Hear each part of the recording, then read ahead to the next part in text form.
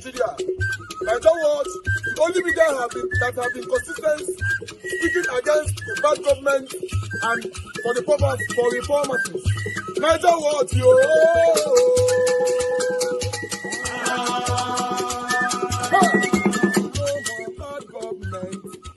No more bad government. Niger what? No more bad government. Niger what? No more bad government. The only media that have been speaking. No more bad government. The voice of the voiceless. No more bad government.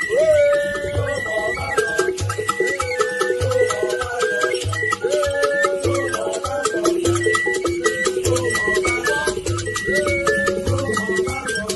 Niger what? No more bad government. For the poor. No more bad government. Niger what? No more bad government. Niger what be here? No more bad government. No more bad government. No more bad government. In Nigeria. No more bad government. No more bad government. No more bad government. The only media. No more bad government. The number one media in Nigeria. No more bad government. That have been speaking against government. No more bad government. Niger what? No more bad government.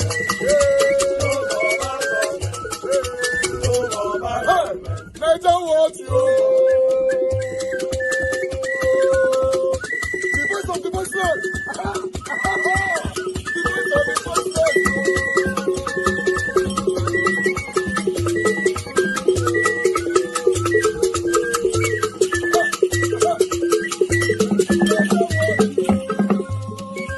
Voice for the voiceless. Voice for the voiceless. Niger what? Voice for the voiceless. Niger watch media. The only media that have been speaking against bad government. Being consistency since 1944. Voice for the voiceless. Voice for the voiceless. Umuwame. Voice for the voiceless. Umuwame. Voice for the voiceless. Voice for the voiceless. Voice for the voiceless. Voice for the voiceless. Voice for the voiceless. Voice for the voiceless. Niger watch you. We have been seeing all you guys have been doing, and we recommending to everyone in Nigeria, saying that you guys are the number one. Niger watch you.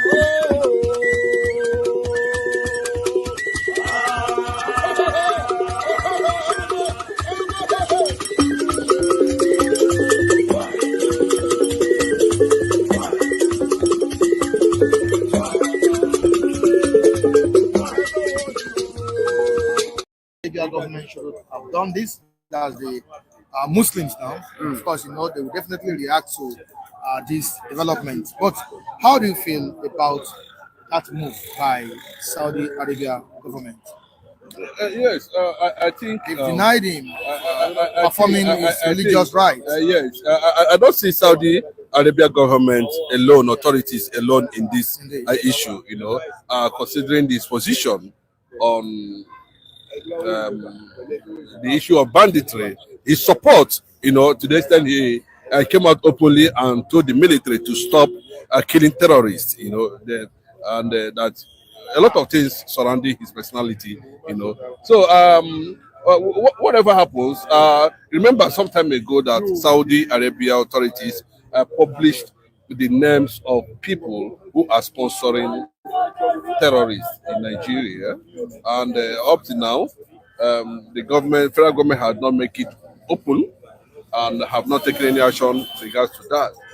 Gumi stand on the issue of Boko Haram and all that. I think it's one of the things that triggered his deportation from performing his Islamic Hajj in Saudi Arabia. You know, and if you look at Saudi Arabia, I don't think there's any form of extremism in Saudi Arabia like we have in other countries. You know, and they don't want to be seen encouraging something like this. You know, and for the Nigerian government, it's left for them to take decision on what to do or how to go about what happened, or it's just a pointer, you know, to the federal government that these guys that are behind the massive kill. Look at the one that happened in Benue too. People are still dying in Benue. You know, they are not above the law. It's just that the government themselves, the federal government of Nigeria themselves, have not been able to, be decisive. Yes, when Jonathan raised the alarm that there's Boko Haram in his cabinet. It was a serious issue, and up till now, they are still there. And for this man to always come to their aid, stay in their midst, do one or two things, it means that he is also an extremist to an extent. Because I've not seen him come out to condemn the killing, the banditry, for me, I think Saudi Arabia has, opened a kind of challenge to Nigerian government for them to know that these guys can actually be restricted, and be brought to book, possibly question them on the issues of all these activities of bandits in the north. That is a challenge to the Nigerian government. But did Saudi Arabia government just do what the Nigerian government has refused to do over the years by drawing the line between the controversial Islamic cleric, Sheikh Gumi, and terrorism? Yes. But one thing is telling me that, you see, even in a country, there are some people, if you don't deal with them diplomatically, you are still going to cause chaos. Somebody like Sheikh Gumi is a devil that needs to be dealt with diplomatically. The way Solomon dealt with some enemy of the state during that time, Joab was a chief of, army staff to David. David couldn't touch him, but he passed instruction to Solomon. So this is what you are going to deal with him.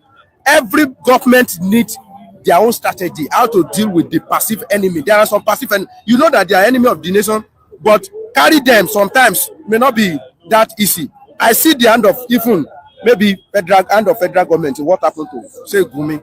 He called home. He called Nigeria, and Nigeria told him that, Baba, just come back home. That is an international embarrassment.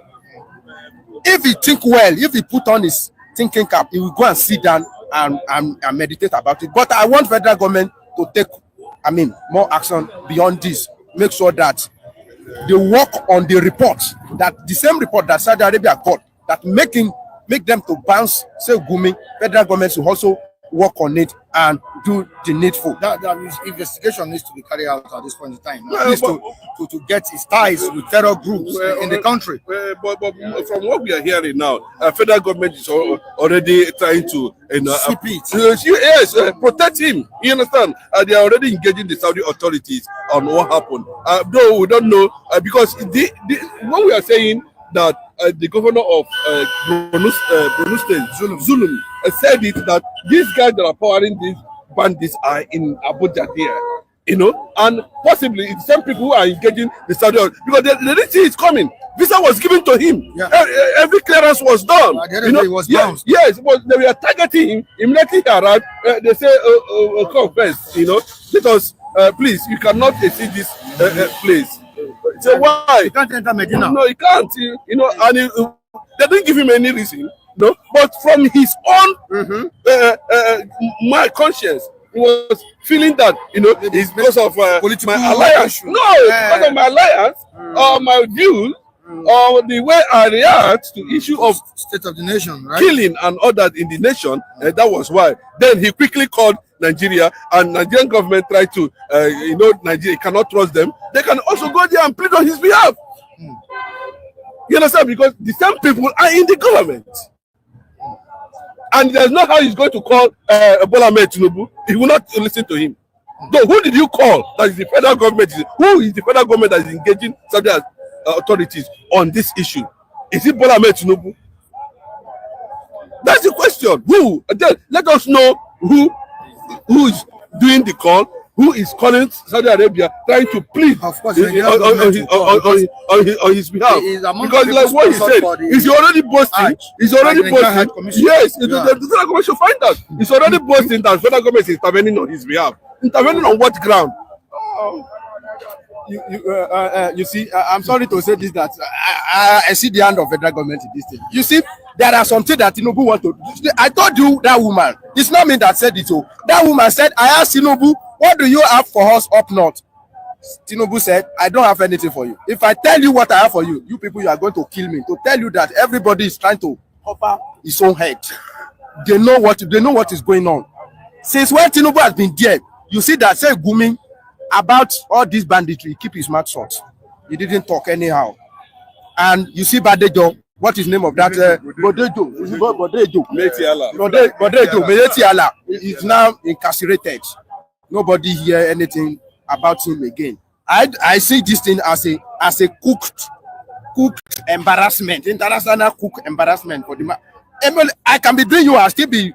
It's possible. Oh, hey, daddy, sorry, but you can come back home. We are going to find something to do about it. Nothing will be done. He has been bounced and he has been bounced. Then are we not going to see next year again? This man will still warm up and say he's going to Saudi Arabia at the end of the day. You understand? If the Nigerian Commission gives him the opportunity. Is he not a Muslim? I'm saying, that's what I'm saying. So we don't know actually the mission behind, but I'm sensing a lot of things, around this man. A lot of things has been linked to him. Maybe there's a secret information, that has already been they have Saudi Arabia, that the Nigerian government doesn't even care to have about this very man. You know, because he has been going to the Saudi Arabia for some time now. And why now? That the whole thing has become very. The issue of insecurity has escalated in Nigeria. You don't know. The issue of it currently now. A few days ago, a lot of people were killed in Plateau, Benue. Yesterday again, almost all in the entire local government wiped out. And what are they doing? They are flooding.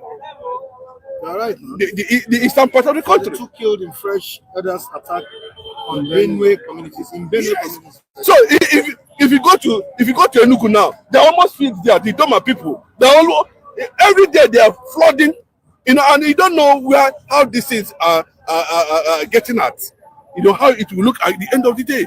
But the people are running away down to east, and these same people, can be infiltrated by these extremists. So it become a global embarrassment that every day Nigerians are dying in Nigeria.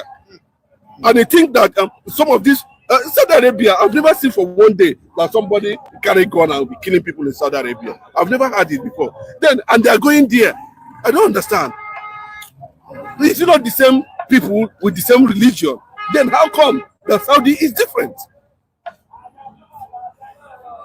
I think it is becoming an embarrassment, and the Saudi authorities needed to do something. And if Nigerian government feel otherwise, they will continue with their the so-called way of handling Nigerian issues like this. The whole world is still watching.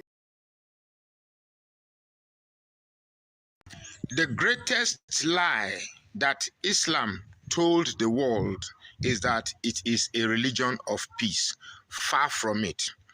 If it is indeed a religion of peace, how come it has clerics like this man on your screen, who most times spew hate? As a matter of fact, 70% of most Islamic clerics do confine their adherents to believe that you must hate non-Muslims. I grew up mostly in Muslim communities where the buzzing of the loudspeaker wakes me up every morning with Allahu Akbar. And when you listen to most of the preaching, it's about Christians, non-Muslims, criticizing the Bible and telling their adherents. I recall one particular situation in Kaduna where some Christians were just singing and praising the Lord while just small walk praising the Lord. And the Imam and his Almajiris, the Imam stood one place. I was watching them and was asking the Almajiris to pick stones and throw into the crowd. And before you know it, the stonings became intense, and the crusade was discarded, and everybody started running away. Let me tell you something. If you take the violence and the consequences away from Islam, 50% of its adherents will leave Islam today. A lot of people are still remaining in Islam because when they think about the consequences, they feel it's not worth the freedom, and therefore they remain. Islam in Nigeria is one religion that I see its adherents tasking themselves to fight to protect. The religion itself does not fight for itself. Rather, its adherents fight to keep it. I thought that there is freedom to choice of religion. I thought religion is supposed to be a personal thing, a personal conviction. It's a belief, and therefore it is supposed to be a personal belief and conviction. Now, when people are not allowed to have a conviction in a religion, it leads to coercion. When people are not allowed to live a religion, it leads to enslavement or religious enslavement. Ask every radical Muslim, they will tell you that the price of living Islam is. So when you now say it is a religion of peace, where are, if you say Islam, the religion of Islam is the adherents of Islam are more in Nigeria, and then the religion is a religion of peace, then Nigeria should have been the most peaceful country in Africa. But when you have an Islamic cleric making case for bandits, making case for kidnappers, making case for radicalization of Islam in the country, where do you squeeze peace into these things? Now, some comments here may say, Mr. Magnus, don't generalize a religion because of the activity of some individuals. But hardly would you find you that will make these comments coming on a public space to condemn it. You hardly find people from the north or Muslims condemning what is wrong. I've been on this platform condemning the atrocities of pastors who have turned the Christian faith to a money spinning business. No Christian will come and attack me because it is the truth. But once somebody says anything that is bad about Islam, you feel it is a crime or the person has committed. And one other thing I've noticed about Muslims in Nigeria is that they feel Islam is a superior religion to any other religion. Any non-Islamic religion is inferior to Islam, and therefore there is a need to coerce other religion to respect and understand that Islam is a superior religion in Nigeria. And which is why they believe that non-Muslims cannot lead them. Clerics here, they preach it. So the problem of Islam in Nigeria are too numerous to count. For one, the clerics, most clerics, not all of them, the one in Abuja Mosque, that one is a human being. Most clerics, they preach hate. They preach hate. They preach discordance, and this will not take us anywhere. And because of, in fact, the biggest problem of Islam in Nigeria is the hate thing. They preach too much hate. And the idea that leadership must come from Muslims rather than non-Muslims. You might deny it all you want, but you know that's the truth. These are the biggest problems. If you sieve through what I've said, you will see all the problems. But my brother, my job is to see what is wrong and say what I think is right. If you feel I've misjudged any part of this video, please feel free to say so in the comment section. But I do not come here to find trouble. I come in peace. My name is Magnus Saraka. Please follow this page and share this post now.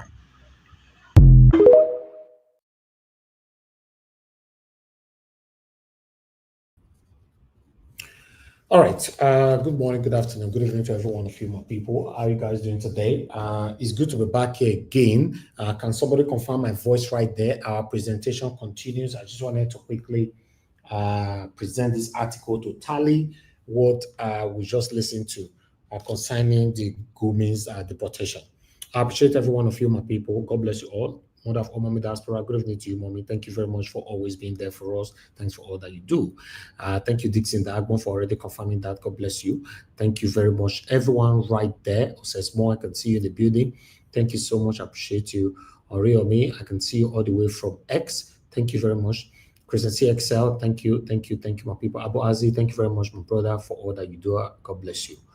I can see more people with us already. Amaka O in the building, White Wisdom, Lucky, Lucy Edon, Thank you. Joy Otaho in the building. Kiss Dogera here with us. Debsy right there with us. Good evening to you all. Dixon in the Agbo, I can see you right there. Good evening to you. Madam Stella in the building. Thank you very much, Matt. I can see you.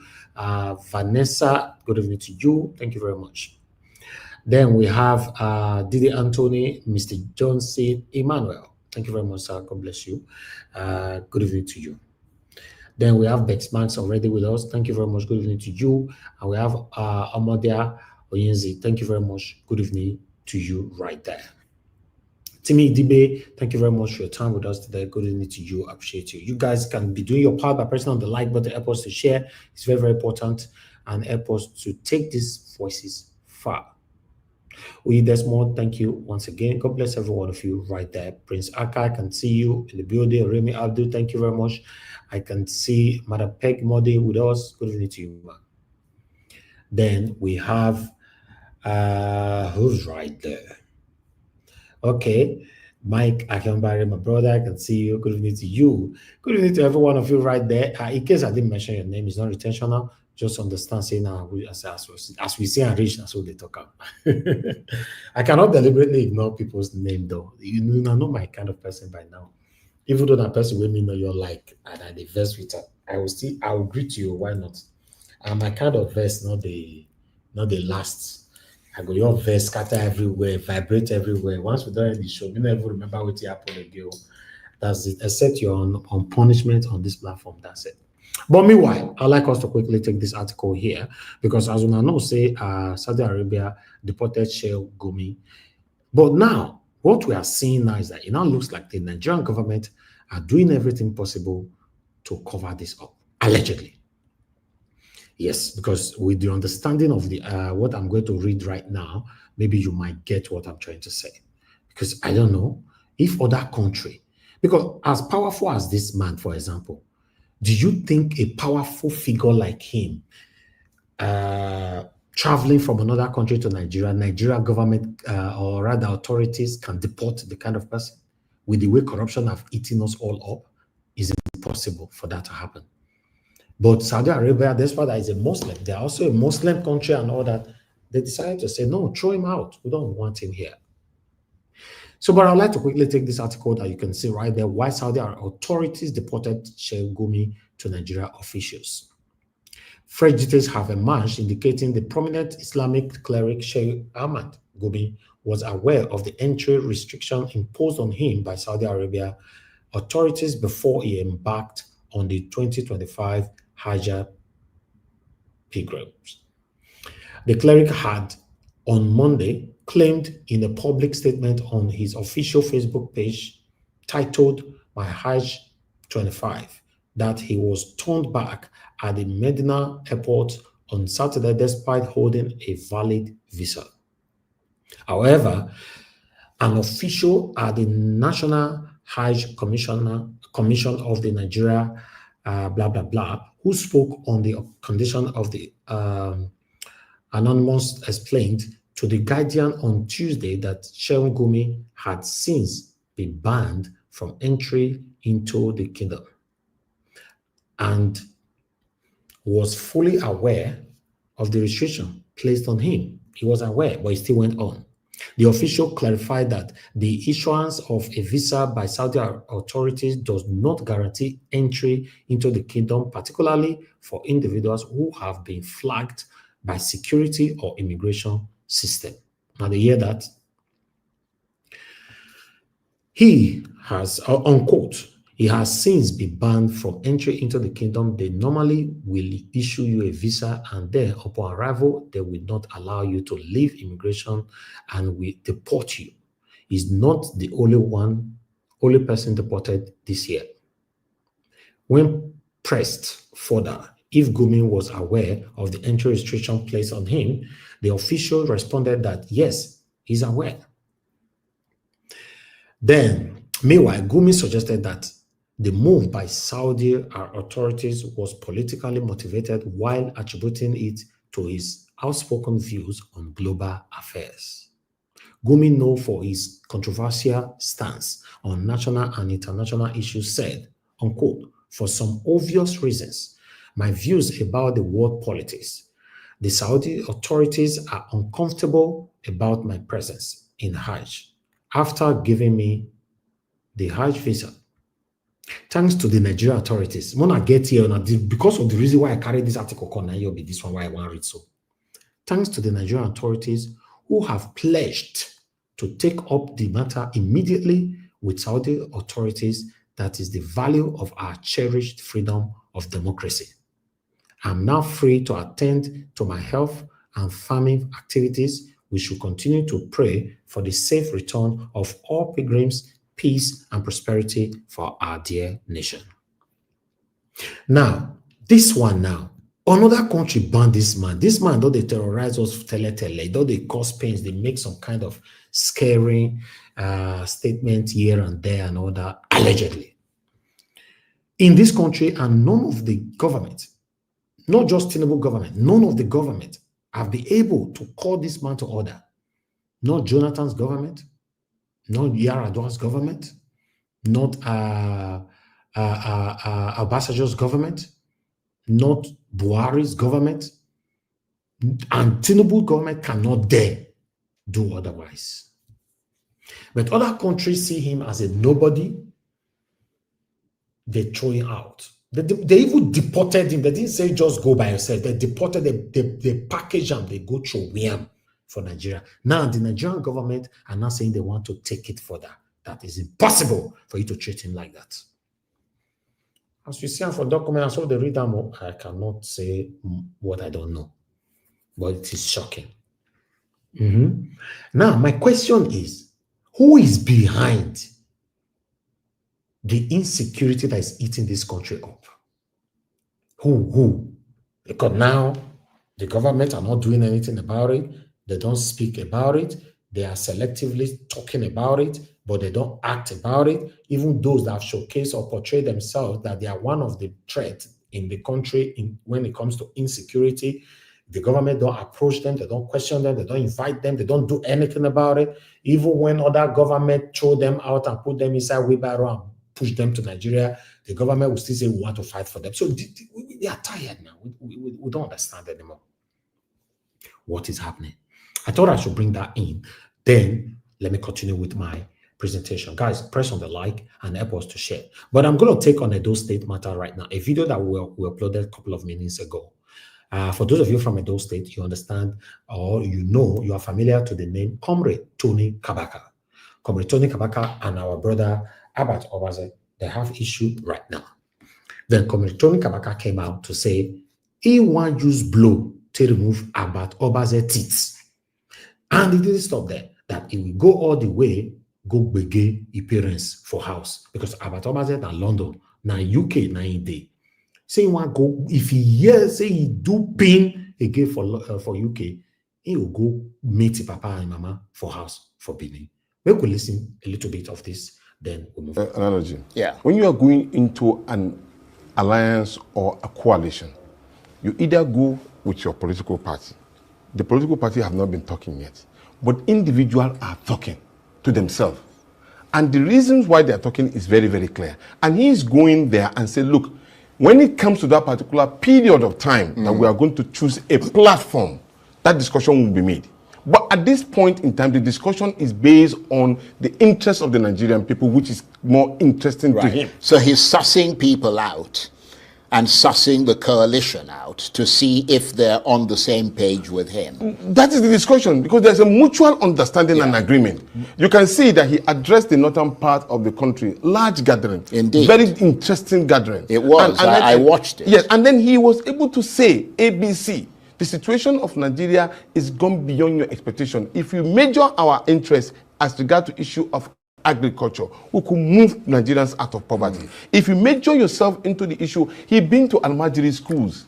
You're talking about a Peter Obi who went to Almajiri school, even their toilet is helping them even building their homes where they stay. That is concern for the people. Not only that, he connects with the northern youth. At the moment now, he even helped in supporting some of their entrepreneurial programs. That is the idea of you trying to get people out of poverty. On a continuous basis, it's about the people. It's not about himself.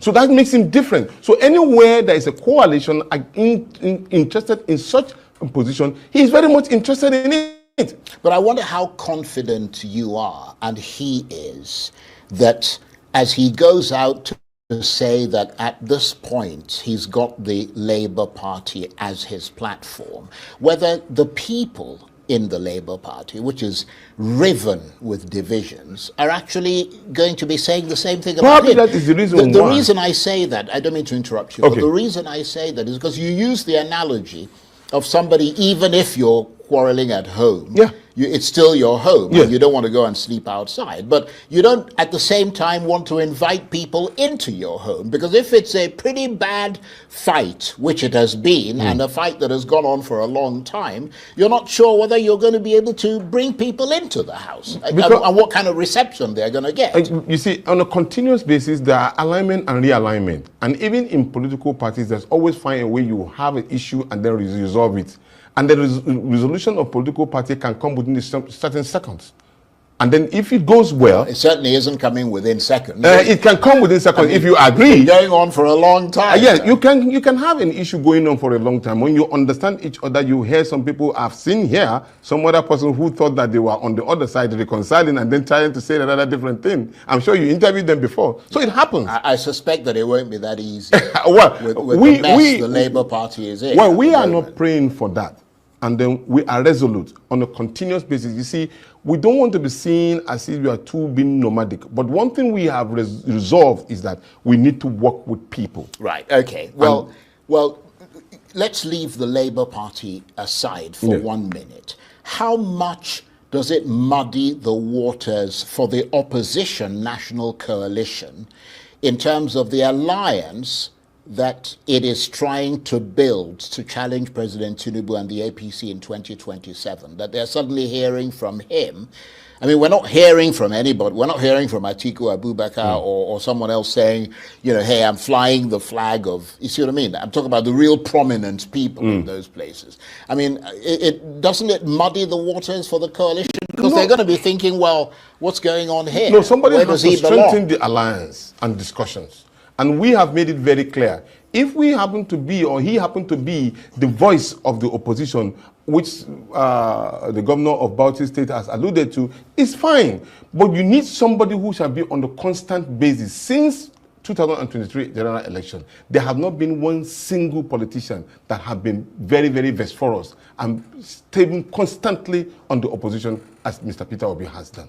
If there's anyone, please show me. The only thing is that, even as we speak right now, the way it is going, there's no one single politician or presidential candidate that can tell you that in his region he can give you the en bloc vote from that. Peter Obi is one. So that makes him the lead, most likely the most wanted or needed. Well, that's an ambitious statement to make, given the fact that you've got a whole slew of political parties in the southeast at the moment. At the moment now, if you are doing your calculation, you see that Peter Obi has already a block vote from the southeast. Well, I mean, what we need are statistics.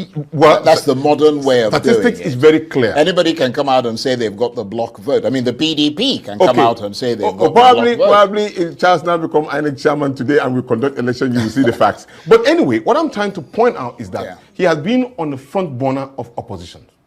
And he has not desist from that. On a continuous basis, not only that, physically, he has moved from issue of probably you see him on social media. No. Physically, he's on ground. Yeah. And so therefore... And I can attest to the fact that I have seen him, and a lot of people have seen him. And those are the things that are missing in our politics. Always it's about the issue of power. But he's saying, look, it's about the issue of people. The people are the ones that we should be concerned about. But you know, that issue of the Labour Party, and I don't mean to beat that horse, which is already probably half dead, beat it even further. But that issue of the crisis in the Labour Party is something that dogs Mr. Peter Obi, because a lot of people keep saying over and over again, and people who have no political affiliation or no political, I mean, you know, they're not leaning one way or the other. I mean, they keep saying, if you can't resolve the problem in your party, on what basis should we be confident that you will do the same? Now he's got into the coalition, and now he's been in there for a bit, and then he comes out again and says, oh, I'm with Labour, whilst he's having a discussion with the coalition. I mean, I wonder to what extent that announcement sullies his overarching objective, which is to become president of Nigeria. I mean, does it limit his chances of achieving that? I wonder if it was on the reverse position where people saw him leaving the party and making every kind of derogatory statement about the party. That's one thing that is distinct about Peter Obi. You've never seen him calling names, accusing or abusing people. He only talks on issues. And that's the distinction between the politicians that you know of and me.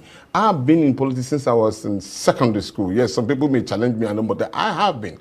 And I've never seen a gentleman who give distinctly into a democratic setting like Peter Obi has been able to do. And that is the reason why, at the moment now, instead of you being all fighting, all dagger drones and all, he still maintained that he is a member of the Labour Party. And that is democratic. And is that is clear democracy. And right. At the same time, when he moves, if he's moving, and he has already made concerted effort in solving the problem, and he had never said that there was no problem.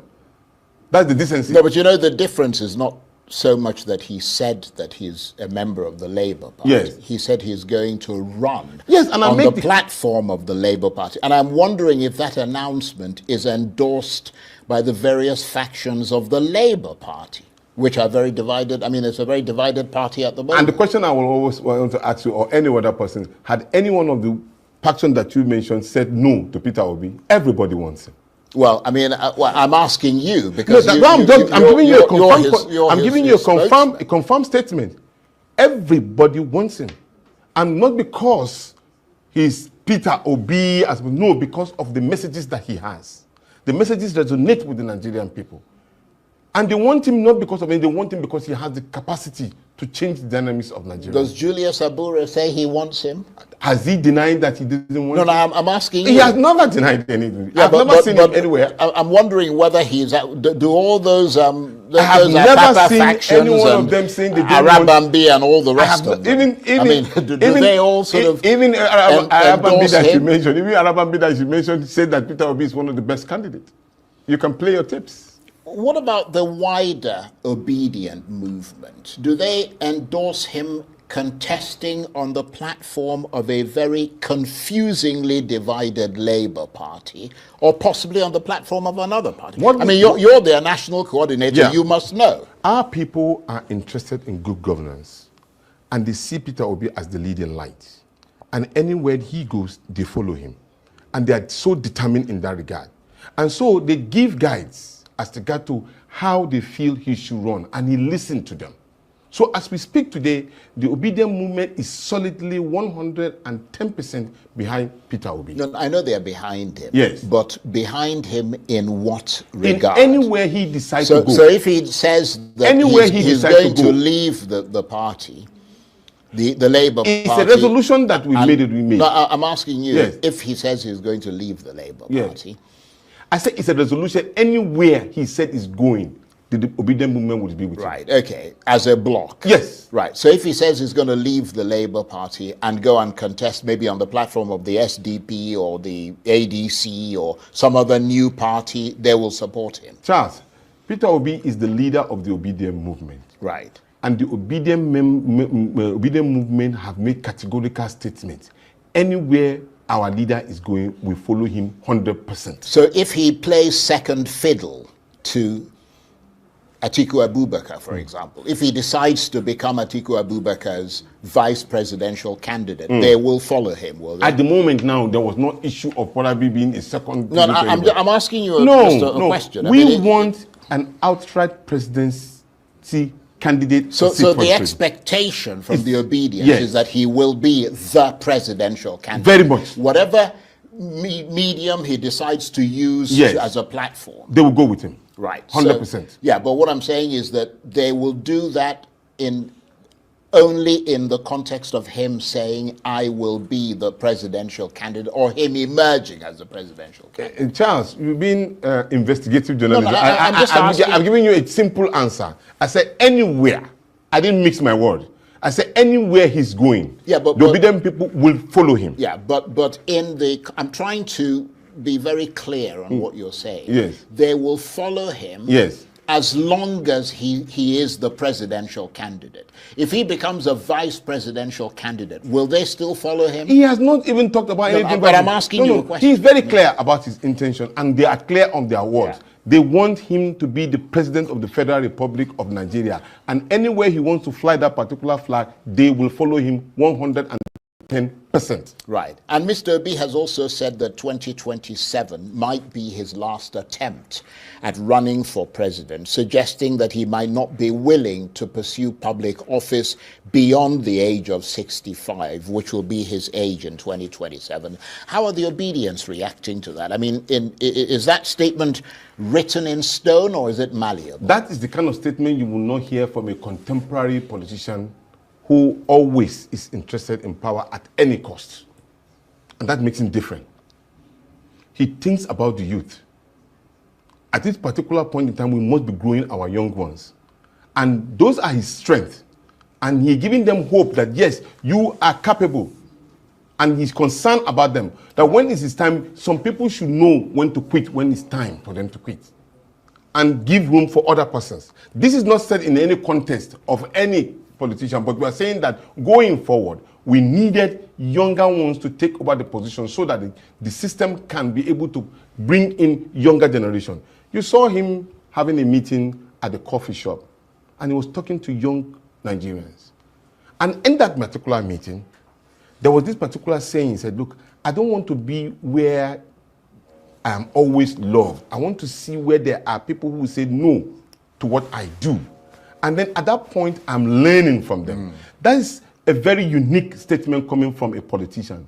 And then he said it, and he said, even as we are gathering here, I will have somebody who may not even like me, and I would like to say, and everybody shouted, Obina, Obina. And Obina, he went to Obina, Obina, let me hear your grievances. And he learned from him. Obina also learned from him too. And today, they are best of friends. This is how to groom young politicians. Okay. And that is distinct from any politician in Nigeria. Right. Every politician in Nigeria wants to see somebody who will be his crony. I can teach you, I tell you what to do, sit, I sit. But this is not that kind of a politician. Right. Okay. It's somebody who is interested in building a younger generation for a prosperous nation that can move on in the next future. We're almost out of time. You've been attending those opposition coalition meetings.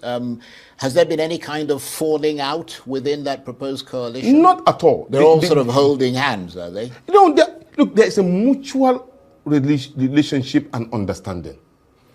The northern part, who has the largest number of votes in this country, had a meeting, and then they invited southerners who are presidential hopeful and candidate to come and ventilate and align with them. That is unity in diversity. And the people that they were invited did not reject this offer. They went there in unison. That is building a Nigeria of our future. And Peter Obi went there and spoke to the people, told them about how northern part can be emancipated from the high level of poverty, increasing their educational level, correcting the issue of insecurity, building trust within them, and saying that ABC, look, do not despair, do not be afraid. All of us are Nigeria, and we will build a country that all of us will be proud of. That is the kind of energy that Peter Obi espoused. I have to say that he got a lot of cheers when he was doing that, because I saw it. Thank you so much. I want to thank you very much indeed, Yunus. I know you had a meeting, but you took time off to come. In what's trending in the Federal Capital Territory, Abuja, where the territory's administration sealed several offices on Monday, including the headquarters of the National Agency for the Prohibition of Trafficking in Persons, NAPTIP, the headquarters of the People's Democratic Party, an Access Bank in Wuse Market, a Total Petroleum station in the same area, and an FIRS office in Zone 5 due to an alleged non-payment of ground rent. The PDP, in a statement by the party's acting national chairman, Umar Damagum, described the action of the FCTA as the highest irresponsibility from the government, while the FIRS described the act as malicious and unprofessional, as members of their staff had a face-off with the FCTA Well, let's take a look. Hey! Come on, your hand. Put your hand. Open this gate. Open this gate.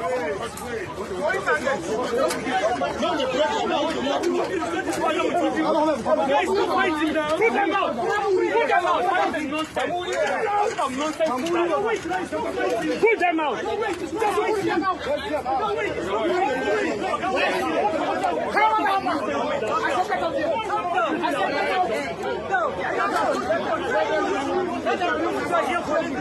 All our offices in Abuja listed in this letter, we paid ground rent. In fact, for this particular one, we paid 2,364,003 naira 26 kobo as ground rent covering the said properties. So we don't know why they refuse to acknowledge the money that was paid, why they refuse to issue receipt for the money, and they also went ahead to carry out this rascality, as my colleague said, because this is what they have done. They've only invaded our premises for no just cause.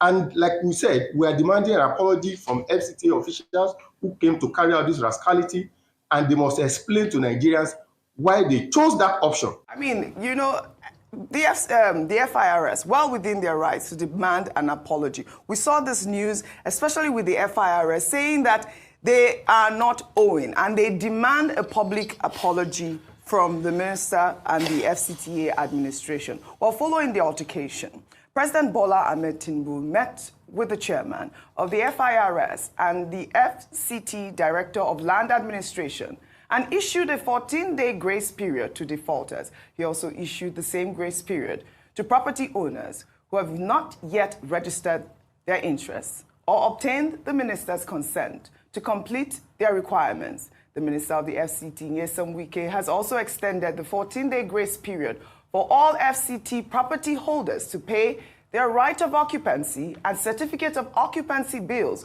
warning that failure to comply could lead to the revocation of their titles. Well, let's take this reaction from Dr. Udo, who wrote to the Honorable Minister of the Federal Capital Territory. And his statement reads, Dear Honorable Minister, Governor Wike, I write to you as a concerned citizen and member of the public. Sir, you have consistently prided yourself on being a loyal party man and have often stated that you personally funded the People's Democratic Party during times when others abandoned it. Given this, I find it perplexing that the same party you claim to have supported financially is now reported to owe several years of ground rent to the FCDA, an issue that has reportedly led to the sealing of the party's national headquarters. I respectfully seek clarification on how you were funding the PDP, yet such critical financial obligations were left unattended.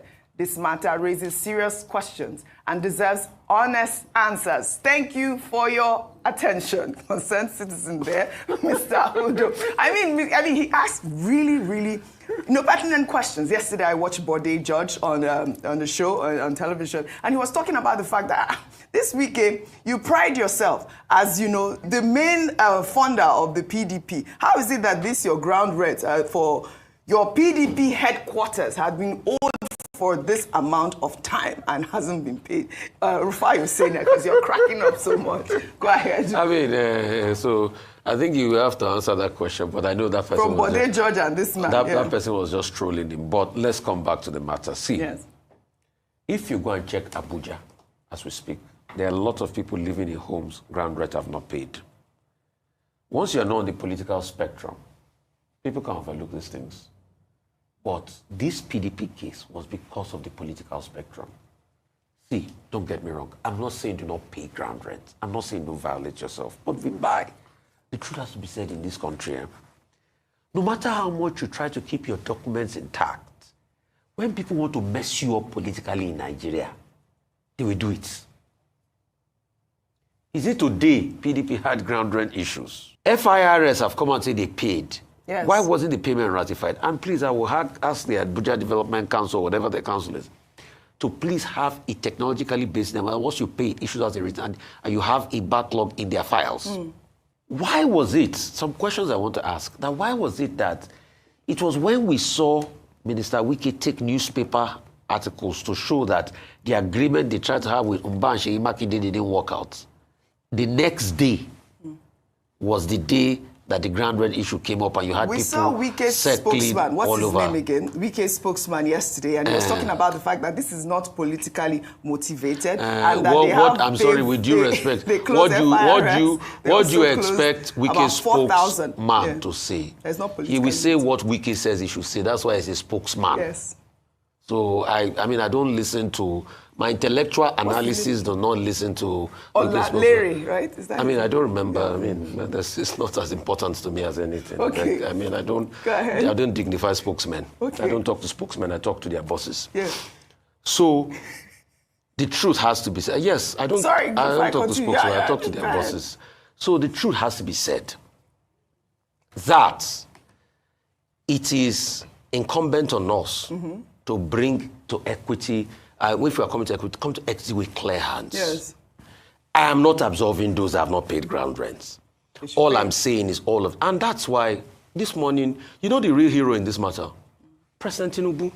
Yes. President Tinubu, look at this. Yes. You brought about a sense of maturity because you know the implications, and that's why you quickly said, let's extend this for a 14 days grace, period, which was a great sense of maturity in all of this. All right. Because if he didn't do that now, they will say, oh, President Tinubu prevailed over the disgrace the opposition is facing and all of that. So kudos to him on that.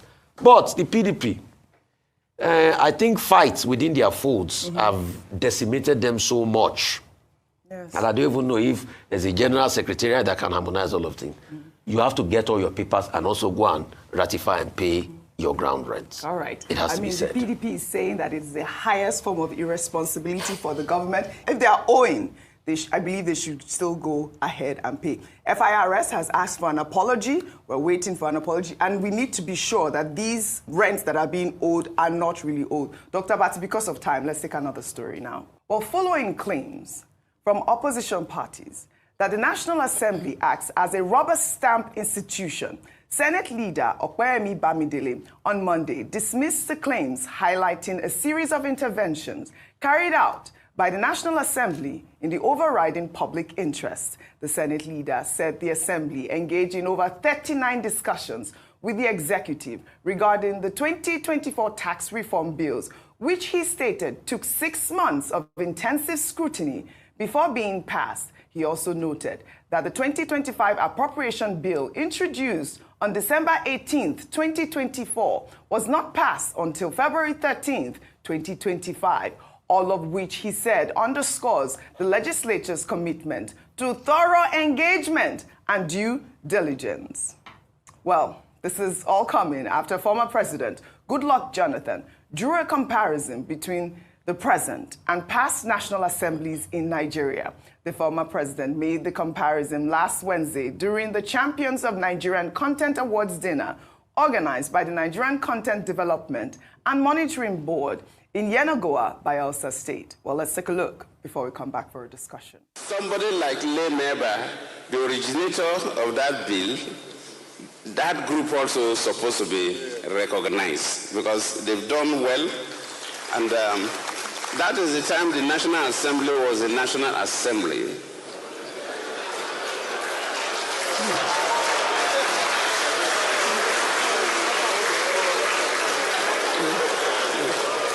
And if you look at this local content bill, and of course you know that in 2000, the NDDC bill, that NDDC bill too was vetoed by the National Assembly. They vetoed President Obasanjo.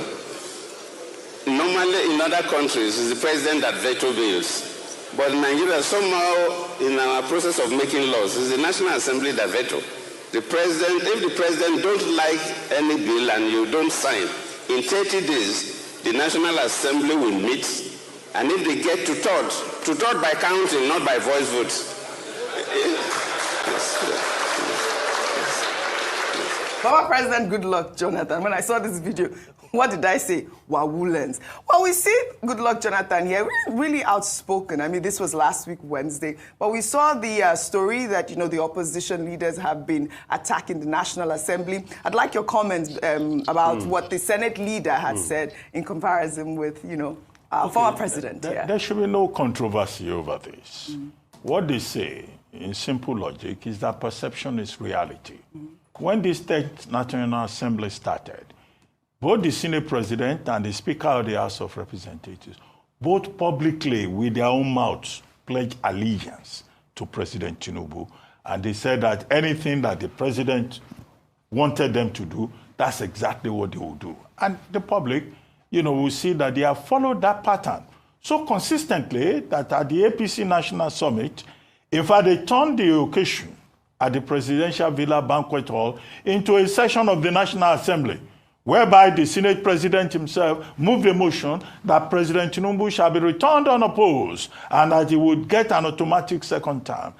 Guess who seconded the motion? It was the Speaker of the House of Representatives. So that's the perception that they have created. And the Nigerian public has arrived at the opinion that, this doesn't seem to be a very robust National Assembly. It's a National Assembly that genuflects. However, Senator Kwayemi Bamidele, APC, Ekiti Central, says that what they have been doing is constructive engagement and that they adopt behind the scene, engagement with the government, not through confrontation.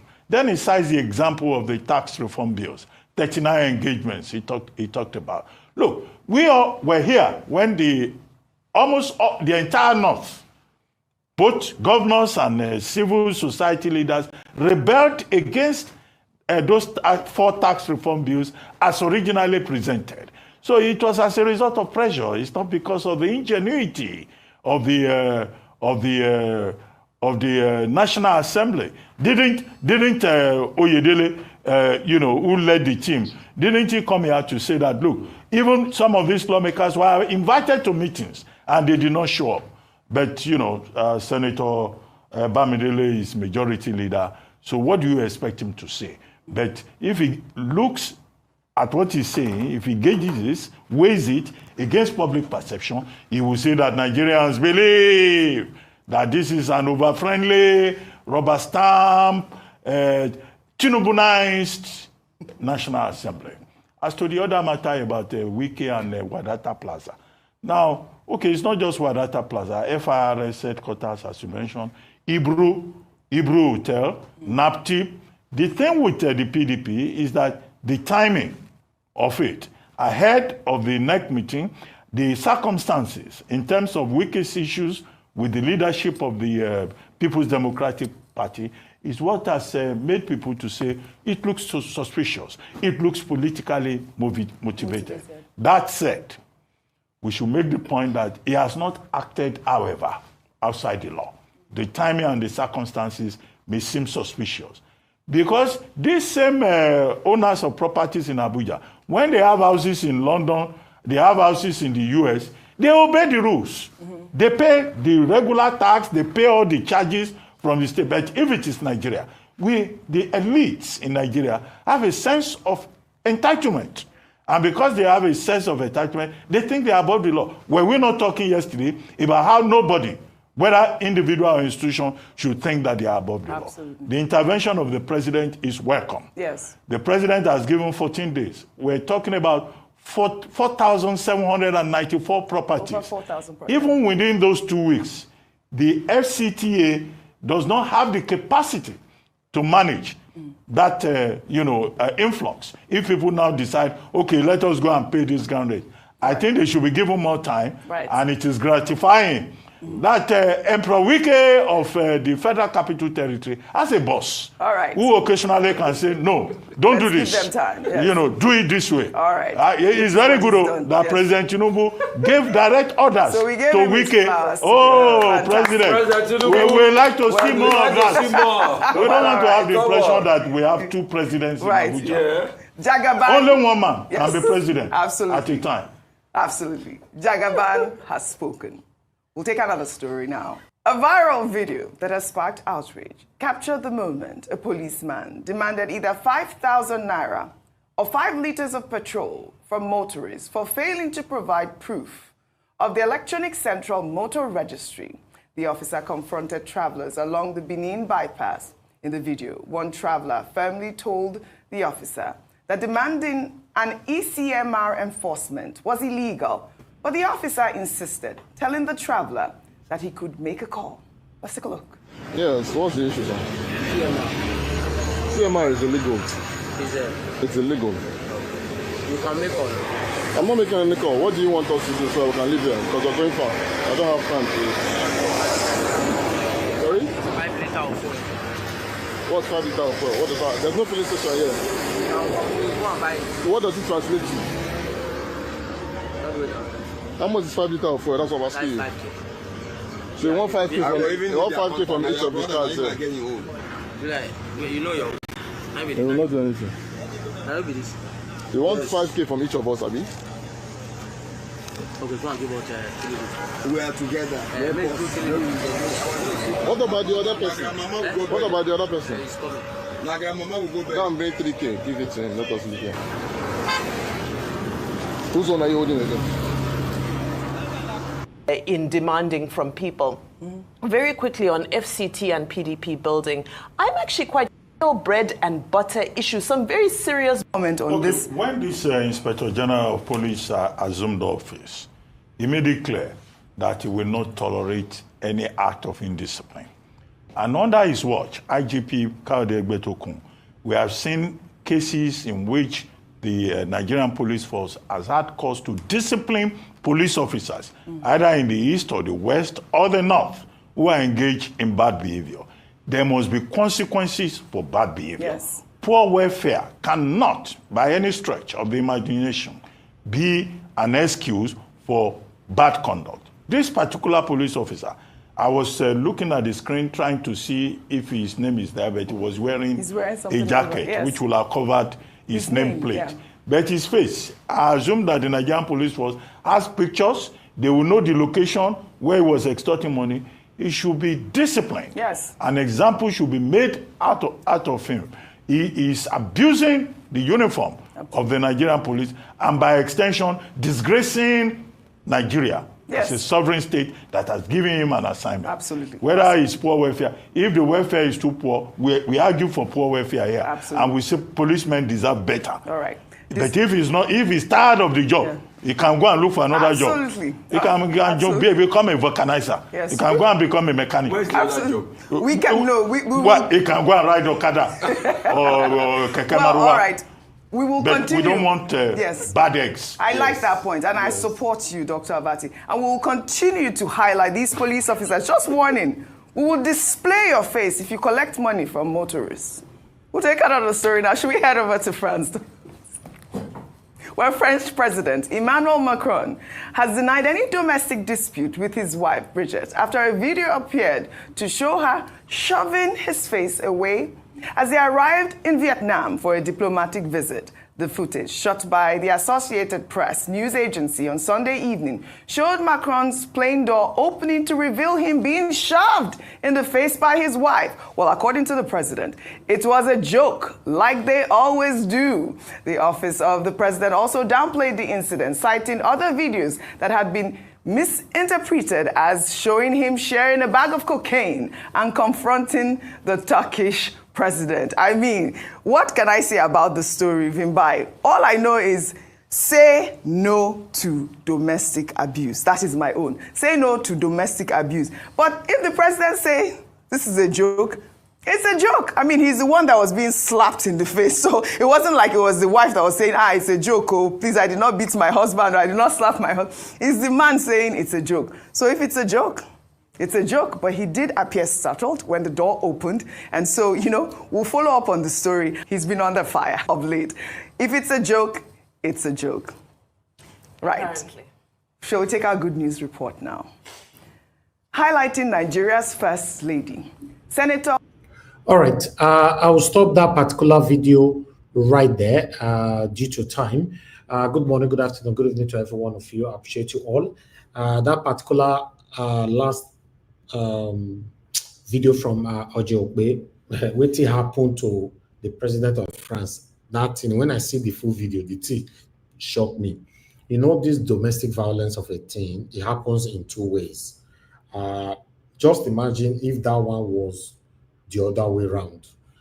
Some of us, even here, would have already started saying, men are always like this, men. But it will be difficult for you to see people that will come out now to condemn this woman, the wife. But now, man, the president must resign. He must resign. He must do this. It shows that man, publicly, you are doing that to your husband, and not just the husband, a number one citizen of France. That thing, it shocked me.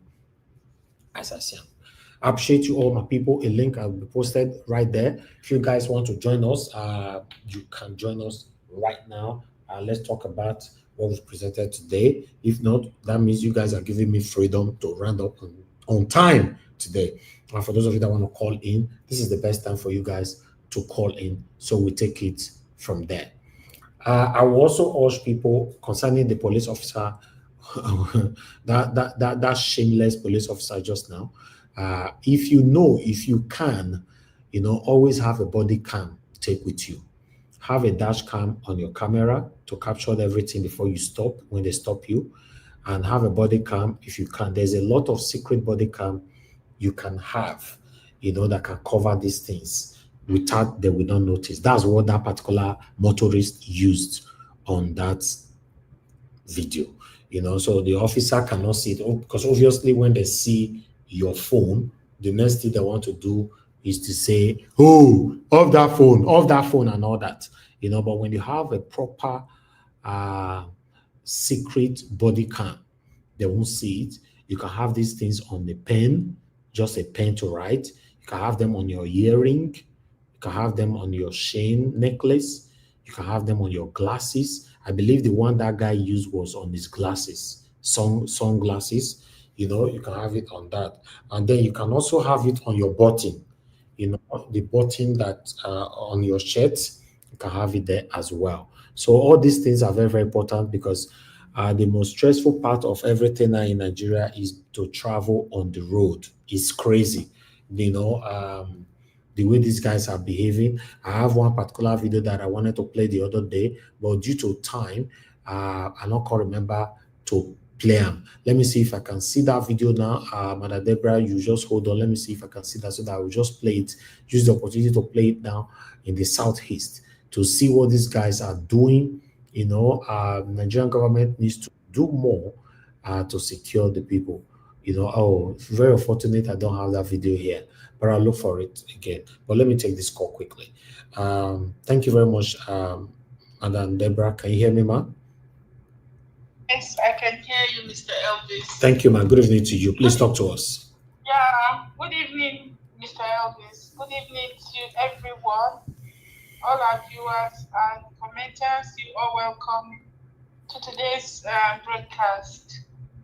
So let me just start by saying something about the Emmanuel Macron, the president of France, yesterday. It's quite embarrassing. Nobody should be treated in that manner, whether being a man or a woman. Physical abuse is something that should be condemned either way. But it's a shame that it happened publicly. The thing is that if you look at their marriage, himself, Emmanuel Macron, and his wife, I don't really have much to say, because that woman looked a lot more older than he, and I heard that she used to be his teacher. So if you look at the condition of their marriage, I think there's a lot that people might not understand. It's just both of them, because I don't understand why a young man would marry somebody that is his teacher.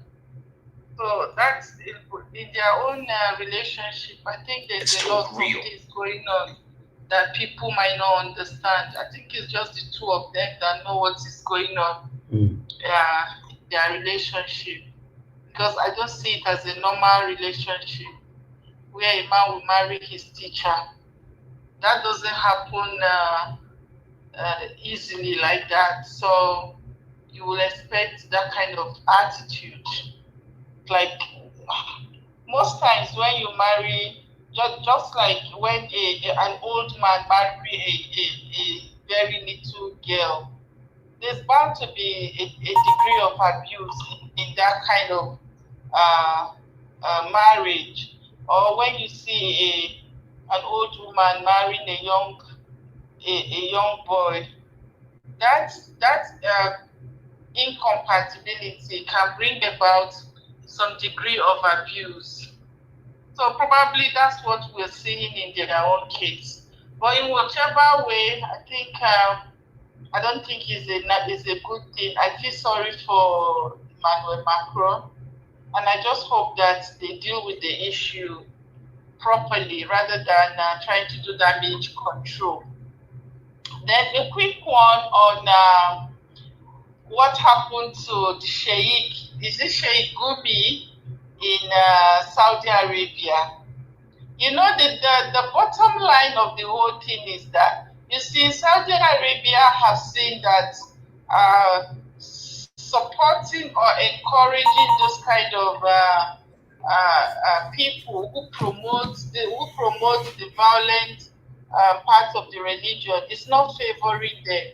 They've seen how that can impact on their economy and really, destroy their country. That's why they are beginning to turn away from that. But unfortunately, you see, Nigeria, they are still promoting that aspect, which is a shame, because Saudi Arabia, they have realized that aspect of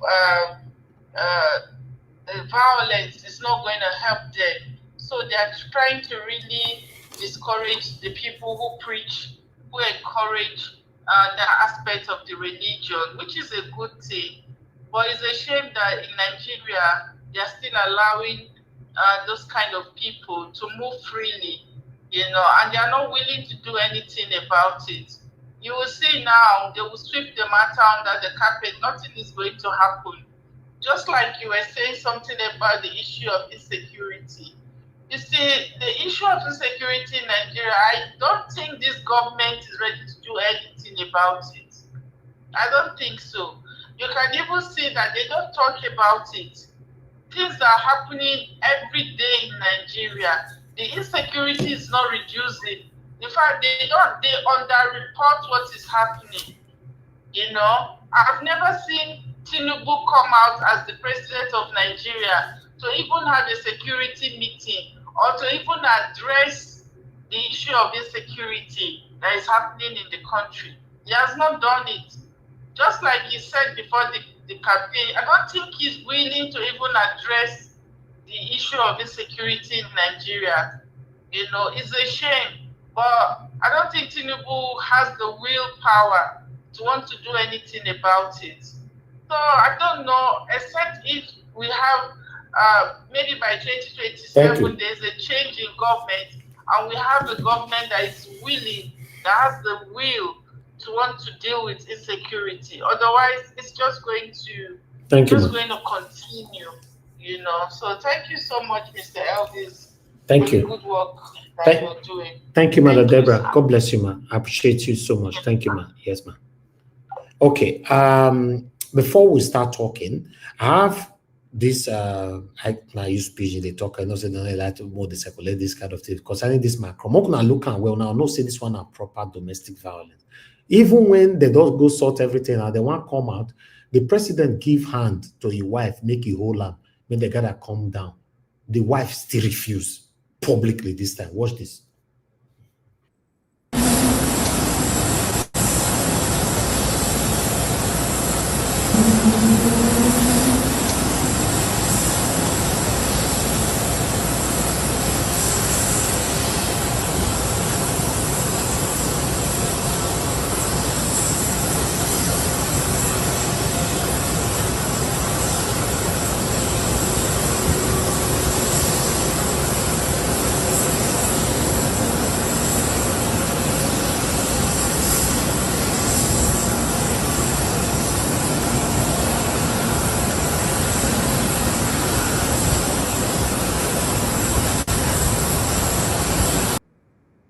This is just too much to handle. God, a whole president. Not a whole person, not the see for inside household. Men go they abuse their wife go they abuse their husband. I don't understand. Now wow. God no not experience those kind of things because it get your bias it gets. I don't advise any woman or any man to be in any kind of marriage if there's this kind of abuse. It doesn't matter what the gender is, and don't advise anybody. If your husband treating you this way, don't be there because one day go buy you. If your wife treating you this way, you don't have to be there because one day you go to sleep, you go carry knife, you will come take buy you for inside bed. This is just crazy because in a president now, some people feel look and say, oh, no, Martin, and I mean, a big man matter, I mean, the character. No. Some of you listening to me now, you are passing through this kind of thing. You just overlook and say a normal thing, it no matter. No, domestic violence, don't play with them. The only thing I cannot advise anybody to do, say, okay, you want to leave your husband or leave your wife because of normal conflicts, argument, and all that. But if you don't come to domestic violence, go do research and see so many people we don't buy through domestic violence.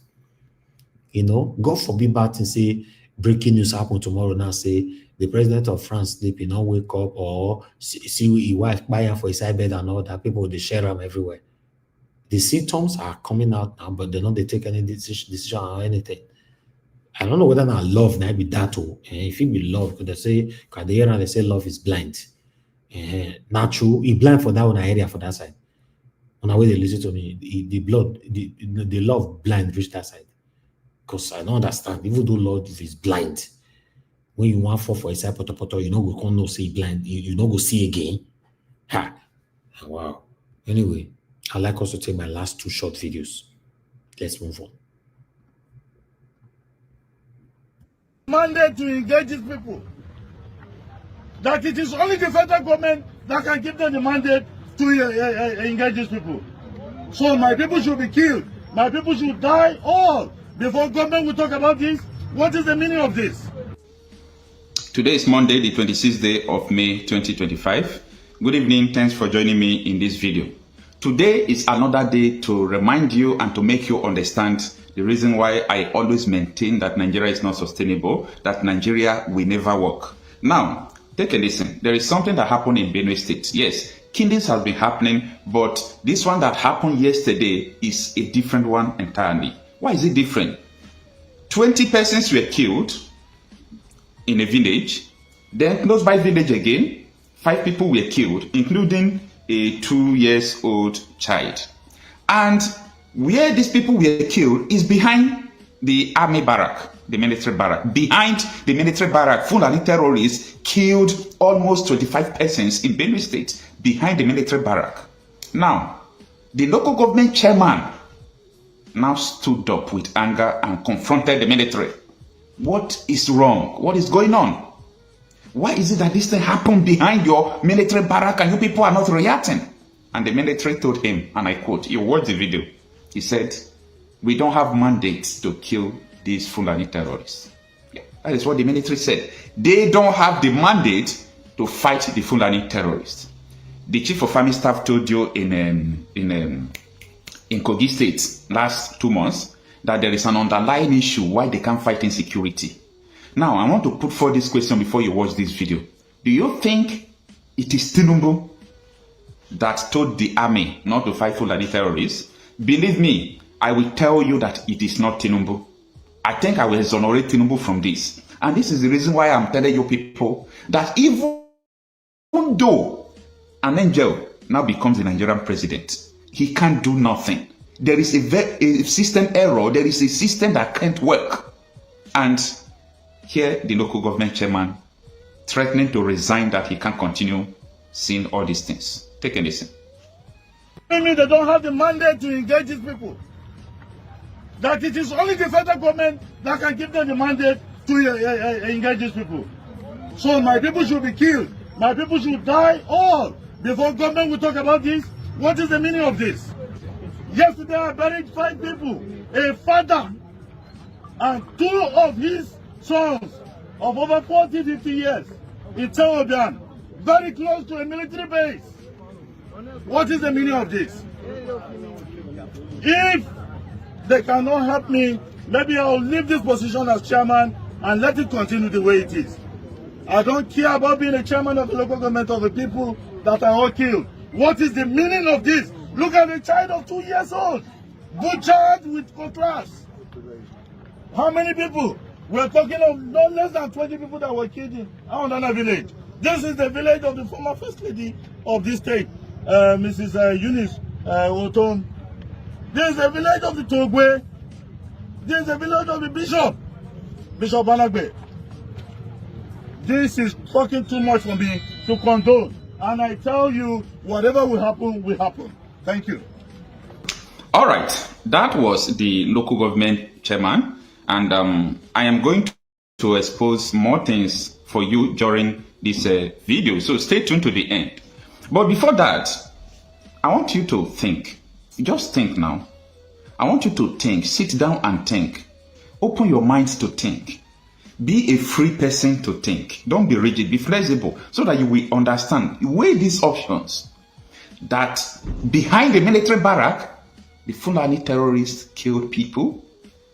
And this is not the first time, second time, third time. This is something that is consistent. The local government chairman, you see, when they are killing your people, no matter how politically correct you are, the pain will be there. They will touch your family. And this local government chairman now went to the army. Come on, what is going on? The army told him, we don't have mandates. No mandate. On your mandate, we shall stand. Where the mandate? The mandate don't disappear. No mandate to fight terrorists. But they are flexing muscles in the southeast because of Biafra agitators. And even in the southeast, every angle they are, politically sponsored thugs are still operating. I see, the reason why I bring all these things to you people is because I want you to know the country you are.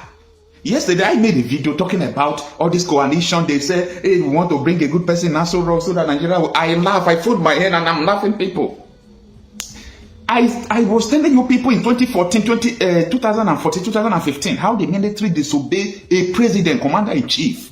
They refused to take order from him to fight in Boko Haram. We know what is going on in Nigeria. See, this local government chairman now, if they confront him today, to provide the military men in the barrack, or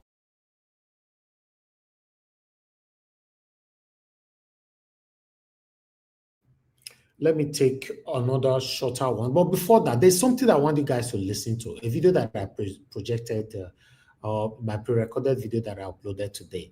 There's a part I want you guys to listen to here. Quickly. Brother, Military must take over. it must be a military, a man that have the love of this nation. Not this Obabio, not this Wike, not this Trimpu, not all these politicians, including the so-called Peter Obi that we supported. He's one of them. He's part of them. Not even Atiku. He's part of them. Not even Erufai. They are part of them. Let's go to... And as long as they are coming out through this particular system, because as we are talking now, as we are speaking today, Nigeria has been captured. They are controlling the terrorists. They are controlling the militants. They are controlling the police. They are controlling the army. They are even controlling the economy, what you eat. They are controlling the church. Though the church have no business with politicians, but they are still controlling. You don't take it for granted. People are dying. Some people are not, bold enough to come out and beg.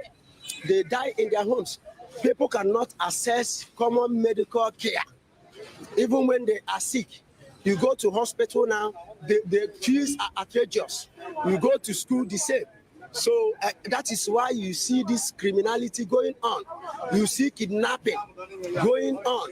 You see killing. You see backbiting. You see blackmail of any kind. So even at this time, as a Nigerian, you have to be watchful.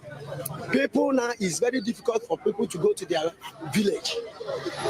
Some villages in Imo State, you cannot access them. Some villages in Anambra State, you cannot access them. So such is also happening around Nigeria. No place is safe. You go to Kano, it's the same. You want to travel from here to Abuja, you are not safe.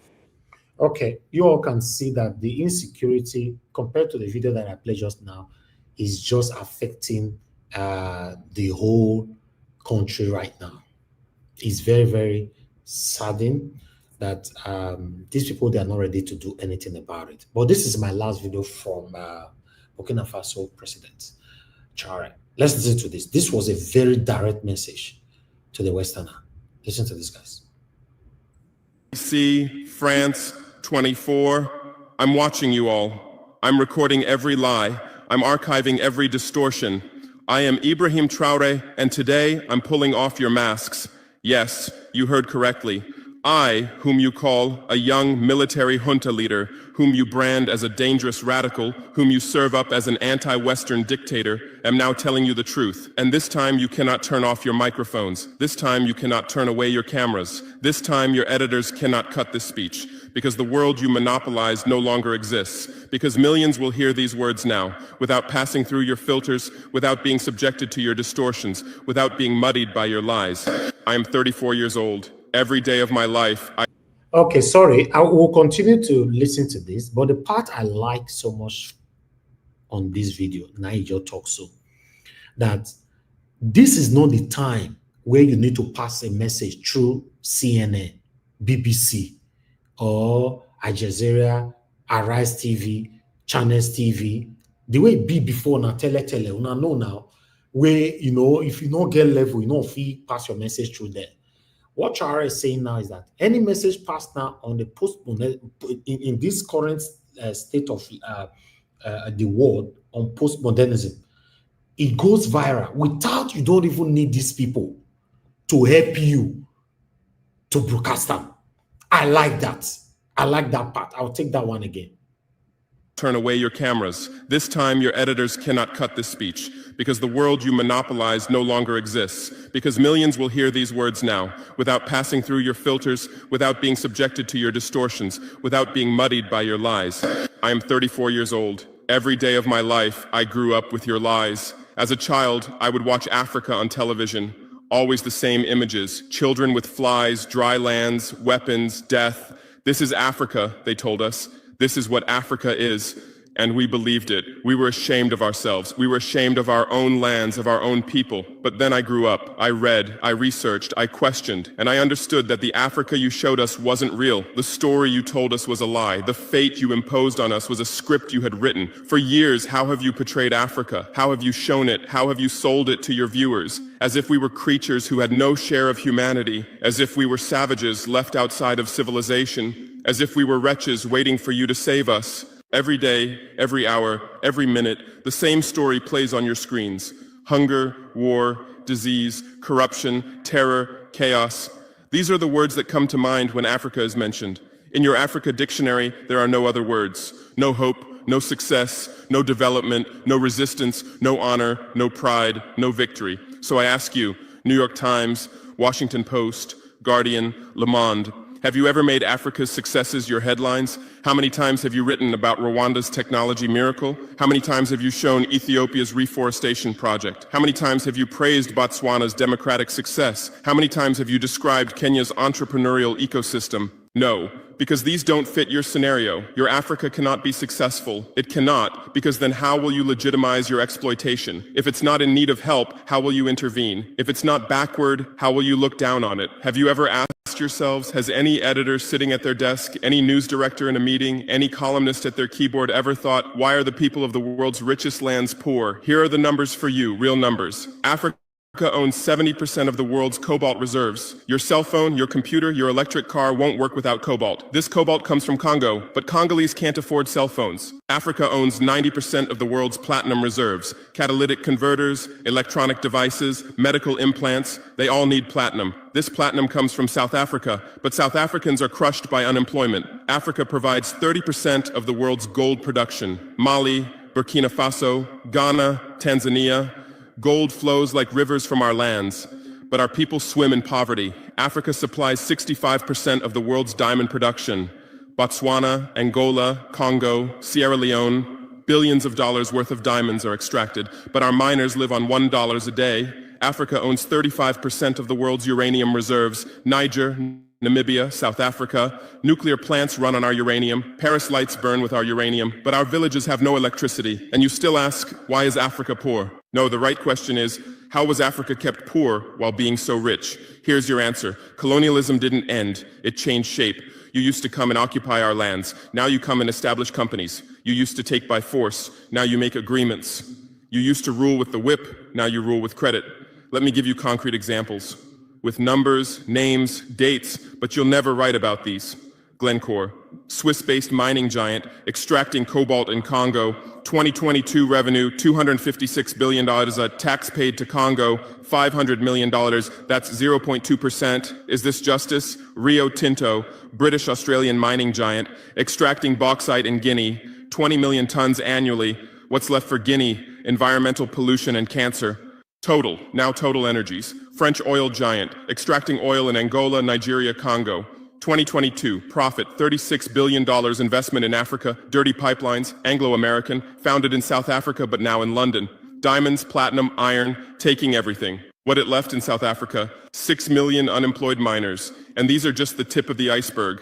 What about the invisible, the secret deals, the offshore accounts, the transfer pricing tricks? Every year, 88... Somebody asking if it's an AI or realistic. 100% real, not the AI. You know, a very legitimate, confirmed platform that have over 20-something million that posted it, then it's going viral. Everybody don't carry this thing. You see the way human being they talk, 34 years old boy. You see him, he studied the dilapidation of Africa.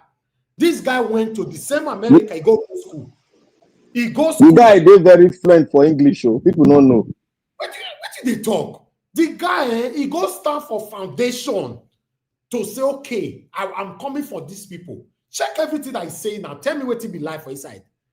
All these guys were posting, then they post. Now, picture of Peking, life of Grand, they fly on top of them. This is the poorest continent in the world, now Africa. And now, no, Traore, what did they happen for Nigeria, for Christ's sake? Might not go talk with you now because it's we go join her very soon. Naja, don't worry yourself. $1 billion in illegal money flows out of Africa. Who writes about this? Every year, $45 billion in aid comes to Africa. Everyone writes about this, but no one says Africa is not the continent receiving aid, it's the continent giving aid.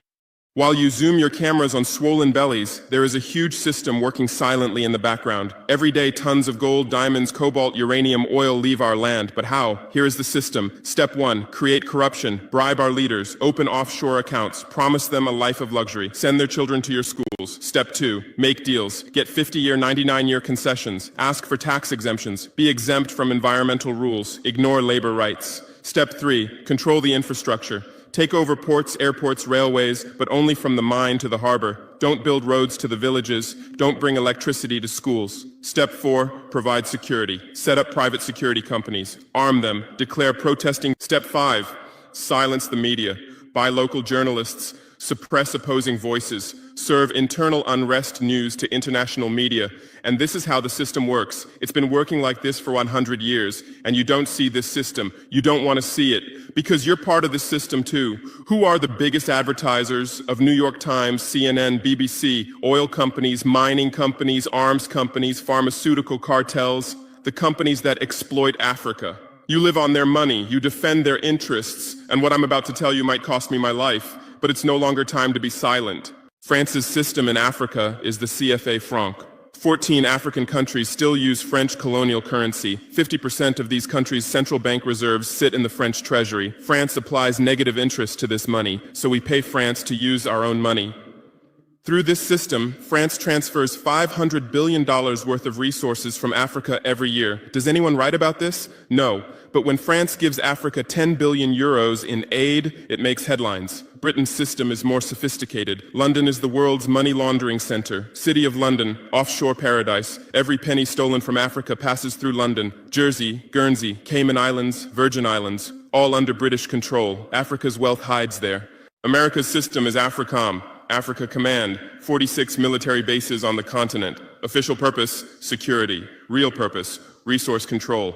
Drones in our airspace every day, listening devices everywhere. They say fighting terrorism, but it's not terrorists. It's people's leaders who are targeted. China is the new player, says win-win, builds infrastructure, gives credit, but in exchange for what? 99-year port concessions, mining rights, agricultural lands, debt-trap diplomacy, ask Sri Lanka, ask Zambia, and you write about none of this. Why? Because you're not free press. You're corporate press. Your bosses are billionaires. Jeff Bezos bought Washington Post. Why? For love of journalism? Rupert Murdoch's media empire, Fox News, Wall Street Journal, The Sun, The Times, all from the same hand, all giving the same message. West is good, others are bad. Carlos Slim is the largest shareholder of New York Times, Mexican billionaire. Where's his wealth from? Monopolized telecommunications, got rich off Latin America's back, now controls America's most respected newspaper. And you claim to do independent journalism? Who are your editors? Which schools did they graduate from? Harvard, Yale, Oxford, Cambridge? Always the same elite schools, always the same worldview, always the same prejudices. How are your reporters selected? How many languages does your Africa correspondent speak? French, English, that's all. Swahili, Hausa, Yoruba, Amharic, they don't know. They can't talk to the people. Your sources are always the same. Western diplomats, NGOs, experts, and then you come and lecture us. All right, that is very, very deep. I saw a message from Mr. Johnson Emmanuel. You said, I think Traore should face his people and country and talk less. We don't want another Libya situation. If they invade Burkina Faso tomorrow, nothing will happen. He should just mind his business. No, that's why we're where we answer. I disagree with that 100%. Do you know why? They're not going to invade them. No mind this, Emmanuel. They're not going to invade them. No, don't disrespect people's opinion. You know, let me say something, Mr. Emmanuel. Do you know why Nigeria is backward today? This same statement that you just put there now wait our papa and mama, they tell us. Let me call of force. Are dumbfounded, are quiet, and cold till tomorrow. Tele. In the history of Nigeria, this statement where you all live so. Now wait our parents, they tell us. No, leave them. Oh, wait to concern you. Now you want to go do now you want to go this. Now it make you see say 99% of Nigerians today in Nigeria, both home and abroad, all of them are silent because of the fear that have been long time inflicted on them. This fear was actually inflicted through their forefathers. Till today, it's still affecting all of us. Yes. Do you know, for me to run this, my media that I'm running today, my papa don't talk tire, my mama don't talk tire. My mama can say, okay, no wahala. Since you don't want to listen to anybody, I go there with you. They guide with you, they talk. I'm gonna see my mama for here. My family, brothers, sisters. Just imagine, when we talk about the realistic, the real organic comrade, the voice of the voiceless for Nigeria. The real, I'm not talking about all the voice of the voiceless or all the comrade. The real. Find out for the whole Nigeria, I'm not sure say it reached 20 or 10. But how many comrades and the voice of the voiceless claimed to be voice of the voiceless in Nigeria? It passed 1 million. But I'm telling you, the real one not reached 10 or 20. Now, because of this statement, sir, no, just face your people. Just face your people. Do you know there is time for everything for life? Yes. Do you also know there are some Westerners that are already behind this man that you are seeing right now? The same people you think that will invade him, nothing will happen. Do you know there are some people that already stood with him that they cannot invade you? We are behind you. Do you also know? Nothing lasts forever. If he stays silent, everybody stays silent, that we have been staying silent in Nigeria, look where we are today. Very soon, Nigeria will be number one, the poorest country in the world. We shouldn't assess Nigeria based on what we have as individuals. Let's assess Nigeria overall.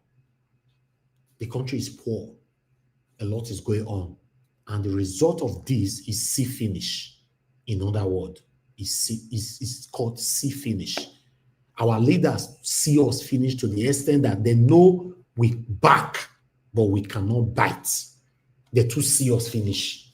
Anything they are doing, they don't need your opinion. They don't carry you along. They tell you to go to hell and burn to ashes. And in most cases, we all have already burned to ashes. I'm telling you. The reason why, because of that statement, sir. No, you don't do, just stay away. We don't want their wahala. We don't want. They will oppress, suppress, and intimidate you forever. Nigeria cannot be rescued anytime soon. I'm telling you all, Nigeria cannot be rescued anytime soon. The reason why you see our voices are echoing left and right, all of us are talking on social media and all that, is just because of post-modernism. Nothing else. Technology have taken over the world. Yes, okay, our voices are going there, but are they reacting positively to our to our plight? No. They only react to our plight negatively, to suppress you, to look for you, to camp you, God, we have a long way to go. So, Mr. Johnson, Emmanuel, those kind of advice, don't put in the public space anymore, sir. With all due respect, don't do it. Let people just do their thing. Who want buy, make it buy. Nobody will live forever. Nobody is talking here or hearing me now that will live forever. Nobody. Nobody. Anybody listening to me right now, 70 years from now, 80%, 90% of all of us don't go. Nobody could do life again. Nobody should advise people in a way fear will be inflicted in you.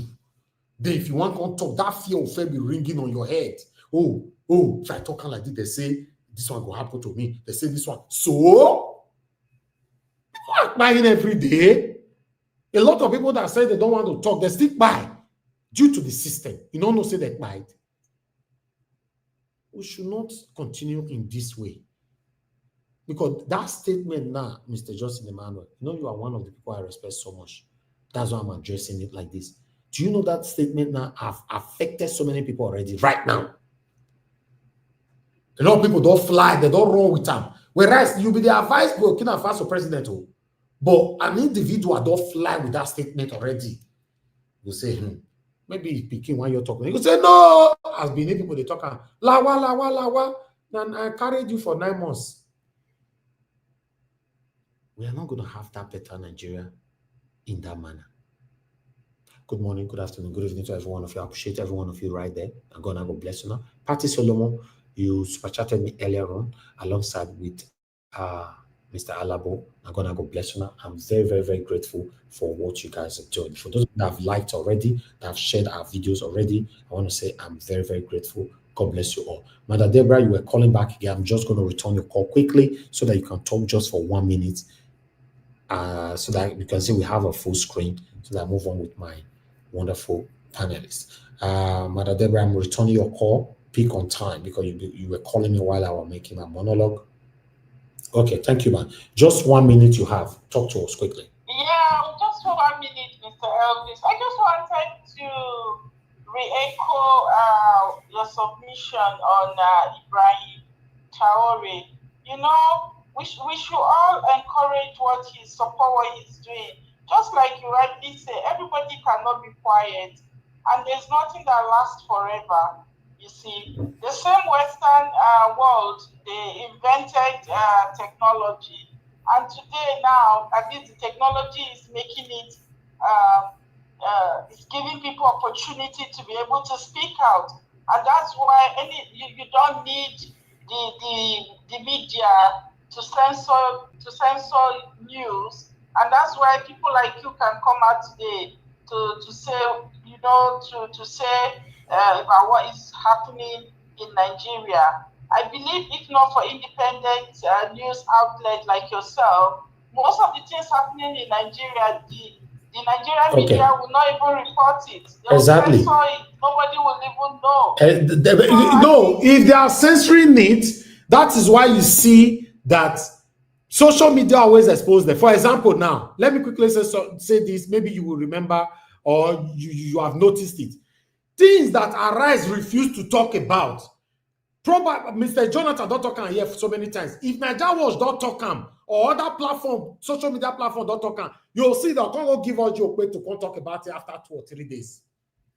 Because they are Exactly. And they know that if they don't talk about it, it will be a shame on them. You can imagine there's no social media. They are going to censor everything. They will say, don't talk about this. Don't do it like this. So social media is, I think, is the next. I don't know. But that is one thing that I know. And I believe that it's God that really made them to invent this. So you can imagine Ibrahim Traore, very intelligent man, speaking. That guy, I don't know. I think God raised him for a time like this. And I'm really happy that he's exposing a lot of things. I'm looking forward to seeing when God will raise somebody like that in Nigeria, hopefully. But I don't see that happening soon. Thank you, man. Hopefully we have a man like that in Nigeria that will expose what is happening. Thank you. Thank you so much, Mr. Elvis. Thank you very much, Mother Deborah. I appreciate your submission.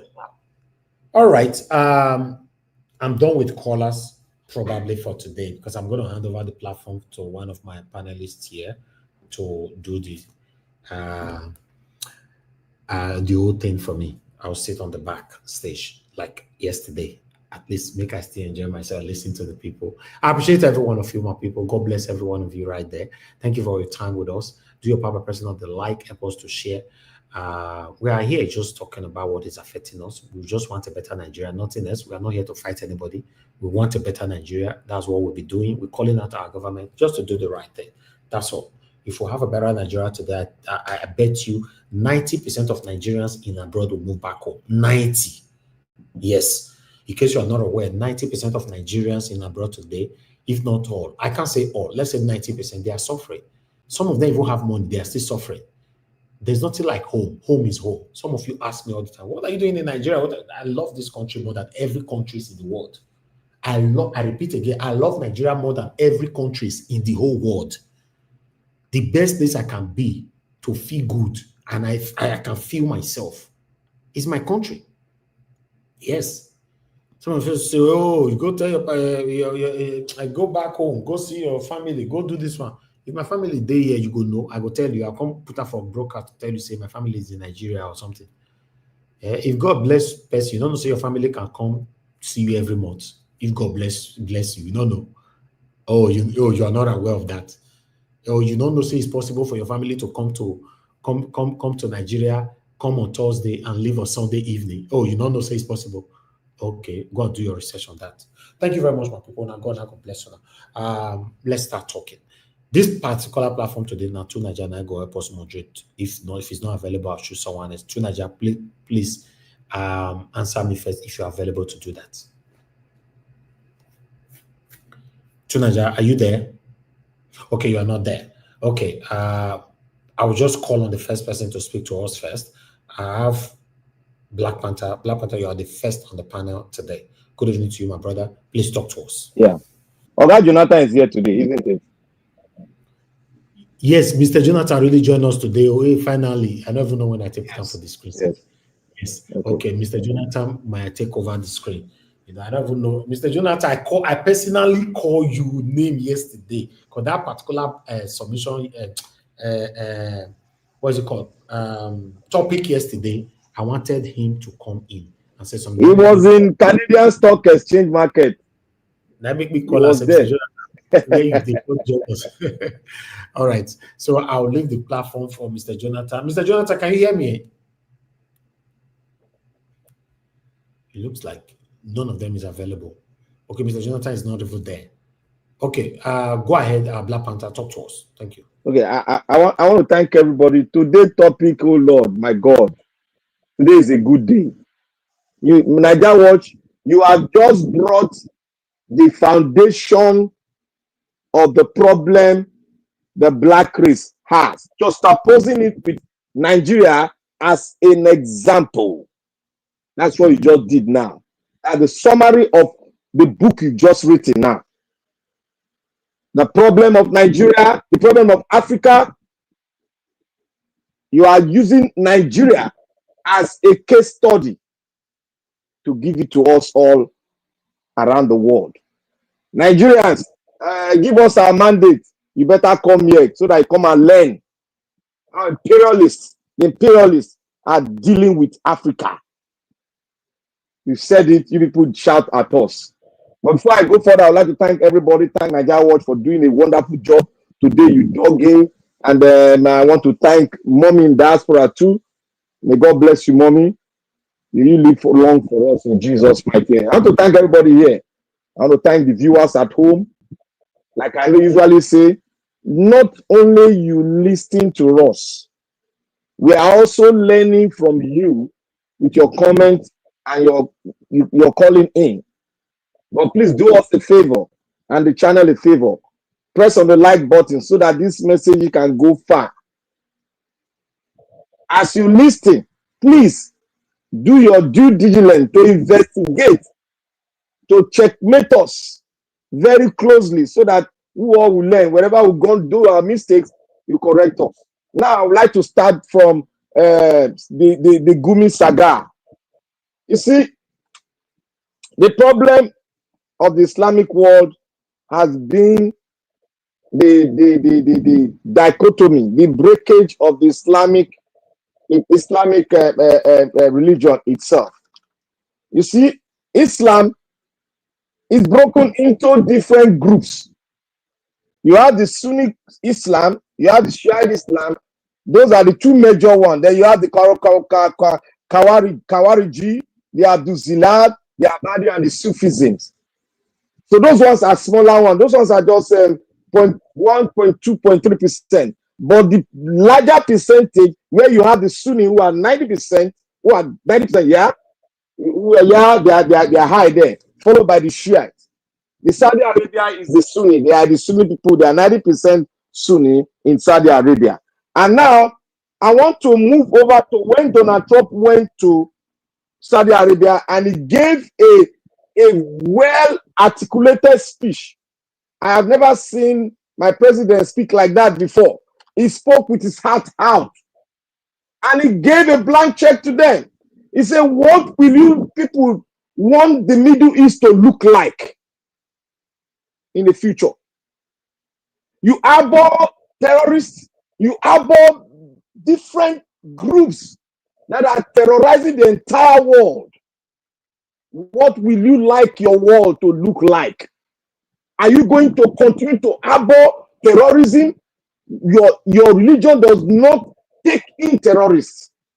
Your religion does not advocate terrorism. Your religion does not advocate killing of your fellow brothers and sisters in other religions. Rather, your religion said, take everybody as equal, as one, as brothers, because we came from what? From one God.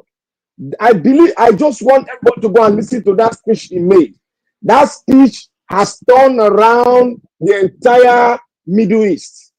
The Abraham Accord that was instigated by him, Syria is in it. Saudi Arabia is in it. Qatar now is about to go in. The entire Middle East, they want to agree with the Abraham Accord.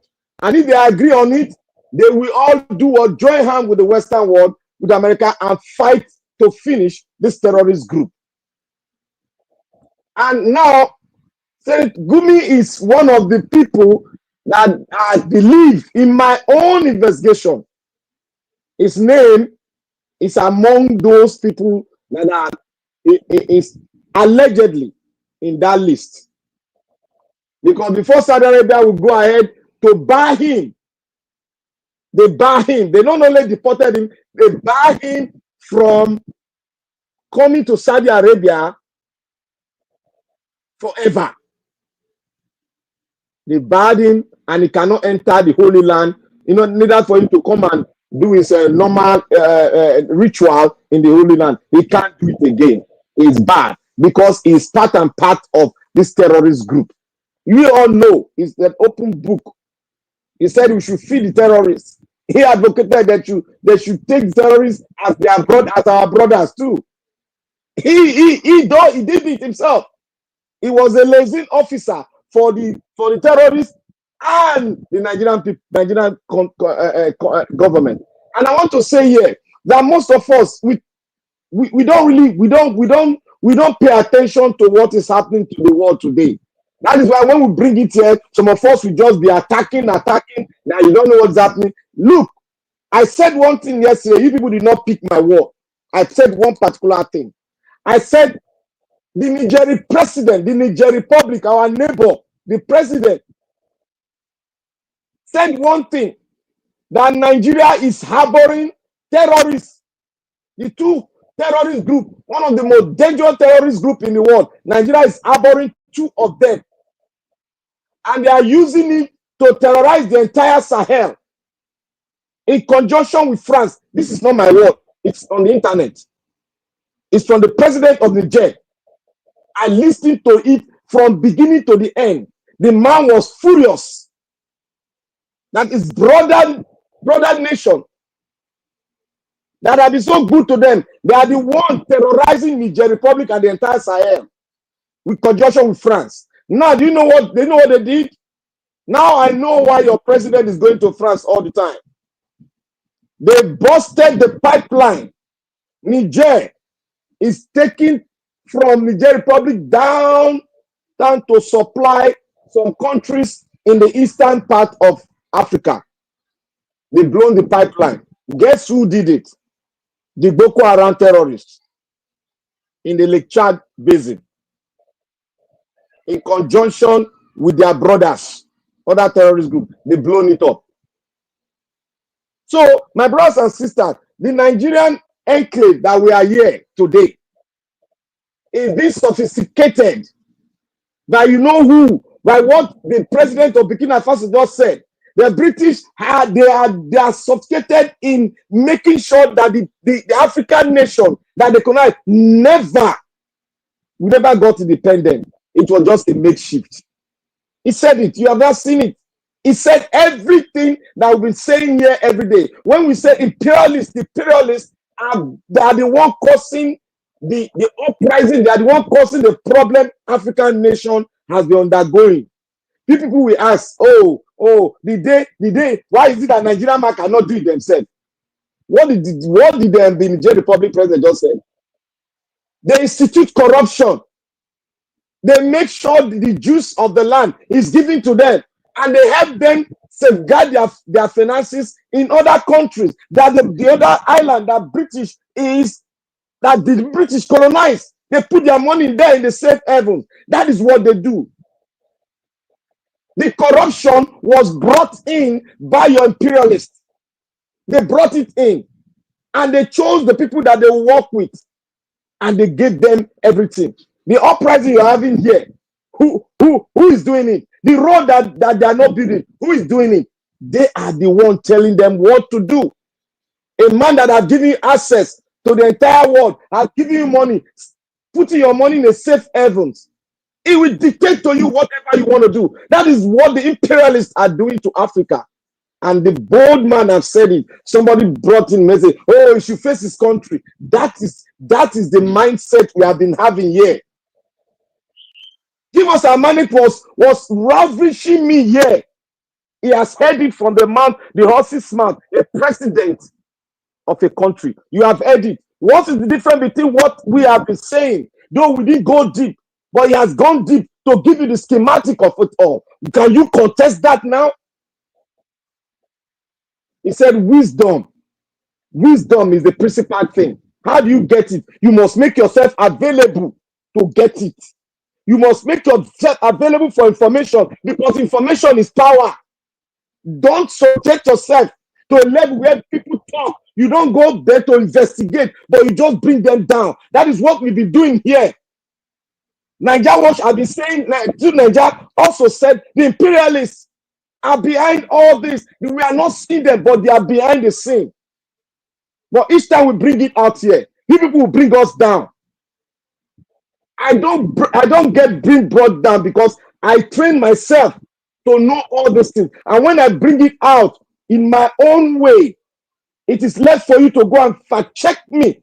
If you really want to if you do not want to know what I'm speaking upon, you go and fact check me. Why did I say the Nigerian Republic is down?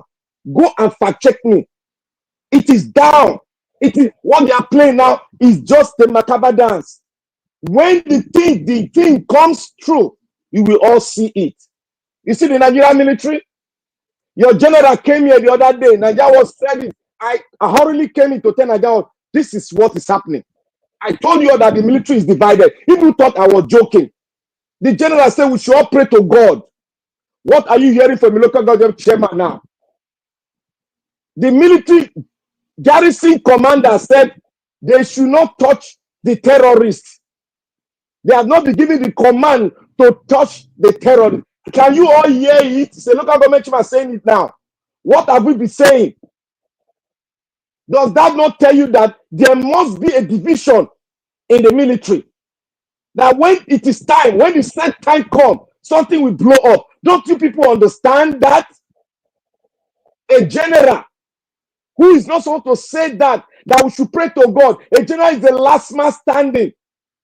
He doesn't give up. But he came out here to tell you to pray to God. That is to tell you that the general and other people, they have been corrupted. The generals are all corrupted in Nigeria. They are feeding fat. Don't you know if they are feeding fat? There are some people there in the military that are not feeding fat, that are getting ready. You think this anger is for the civilian alone? The military are angry. But there's one thing I know. When God said when he said there's every season for everything, when the set time comes, everybody should just be strong enough to take the pain.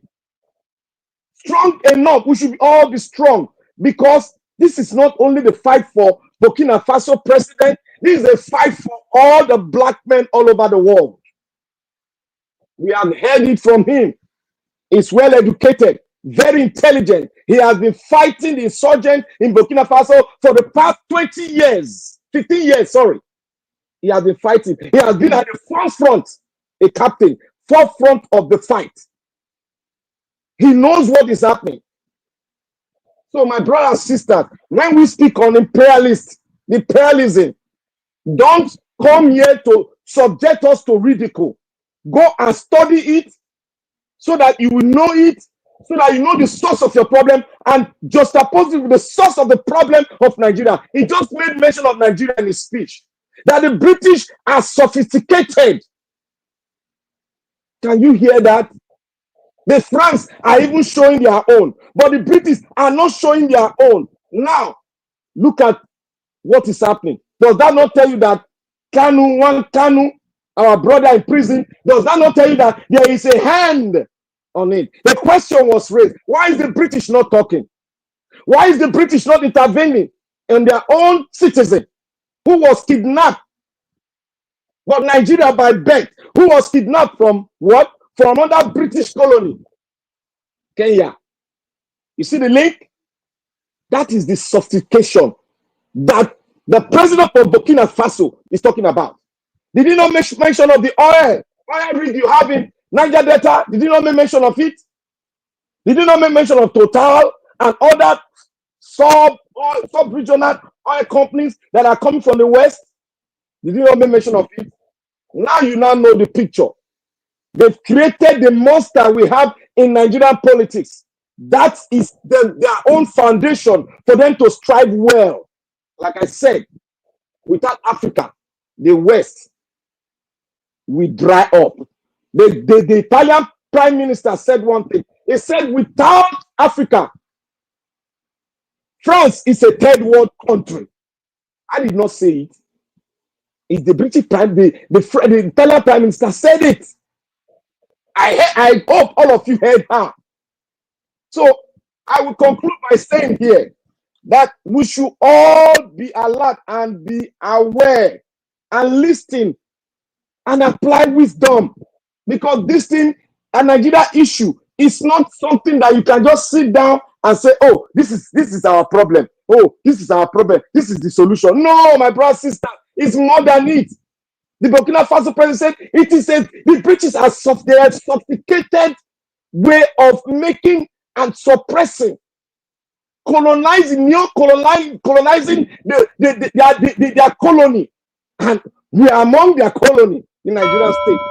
They gave us the name, and I want to thank Nigeria Watch for bringing this thing out. And the speech of Burkina Faso, may God bless you. He has brought us out. Those of us speaking it, he has brought us out, and he has made it a plain matter for everybody to learn from. Those that have been chastising us, that All right. we are talking nonsense, he has made it known for all of them. Thank you, Nigeria. God bless you. Thank you. Thank you very much, my brother, for that deep analysis and submission. I appreciate you. I appreciate every one of you right there. Do your part, press on the like, and help us to share the link. God bless you. The next person is Stay Humble. You're the second person today. Then I'll come to Mr. Jonathan. Stay humble. Please talk to us, sir. You have 8 minutes. Good evening to you, sir. Yeah, good evening. Thank you very much once again for this platform, where we speak our minds and, galvanize efforts to make Nigeria a better place. Because like you said, and some other people re-echoed, that we can be more comfortable outside the confines of our motherland. We're just pilgrims, really, in wherever we are in the diaspora. And good evening to all the panelists. I can see this gentleman to Niger here today. I hope his submission will be devoid of those sentiments. Anyway, so we really have a lot of burning issues now, and those issues should be taken very seriously, because this is injury time, really. For those that are conversant with the football game, we have what we call injury time, and where you really strive to outdo your opponent. And this is a time where all Nigerians really, especially our people in the diaspora, who have always emphasized, have a huge role to play in reshaping Nigeria. Because wherever you are, whatever residence permit you have, or whatever citizenship you have, those things are transient. And with this far right madness going on in North America and Europe now, you never can tell what policies will come up in future. And those papers might not be valid. So I was listening to one Twitter space, the assembly, and then somebody was talking about the coalition, and he mentioned that, these people forming coalition against Tinubu. Do you know who Tinubu is? Tinubu is this, Tinubu is that. Make sure this coalition that you win, because if you don't win, Tinubu will wipe out the Southeast. Do this, Does he really have the power to do that? If he had the power to do that, why has he not done that? And for people that want to give the impression that they will live forever, if you don't by 2027 or 2028, deal with this person, deal with that. Do you know where you will be by 2027, by 2028? So, and if Tinubu or whoever was that powerful, why would they have to pay these young men a lot of money to try to infiltrate some of these groups and try to instill fear in people, that look, we will do this, we'll do that? Because they are panicky already, knowing that they can't suppress the Nigerian people. And I keep on saying it, that whatever coalition is going on, good and fine, but again, the best coalition is the coalition of the Nigerian people. It's the Nigerian people that will put their foot down to say enough is enough. Because even what is happening in Nigeria now, if you look, it's not even the rulers we have, they are not even as powerful as Mobutu Sese Seko, or former Joseph Kabila, or former Ugandan president. So the people of Nigeria, they have this thing to put their foot down and say enough is enough, and flush out these people. That's one. The next thing that I wanted to mention is that for people that are clamoring, for parties to have, 176,000 party agents. Yeah, that if you don't have your party agents, that they will rig you out, this and that and that and that. With or without party agents, the system should be in such a way that your votes will count. For people that say, oh, the reason why they rigged the election is because there were no party agents and so on and so and so. Not having party agents is a justification for electoral malpractice. You see, yeah. If even the Southwest, where Tinubu was said to have won 4 states, really, if you even look at those places, there are a lot of manipulation and this thing to give an impression that the Southwest voted for him. Yeah, I know that many people in the Southwest voted for him, but a good number of people in the Southwest voted for Peter Obi, but their votes did not count. They suppressed their votes or even did not make the votes count. Like what happened in Lagos, where they did everything possible to make sure that Peter Obi did not win Lagos. So the tribal division that they are trying to sow by trying to send a lot of people online to be all the Southwestern names, and be calling Peter Obi this and that and that and that and that, to try to create an impression that so and so people are against so and so people, just trying to create tribal divisions. Regarding what happened to Gumi that I read, that the Saudi authorities deported him in court.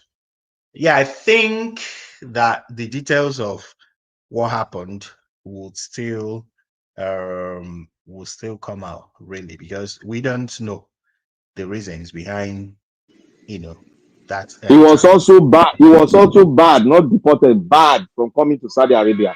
Yeah, but okay. Yeah, because when you look at Gumi, for example, in the last few years and what he's been championing, the Kingdom of Saudi Arabia, I think they have this strong alliance with the United States at the moment. And if they think that Gumi is someone that the United States, do not like at the moment, that he's no longer useful to them, because he probably was useful to them in the past, especially when they fought Jonathan. He probably is no longer useful to them, so they are probably using proxy to fight him, so I think that particular incident, there are so many things that are going on in the background that we don't know yet, but will be unraveled in the coming days. Then also regarding the Traore issue, I have mentioned numerous times here that the people that are in charge of these countries in Africa, they're just puppets. They're just puppets of, the foreign powers, but how many people will try to argue that, to say, oh, you can't say that this and this and that happened, that we gained independence since 1960. All right, thank you. Thank you. Your time is up now. Stay humble. Thank you very much for your submission, sir. Thank you. Let's hear from Mr. Jonathan. Mr. Jonathan, can you hear me? Okay, Mr. Jonathan is not there. Tunaja, are you there? Okay, Abdul Malik, please talk to us, sir. Good evening to you. It's good to have you on the show. Yeah, good evening, Mr. Nigeria Watch. Thank you very much, sir. Good Please evening, talk to everybody in the panel. Good evening, Nigerian. You see, Nigerian, there is something we don't need to say, because if you tell me that Tinubu cannot fight insecurity in the country. The country is very bad. I see no reason why you are the number one man in the country. You cannot fight insecurity. But sometimes I heard that they say it's peppering not, right? Okay, if you are peppering not, this name, all those sponsoring of terrorists, the Arab nation release, why can't you announce those names to expose those people? Yes, so that we know really you are fighting, you are peppering everybody in the country. Why can't you announce the name to expose the people that's sponsoring the terrorists? That is the grassroots where we start fighting the terrorists in the country. Because without sponsoring those people, they don't have you are weakening their power. Yeah, because these people that are sponsoring them, they are their power. They give them more power. Yeah, because they are the one that's buy the ammunition, everything. Okay, why can't you announce the name so that people will bring them to justice? That is what I think. You need to call those people out. Because this man that they repatriate from Saudi Arabia, I believe is one of them. I believe it's not even I believe, because majority of people, they are not tenants. Okay, why if you really are peppering those people? Because I hear money time, because if I hear that, it's like, I don't know how he peppering those people, because I don't see anything peppering them. Because I see no reason why some of things that is happening south, like south or southeast, it don't happen in north. It cannot happen in northern part. Because they are selected. Look at the way police are oppressing people in Edo State. It cannot happen anywhere in north. It can't. But sometimes I hear he's peppering this. I don't see how he peppering them for me. The only thing I see, I know people are hardship in the country. There is hardship. Everybody is facing that, which is we all know the crisis everywhere. Commodities increase everywhere. Not the dollar appreciation, why naira depreciation.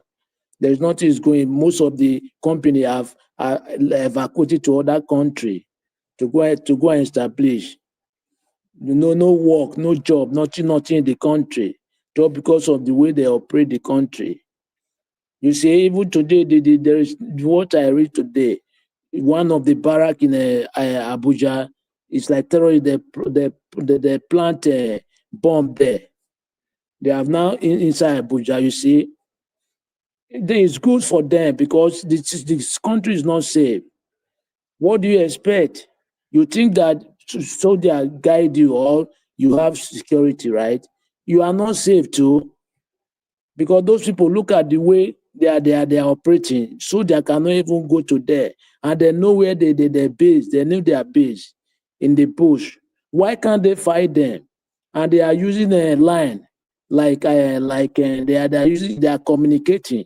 Why can't they track them there? If really they want to fight those,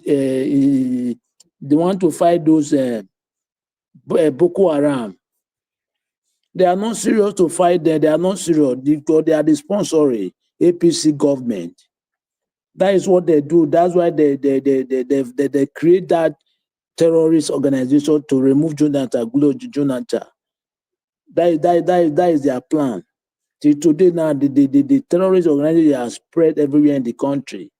Every day, people are buying, but you don't care for your citizen. The country we are living, even the citizen, I don't really know what is happening in Nigeria. They cannot even react. Why people react for many things in the country? Something is not going well in the country, but they just feel reluctant. They don't care. How can the government hear your voice? Now everybody is crying. Why can't you people protest peaceful protest so that government will tackle insecurity?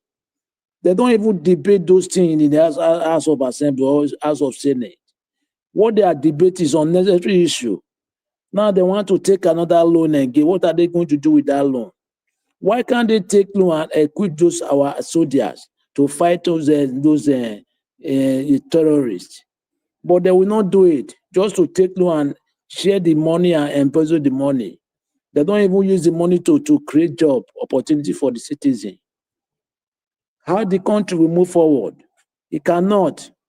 It's only when somebody that he have people in his mind. That is how that country will be changed. Without that, there is nothing will change in that country. It will remain the same because the way the country is going today, it's just like there is a set of people that there is a set of people which is the government they know they cannot even dare them. How? I mean, I don't really get it.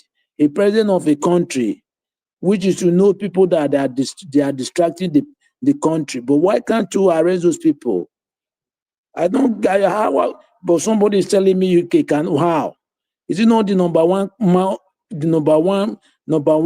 citizen of the country? He can do it if really want to do it because they have security. They cannot do it anything. It's just because or even he is like among of those people too. Yeah, they are the same people. That's why I cannot fight them.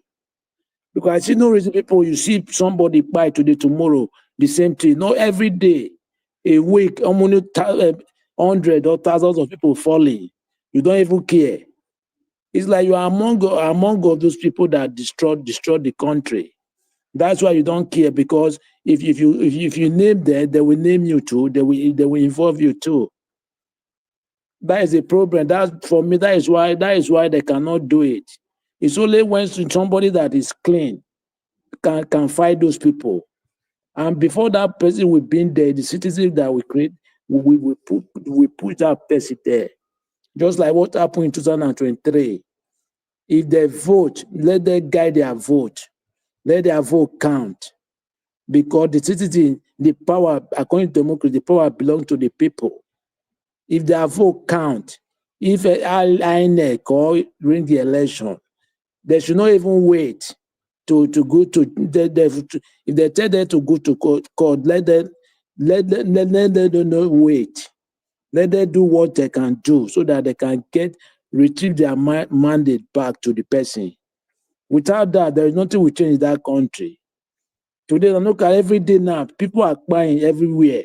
Look at the police now, they are the worst part of it. They are just extorting people, money from people. Koro, no hiding, nothing again. Is that a country?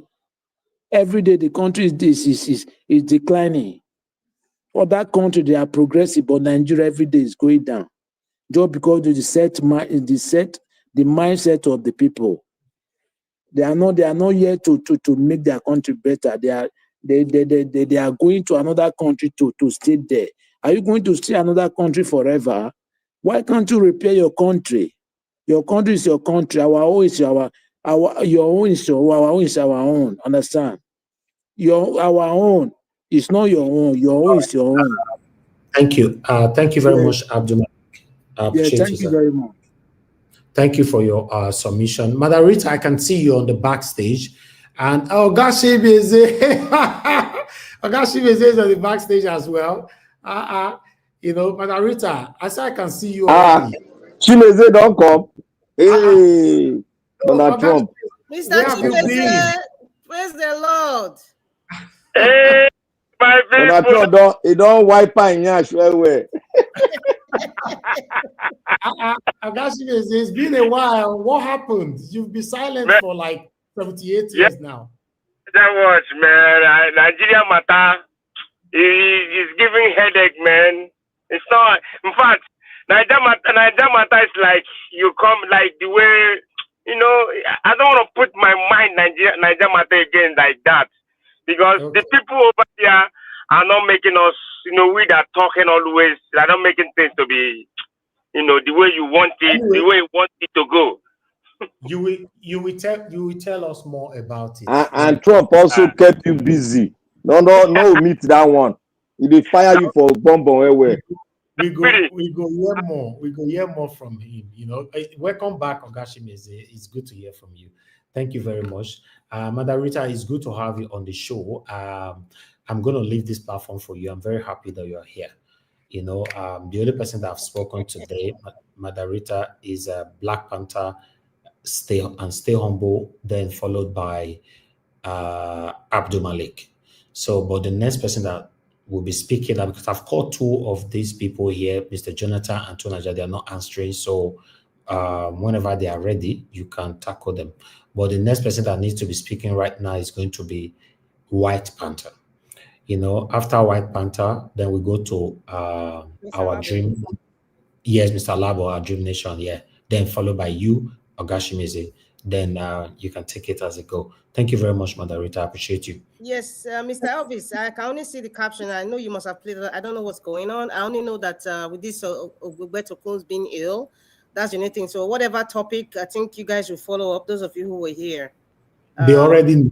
Know. Okay, so I'll just follow through, make my submission based on what people are talking about. So Mr. White Panther, if you're there, is it 8 minutes? It's 8 minutes, right? Yeah. Yes, everyone. Okay. 8 minutes, yeah. Mr. White Panther, you have 8 minutes. Are you there? And I'm only going to call somebody one time. If you don't answer, I'll go to the next. Exactly. Anybody will not answer. If they even come back, say give them 5 minutes, 2 minutes. Okay. All right. Thank you so much. I'm right here. Hey, my in-law. Good afternoon. It's good to have you on the show. Thank you, sir. God bless you. My special sister-in-law, we no won't give me black soup. It's okay. Don't worry. Calm down. I've respected myself, so let me just calm down. Your liver never strong for black soup.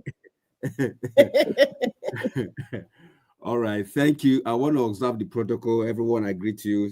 Thank you for the opportunity to speak today. Yeah, Mr. Evans, thank you as always.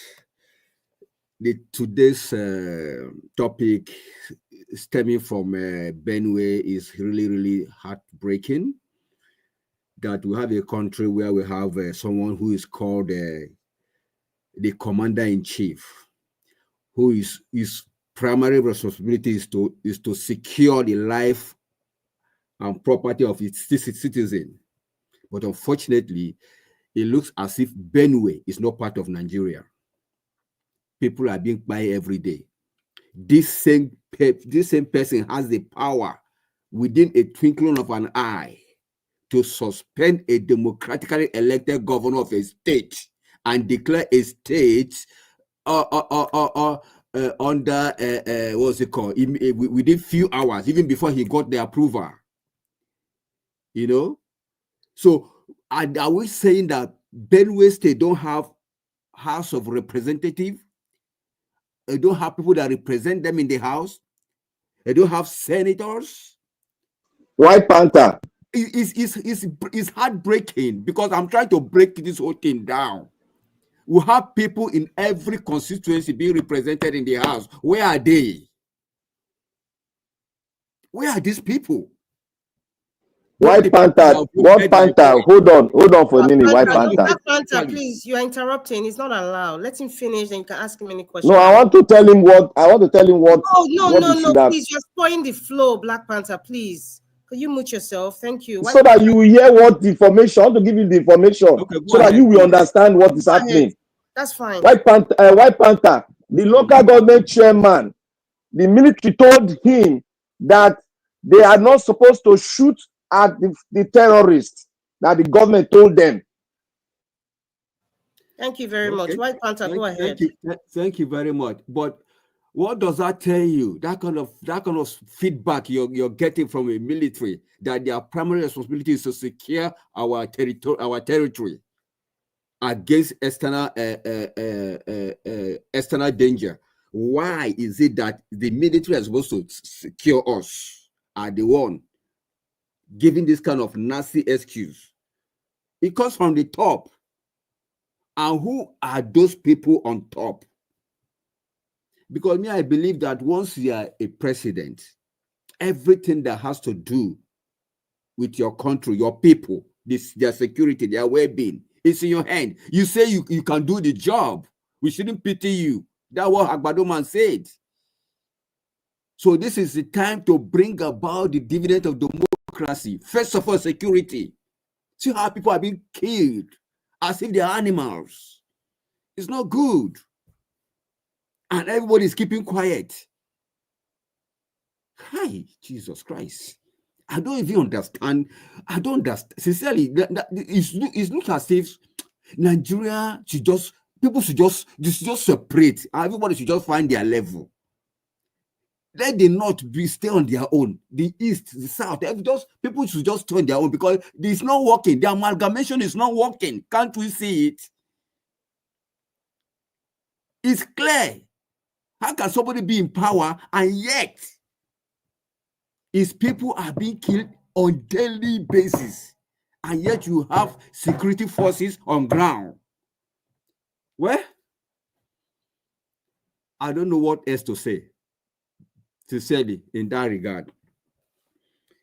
It's okay. Then I watched Traore. Ibrahim Traore really spoke well. He spoke sincerely. He brought about a consciousness.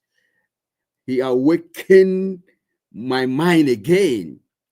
This is to all Africans, for those who care to listen. Every problem identified in life is half solved. That is why when you fall sick, the first thing a doctor does is to diagnose you, is to check you before the medication. Before they begin to say, okay, we need to do this, we need to do that, we need to do surgery, they have to find out where the problem, where is hurting you, or where the sickness is coming from, or the cause of it. This guy has come out to tell us, a 34 years old guy, young man, my brother Panther, a young man, 34 years young guy. Yet we have Baba grandfathers here struggling for coalition, struggling for power that they don't even know what to do with the power. Even when you give them the power, they can't use it for anything. Now we have one here, over 80 years. Nobody even knows his age. Yet we can't see any dividend of democracy. Look at a young man that is telling us what has happened to black man, Africa to be precise, even before he was born. Look at what he's telling us. That is to tell us that we have identified our problem. Now, what do? Solutions are there. But the question is, for people like countries like Nigeria, are we ready? Are we not busy going to France? Are we not busy going to London, UK? Are we not busy coming to US? So these are the problem. The people will think they are the one helping us. They are the real enemy of our development. So for me, Africa should listen and borrow, lead from this Ibrahim Traore. Otherwise, we will hand over the same situation to our children and our children unborn.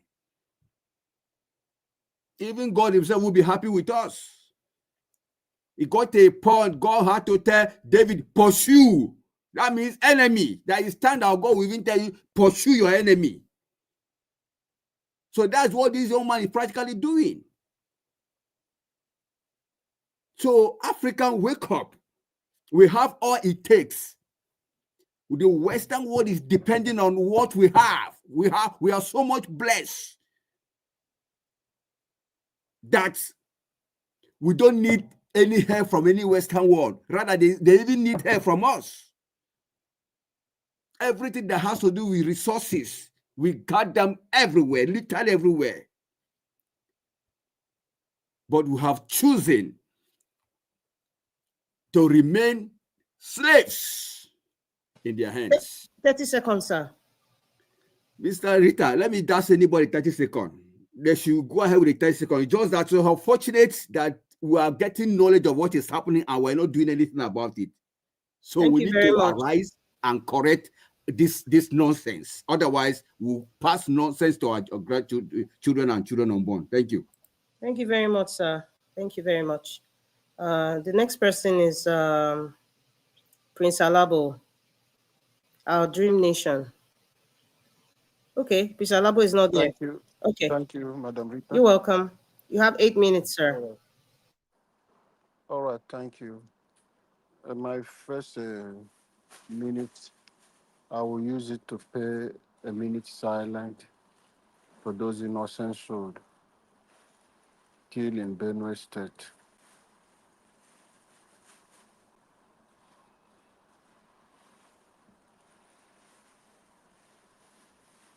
May their gentle soul rest in perfect peace. But may the soul of those people orchestrating this killing, may they never find peace. Amen. However, I'm sending a message to George Akume. He's the secretary to the federal government. It's really sad what is happening. The people who call our leaders, they have failed. You don't play politics with people's life. He has the resources, the connection to put a stop to the killing in Benue State. He's the secretary to the federal government. Look at what is happening in Benue State. Not because you are having a disagreement, political disagreement with your godson, who is the governor of the state. Does not mean this will be going on, because that message from the barrack saying they have not received order, who is giving them those instructions? It might not be the way we are suspecting it. They are waiting for who? Who is the presidency? Who is the federal government? There is nobody you say you want to accuse any Fulani man to say is the one in military who said they should not do anything. No. It's the federal government. They are the people, it's the presidency they are waiting for instruction. And you cannot push the secretary to the federal government out of it. That is his state.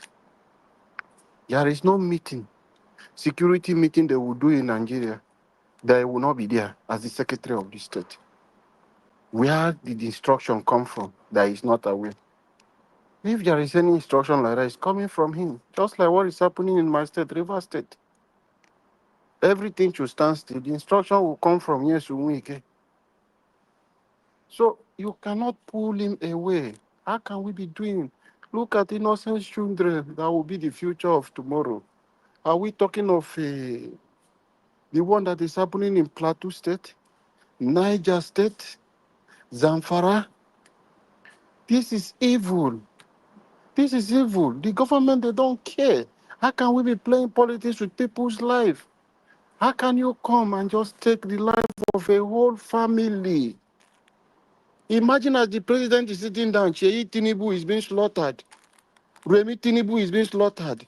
Tinubu is being slaughtered. George Akume is being slaughtered with his family. How will Nigeria react? Why don't we have value to the lives of people? Can this kind of thing happen in just a local government, a small county in America, Canada, or UK? You will not see the media, and the mayor will stand giving situation report, the step they are taking. What do we get in Nigeria? Your president, you will not hear. Nobody will come out to talk anything. Nobody is to be held responsible. What kind of a system are we operating? Enough is enough, Nigeria. Enough is enough. If you are a leader today, put yourself in the situation of those people that they've been killed today. The ones that have killed yesterday. Like I said earlier, if this were to be the family of the Mr. President, how will Nigeria react? How will presidency react to it? By now, the whole of Amo, the whole of Barrack will come out to fish out.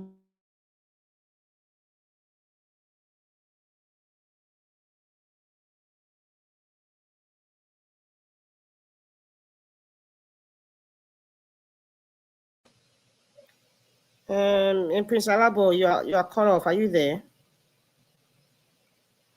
Prince Alabo, since Prince Alabo was maybe he's having technical difficulties. Prince Alabo, are you there? Okay, I guess it's. I'm just going to ask if Yes, I'm here. Mr. Are you there? Okay, you have you were off for a while. You have like Maybe 3 my minutes. network failed. You have 3 minutes, sir. My network failed. Sorry. I don't know where I stopped because I've been talking Just also. continue flowing the way your heart deems it. Just continue. All right. So what I'm saying is, if this were to be the family of Mr. President, we will pull out all the armors, everything to fish out these perpetrators who have carried out this evil act. and fish them out. But because you feel these people are common people, you see Nigerians and you see them, they don't matter. So no one is to be held responsible for this. The police is not there. We heard nobody is celebrating sickness. I saw on the caption there that he's struggling with kidney failure. We wish him a quick recovery. Nobody should be happy that someone is sick. We wish them a full recovery, but we want them to live and see what Nigeria will be. Everyone that is against Nigeria, let them live in their lives. They will see. Like I will said in my state, they will live to see, and they will see a new state will happen before their very eyes. Everything they have stolen from my state, we will be taking it back from their eyes. Let them not die. Let them witness it, but they will suffer. They will see it with their eyes and know that, yes, that power is transient. A power, you will come today, another one will go. Buhari now is in Dara. He's resting there, right? All his cabinet then, Malami, who was the Attorney General, and all the super people, where are they today? They are no more. Today now is Wike Akpabio that is running today. So time will come, there will be nobody too also in the system. So you should remember that that very seat you are sitting down is not permanent. You will be out one day. So when you find yourself in a position, utilize it very well and do it as if you never had that opportunity anymore, and use it very well to the good of the people, not for your selfish reason. And Nigeria, we must rise. Don't give up. We will take our country. Forget about their propaganda. They are doing it just to intimidate you, to make you feel they have already won. No. Victory belongs to us. 2027 election is between us and the APC government. So let us stand together, united. Don't forget about their propaganda. We will win them. Thank you. Those people, they are weak. They don't understand. They don't know anything. Their strategy, they have exhausted every means. But Nigeria, we are coming together like a broom. We will take them out. Thank you. Thank you very much. And Thank God you, bless Prince everyone. Alabo. Thank you. Before I call Mr. Chimezi, I just want to find out if Mr. Jonathan is there. Yeah, Mr. Madam Rita. Yes, I'm here now. Jonathan, good afternoon. How are you doing? Welcome. Very well. And you? I'm great. So you have 8 minutes from now. Go ahead, sir. Thank you very much. I greet everyone. Mr. Elvis, I greet you. God bless you for the good work you are doing, and I greet all the panelists as well. God bless you all. Mommy Diaspora, welcome once again. God bless you greatly, and all the commenters and all the callers. I greet you all. Welcome. Yes. Let me quickly start from where the last panelist stopped, or one of the areas that he touched. He talked about there is no respect for human lives. Yes, that's even an understatement. There are no citizens in Nigeria. You are still fooling yourself with the green passport that everyone is carrying about. It's just a mark. It's not a symbol. It's just a mark. It's just like you have a mark on your body. You are not a citizen. It's a complete feudal state. Yes. It really, sank into me. This past Friday, I was at a museum in Birmingham, and I saw the way the feudal state operated back in the 17th, 18th century. It is exactly what we're seeing in Nigeria. Nigeria is a feudal state. They don't care about lives, the sanctity of life. It is only about some few individuals. Very few. That's why I said I'm kind of want to sit a little bit on one of the comments that the last panelist mentioned. It is only about a few people. That's all they care about. They don't care about anything else. That is the reason why, if someone like, very profound example that you gave, if someone like Mr. Tinubu or his wife Remi Tinubu were to be missing or anything happened to them, all hell will break loose. then you will know that there is Nigeria does not even, not just, we talk about Nigerian army. No, it's not only Nigerian army. You will know that we have a standing air force. A standing air force, to a very large extent, powerful. Then you will know that Nigeria has a standing air force, that we have pilots that can fly all manners of military jets, warplanes. You will know that we have a navy. You will be amazed that we have a military. That's exactly how a feudal state operates. It is only for some few. They don't care. In fact, in the feudal system, they don't even care about the health of others. It is about only their own system. They don't care. Anybody can buy all you like. They don't give a damn. I sat in the middle of a museum, and I was just thinking about my home country where I was born, Nigeria. This is what is happening. This is exactly what is happening. You will shed tears when you go to certain places, and then you contrast it with what is happening in Nigeria today. We are in the 18th, 17th century. That's where Nigeria is today. Not even like 30, 40, 60 years ago. No. Nigeria is living in the 17th, 18th century today.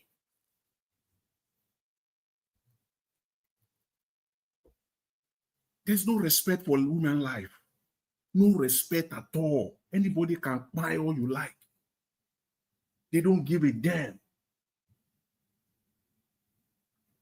The area that I really want to sit on this, just for a few minutes, is the military. The comment from the military that they have no mandate to fight the terrorists or to fight Boko Haram. And here is it. Somebody was saying that you cannot, you don't have to blame Mr. Tinubu for this. Yes, you have to blame him 101%. He is responsible. That's the reason why part of his portfolio is commander-in-chief of the armed forces of the Federal Republic of Nigeria. It's not just an addition just for the sake of it. It's for a purpose. And it carries weight. So he has the power. There are two entities that has that power, as far as at least the so-called Nigerian Constitution is concerned, or the Nigerian political system or Nigerian political space is concerned. There are two entities, solely two. The executive branch, through the president, which he can utilize that power by putting out an executive order mandating the military to come out and do XYZ. The other branch of government is the legislative branch. They also have the power through the act of parliament. They can do it now. The way they did, the way they did that national anthem thing, that within 24 hours, it became a law. It became the law of the land. They can do the same thing. And it is left for the president. Let us see whether the president will have the political guts to veto it, to veto such act of parliament. The parliament can sit today. The Senate and the House can sit in a matter of, within a reasonable time frame and mandate through a law that the military, the Nigerian army, the armed forces, the military, as it stands, we have no choice but to come out and face this insurgency or this terrorism that is ravaging Nigeria. 1 minute more, sir. So it is a deliberate intention. They are aware of what they are doing. They do not just want to do it. That's why, you know what? We are not, there's no citizenship there. There is no sanctity to human lives. Nigeria is a feudal state, period. For the sake of time, I will just leave it there for now. Thank you very much. Sir. Thank you, Mr. Jonathan. Mr. Tunanja, are you there? Okay, I guess Mr. Tunanja is not there. Okay, so Mr. Chibeze, if you're there, you have 8 minutes. Yes, Madam Rita. Mr. Chimeze, you're very welcome. You have been missed. I don't know if because Donald Trump won, you were having some coffee with him in the Oval Office, or maybe ice ICE has kind of made you regret supporting Donald Trump, or what? Is it because of the Edo My State election? We sister, didn't hear from you again. my sister, you know. I just say let me go and relax a little bit and you know, take care of myself and take care of some things, my business, everything. But I've been busy though, but sometimes I listen, you know. So, but I greet everyone that coming here every day by day. Like Jonathan, you've been with Niger Watch always, and other people. Black Panther, I greet you. I greet Mama in the diaspora. I greet for all you do for supporting and be a backbone of this channel. It's not easy. I greet all my panelists and the viewers and the listeners and the callers, everybody. In fact, I'm so happy to have you guys have me here again once again. Thank you, Niger Watch, for everything you do. So I want to emphasize on yesterday. I think I listened a little bit for Peter Obi case. You know, the coalition and the saga that are going on.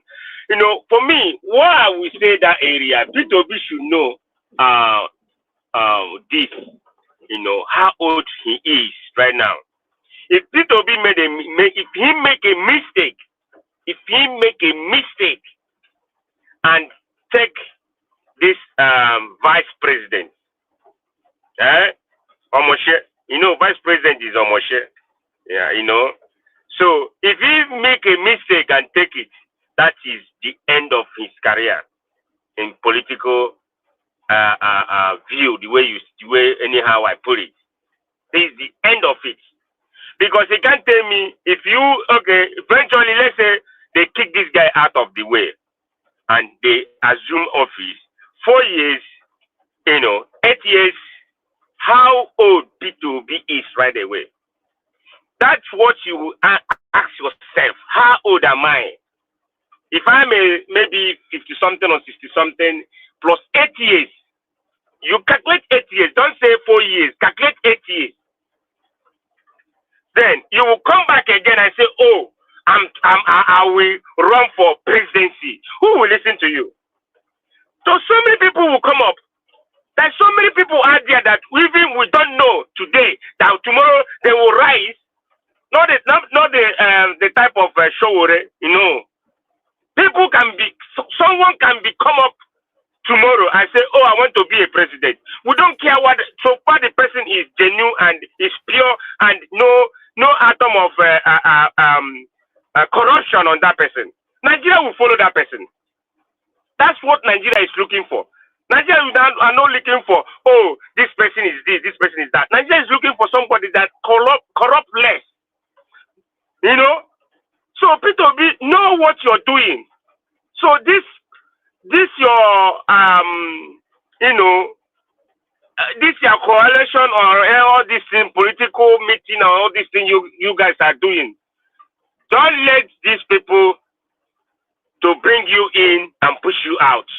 That's one thing I will tell you. And remember, age is not on your side. If you take it, 8 years is gone. And to become a Nigerian president, what people anywhere you go today, they will sharing you up, shouting, "Oh, Obi, oh, Obi." It won't happen again if you do that. Please. If not, go back, as people said yesterday, go back where you are, where you contest last election, and start and contest there back. Whether you win or not win, you take your piece and go home. But if you go and stay with these people, you're your own. That side apart. Now, when Niger Watch, Nigeria is not a country to die for. Believe me. You see, the whole thing. If you look at what is going on in Nigeria, then every day we come here. You guys come here to talk about what is going on in Nigeria. But people out there, do they care? You know where they are? You know what they do? I visit see, I'm not a social media person, but this time around, I said, let me go, I went to TikTok. I see so many things that if you see people, in fact, millions of Nigerians are in TikTok. You know what I'm talking about? Oh my God. Shit. No, so all of them is talking about women affair and men affair, all those things, all those, that's what they discuss over there. I said, how are this country going to be better? How Nigeria going to be better? If you don't discuss about your country, how your country is going to be better, you say, oh, it's the government, let them do what they want to do. They will be doing what they want to do, but when you make that money, you think you have arrived, that money, you will use it to go, you carry 100,000 naira to go and buy something in the market. It can't even full of your protein bag. But you're there doing other things in social media. Why? Because you don't care. Government doesn't do what they want to do. And another thing, Nigeria like when somebody is doing something like VDM issue, they like to push you to the fire. And when they push you to the fire, they will run away. So anybody that's doing that's going for the government and Nigeria will be pushing you, be careful. Because Nigerians, they will push you and they will leave you. So you have to be careful.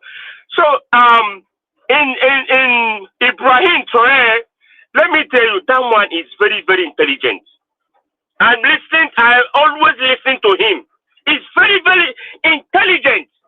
I don't know if Nigeria have such somebody in military today that can well speaking. In fact, the way he speaks, I never know that man. I never know that Burkina Faso they go to school that way. You see, it's very bad in our country that no one, even a military, can come up. I don't say to take over. At least come up to secure their home, secure their country.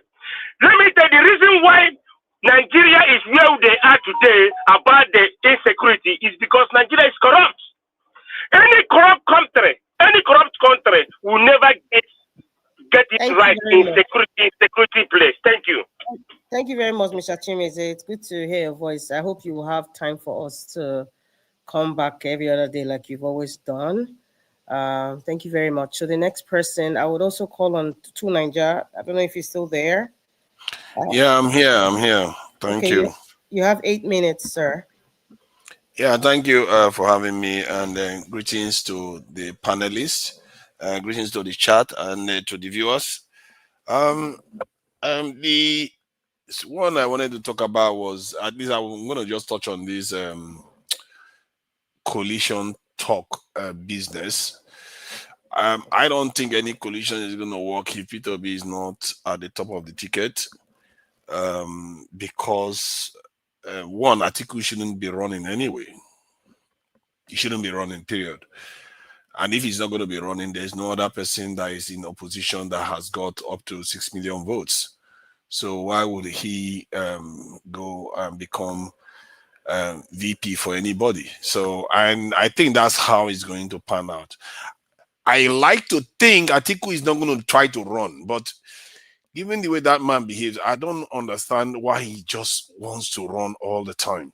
He's just helping Tinubu if he tries to run again. And secondly, I think Peter Obi doesn't have a lot of negatives. People don't feel, even the ones that think that they hate Peter Obi, they don't hate him so strongly because he hardly says anything against them. He just talks generally about the issues that the government have. So they don't have a lot of negative. He doesn't have a lot of negatives. People don't hate him, and he's more likely to win people over.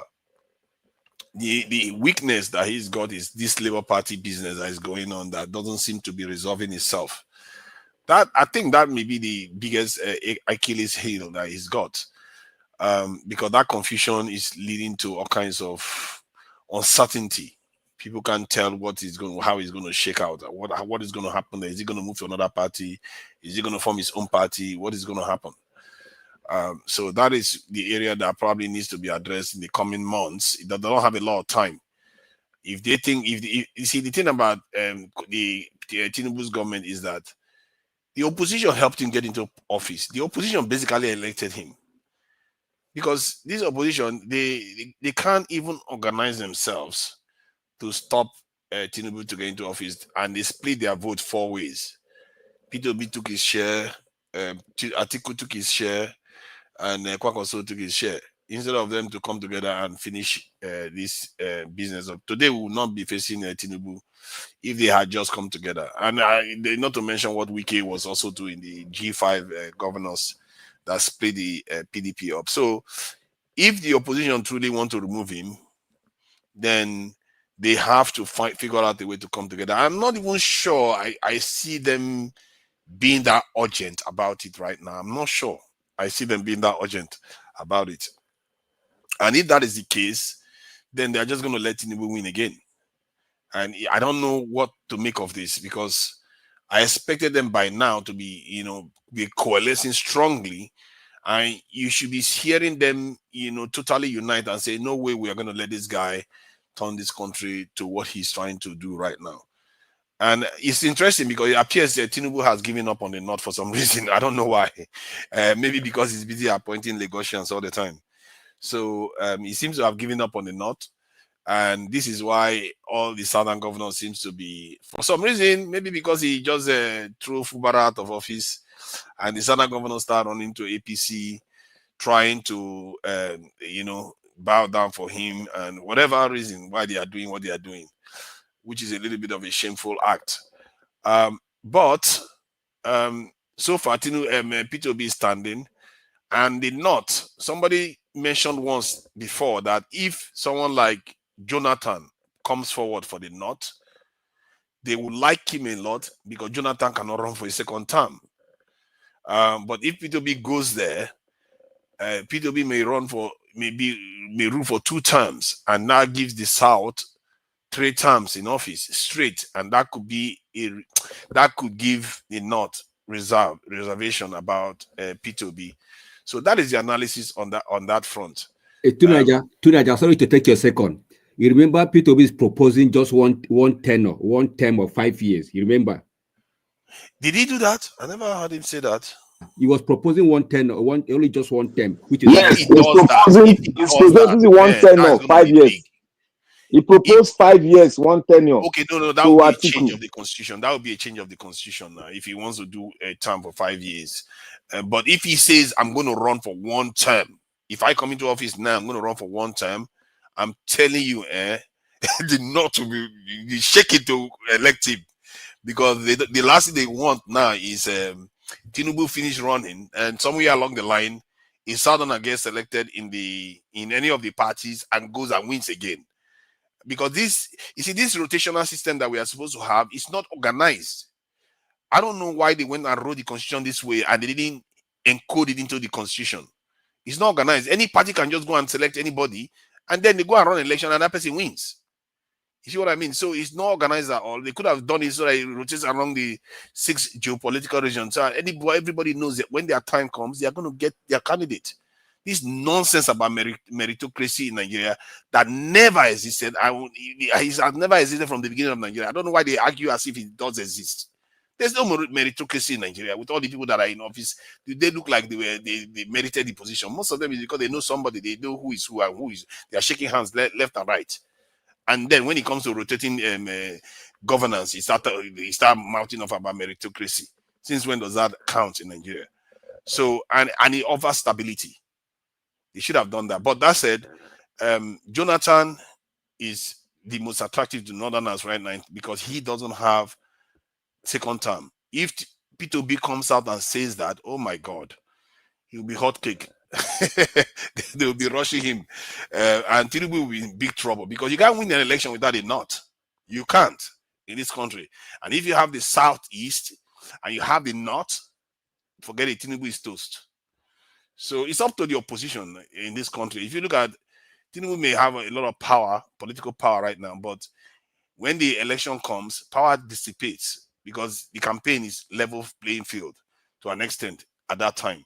So, and Peter Obi, with such a message, can be quite formidable if the North backs him, the Southeast backs him, most of the South backs him. It's over.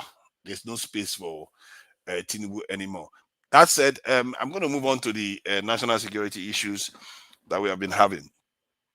You know, I've said this a long time ago. Our government, they are not ready to solve the problem because they are not serious about it. And it's not about whether the guy that was saying that the country doesn't exist because the soldiers said that they were not given any mandate to fight terrorists. Yeah, sometimes people, you can see military personnel somewhere, because their superiors have not given them any instruction on what to do, they are not meant to intervene. What if they go there and die? Who's going to, who are they going to report to? So sometimes it does happen like that. I don't know why some people exaggerate these things and, you know, make their own side of the argument lose credibility. You need to think clearly. You can't be deployed somewhere in the bush and suddenly there's an attack in that area. You decide to just go and intervene without your superior giving you the go-ahead. For all you know, that is a distraction. You don't know. Because when you leave your post and go somewhere else, then a bigger problem occurs. Like, you know, they said the people that were guarding the Kuje prison, they left. And before you know it, they went and broke into the Kuje prison and released the prisoners. So you can't always be sure of what is going on when it comes to security this situation. But the Nigerian government can do something about it, but they are just choosing not to. 1 minute. They are literally choosing not to. They could have decided that, you know what, we are going to get all our young people and send them into some kind of security institution and gradually train them up to start joining these security forces from the police, the army, the air force, depending on their affinities and their aptitude. 30 move seconds. them to different how did he move from 1 minute to 30 seconds so quickly? I'm not okay. So you can decide to move them to the different security forces, and the country generally needs at least 1 million in the military, 1 million in the other security forces from police, customs, secret services, and all. That's the kind of number that can cover the entire perimeter of Nigeria, including the remote areas. You notice that terrorists don't attack cities. They don't. All these bandits, they don't attack cities. They don't attack towns because the outskirts are not marked by police or security forces. Thank you very much. They are operate forever. Okay, thank you. Thank you very much, Madam Rita. Yes, I just want to, if you permit me, just 10 seconds. I just want to say this with respect to Mr. Tunaja's submission. I disagree with you with the notion or the idea that you cannot win election without the North. That is far, far, far from the truth. We should do away with that notion, that idea. And even Tanko Yunusa was alluding to that fact today. At this level, I'm so disappointed in him saying that the vote from the North, it did not bring the largest number of votes at this age, at this time. So disappointed. Mr. Jonathan, on that, we all know that we don't have the right data in terms of the number of people who live in the North. Even if there was an existing one, we all know what the manipulation with Census Nigeria does, because I have been to Adamawa State, and the population, well, that was like a significant number of years ago, and the population that is given to the entire nation is not what I saw. And I wasn't just in Mubi, that the capital, I was in other places, and I'm like, okay, are there so few here? But the statistics don't match with what I see on ground, with the stats that they give us. It doesn't match. I would even say that at some point, some Cameroonians, because there's a border, some Cameroonians they intermarry each other. Even Atiku is officially a Cameroonian, but many of them intermarry. And then when this census project come, it's very possible that as porous as our borders are, many of them come in, okay, they census so we can get the number. So you see, there's a political undertone to it. And these so-called leaders or rulers, they just think of my tribe, my religion, my tribe, my religion. They do not understand. I don't know if it's illiteracy or it's just sheer wickedness. They don't understand the consequences of the kinds of decisions that they make. They just don't understand. Madam Rita. Madam Rita, 10 seconds, Madam sir. Rita, please wait. Let me just add this, Madam Rita. Even in addition to what you have said now, the Nigerian political system, electoral system, if you take the entire 18 states from the north, let's just take it for the sake of argument, a candidate or a political party wins the entire 18 states, you still can't become president by that structure that we have now. You still can't, which is not even possible. At the end of the day, Mr. Jonathan, is all about the numbers. But however, remember this Abuja issue that even Professor of English has that one will still come back to bite now. That one is waiting. Exactly. That one is still coming back. There's a snag in the politics in Nigeria. Sorry, Black Panther, I have to speak because I didn't speak. There's a snag in all of this. And I think that the bedrock of all these problems, when Tunaja was talking, I was laughing. Can I speak, please? I don't like to be interrupted, please, because I would lose my track of what I'm saying. There's something Tunaja said. He said, if Peter Obi says, okay, you can put it out to say it's just a 1-term president, I mean, that would fly very well. And Jonathan, of course, is a definitive 1-term president, if you want to follow the constitution. But if Peter Obi now says, okay, I just want to be a 1-term president because I want to relive the rest of my life, after a certain age, I don't want to be in politics. I don't want, but you know what? With the Nigeria of today, nobody trusts any politician. Nobody.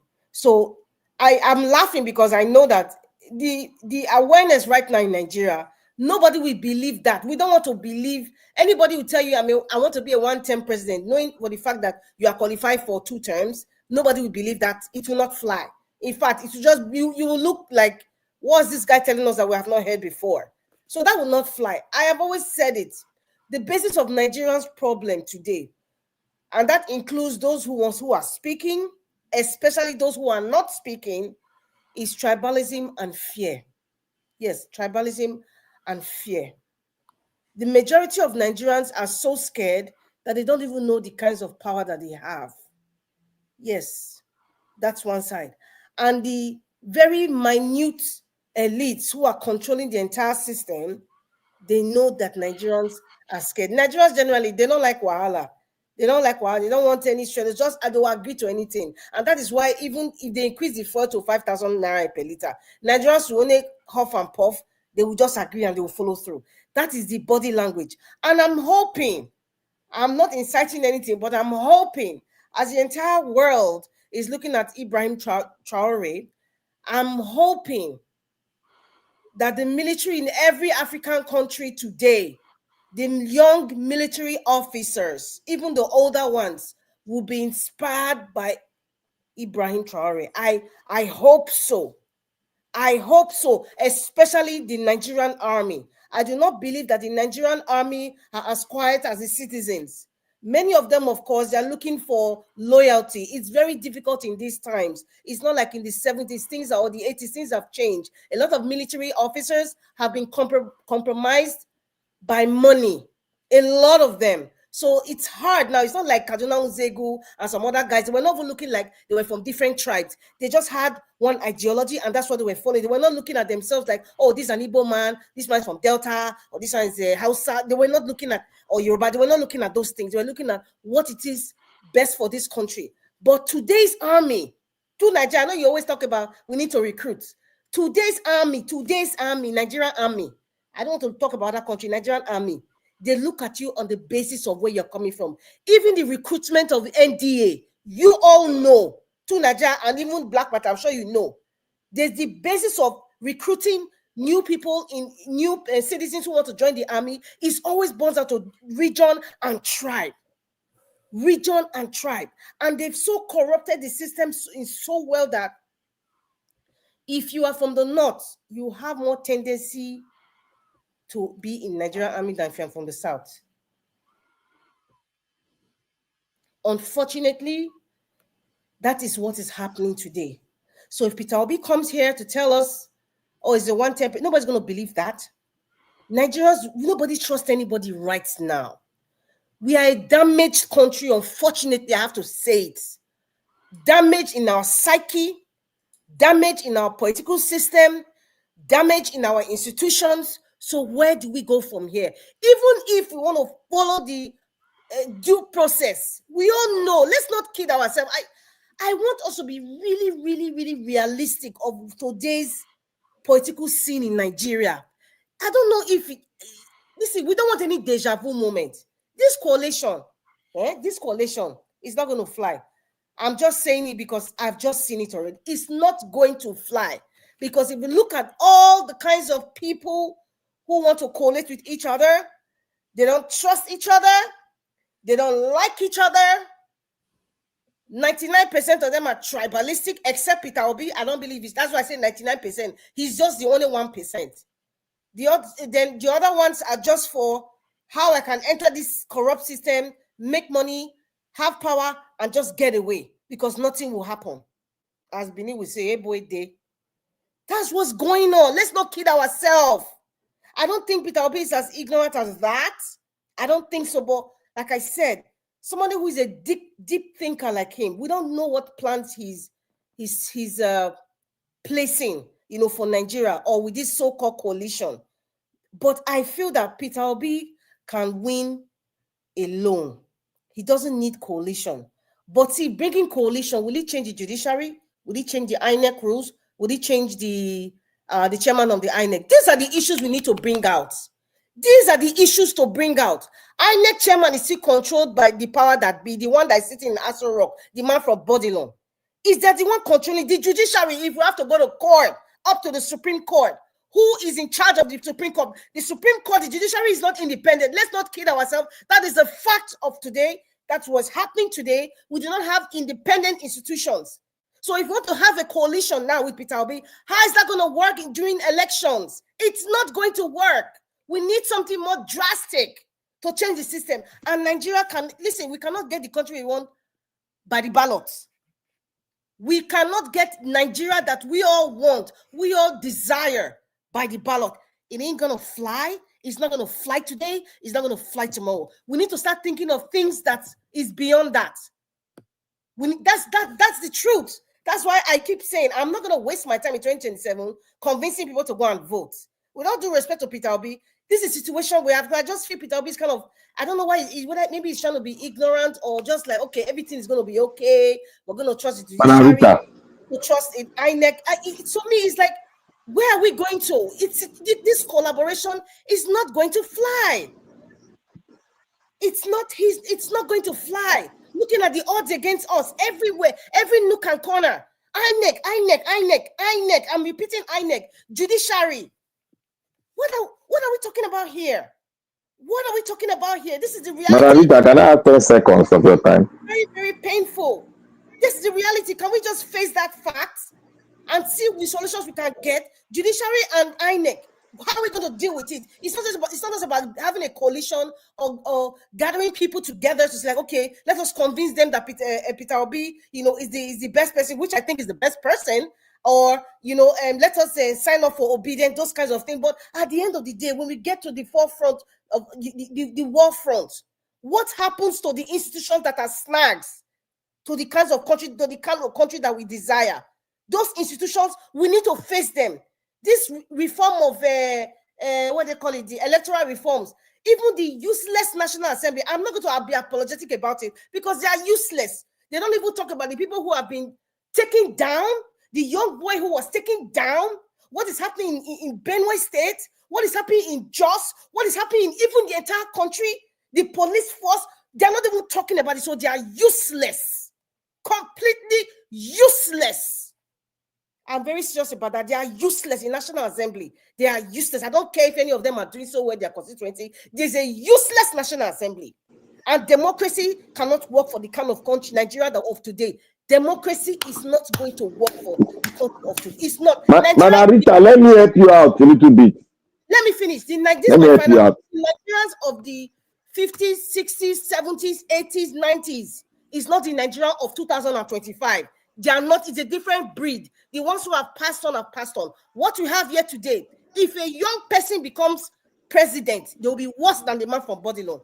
That's how bad we have become as a country. Thank you very much. Black Panther, you wanted to say something. Margarita, you see, everything you have just said now, you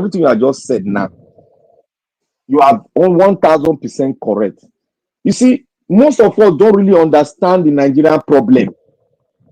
We are just, you see, what we are seeing now, we are just chopping the factors. We don't the fact. The problem where Margarita is going is a foundational problem. Where to Nigeria will be smiling. Oh, if Obi say 5-10, oh, he will get the vote of the North. You see, the country is already divided. That is why a northern man that came from America, who still has been in America more than 25 years, said he came to do an experiment. And all of us just do that word the man said, experiment, the output of the experiment, all of us just put it aside because the man is talking nonsense. Look, he said Nigeria cannot work if we continue to carry the burden of the North. It cannot work. The North will not allow it to work. We were here when he was talking it. He spoke outside, he told us. He's an outside Fulani man. He said everything they are focusing on, they've tempered with the mindset of every northern man with religion. How can it work? When he cannot train his own brother how to make shoe, how to read computer. He cannot say if he trains his brother will no longer read Quran anymore. That was the brick wall he met in the North. And Tunaja come here to say the soldier is not ready to die. Why did he sign in and become a soldier? Why did he sign in? His soldier is he a lucrative job? Mr. Black Panther, Thank you, my sister. Okay, right now we're at the last leg of the program, and we're going to give everybody 2 minutes to make your final submission. And I'm going to start with Black Panther, just the way I see it on the screen. So, Mr. Black Panther, 2 minutes, your final submission. Thank you, my sister. You see, these 2 minutes, I'm going to say something because I'm no longer looking at the Nigerian state. Before I told you people that this republic has ended. So there is no amount of diggy we are going to do that will make the republic stand. If you like, go and open the books. Open the book. I beseech everybody. With authority, I tell everyone to go and open the books and go to the books and tell me if the republic will work. We can just sit in our look. I'm not comfortable sitting down here researching and telling people where to go, and we are just eating granite and saying like what Nigeria is saying. You need 1 million soldier. You need 1 million soldier with the foundation, with the tattered foundation you have in Nigeria. That they have to look at quota system before they can employ your brother, before they can see your brother to serve in the military. Why will you call it a country when you look at the northern man and say, oh, because the northern man is not much in this military, we should wait in the south for them to commensurate with us, for them to be equal with us before we can go forward. For over 60 years, has the north met up with the south? Look, don't dabble with you can dabble with many people's intelligence, but my intelligence, I am just ahead of what you are saying. I am ahead because I've met your betters every time in my process of studying. I've met people that are very strong in their argument, and what you brought today was like a 50 rag that belongs to the dustbin. I'm sorry to say that.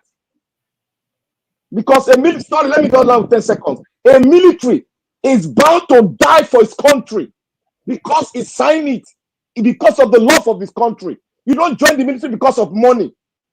You join the military to protect your country, and if death comes, you take it. Thank you. That is why they are honored in America and other countries. Thank you, my sister. Thank you, Black Panther. Thank you for that. So the next person, final submission, stay humble, sir. You have 2 minutes. Yeah, thank you very much.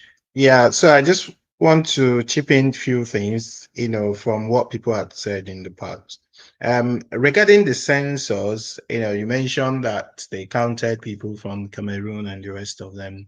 Yeah, but I would say that they didn't even count anybody. They just brought the 1953 figures and multiplied by the so-called CIA population growth rate and just manipulated the figures and brought out whatever and served the people. And that's what they're going to do the next time. All right.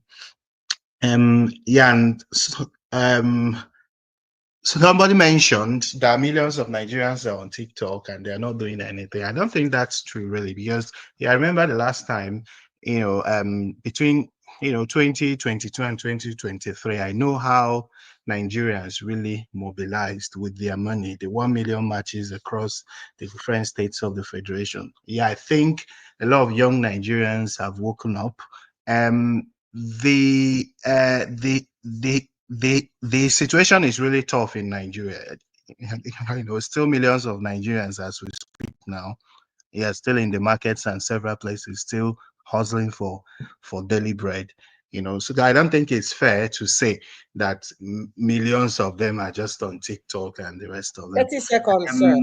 30 seconds. 30 seconds, right? Yes. Okay. Yeah. So, and then regarding these northern voting bloc that people always say, yeah, that without the North can't win election. I don't think that's true. Yeah, I think for you to win an election, you need all the regions. Yeah, and then the voter register is manipulated and really false, and I think it needs to be reviewed. Thank you very That's much. my humble submission. Yeah. Thank you very much, sir. Next person, Mr. Jonathan, 2 minutes if you're there. Yeah, okay. Yeah, Madam Rita, thank you very much. I have no choice but to still stay on this idea, this notion that the North has, majority of the vote. I'm left with no choice but to stay on that. I know there are other areas that I want to speak on, but I will stay on that.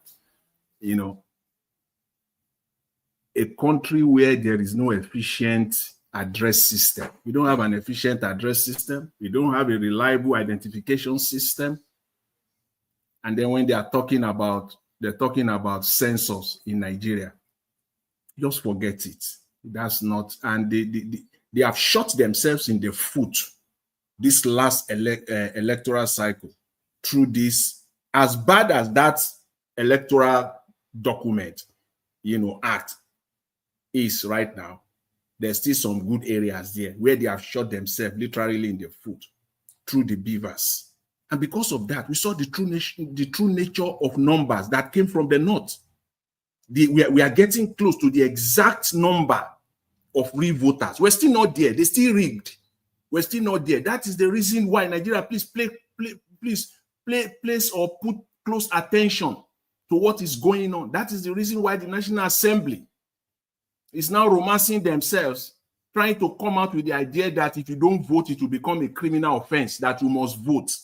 Because that is the only way they can go back to that system where they will just ravage numbers out on election day. 30 seconds, from one section of the country, people that are not there. So that notion, please, for the sake, if you want the progress of Nigeria, and you are truly striving for the good of Nigeria, please, that notion should be buried. This is not, it has no place in there's no tweets, there's nothing to back it up. Thank you very much. It's all lie. Thank you very much, Mr. Jonathan. The next person is to Niger. Final submission, sir, if you're there. Okay, I guess he's not there.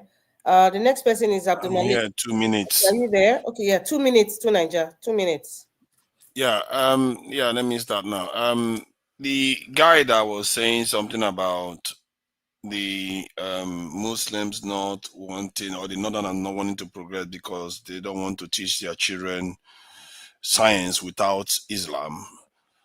All he had to do was integrate both. Just like a lot of people that we know in the South also teach Christianity while they are still learning their science and their engineering. I don't understand why, because that guy seems to be quite a reasonable person in many of his analysis, but I'm a little bit surprised why he said that because they are demanding that Islam has to be included, that is a problem. That is quite interesting why he did that. I don't know what he thinks he was doing there.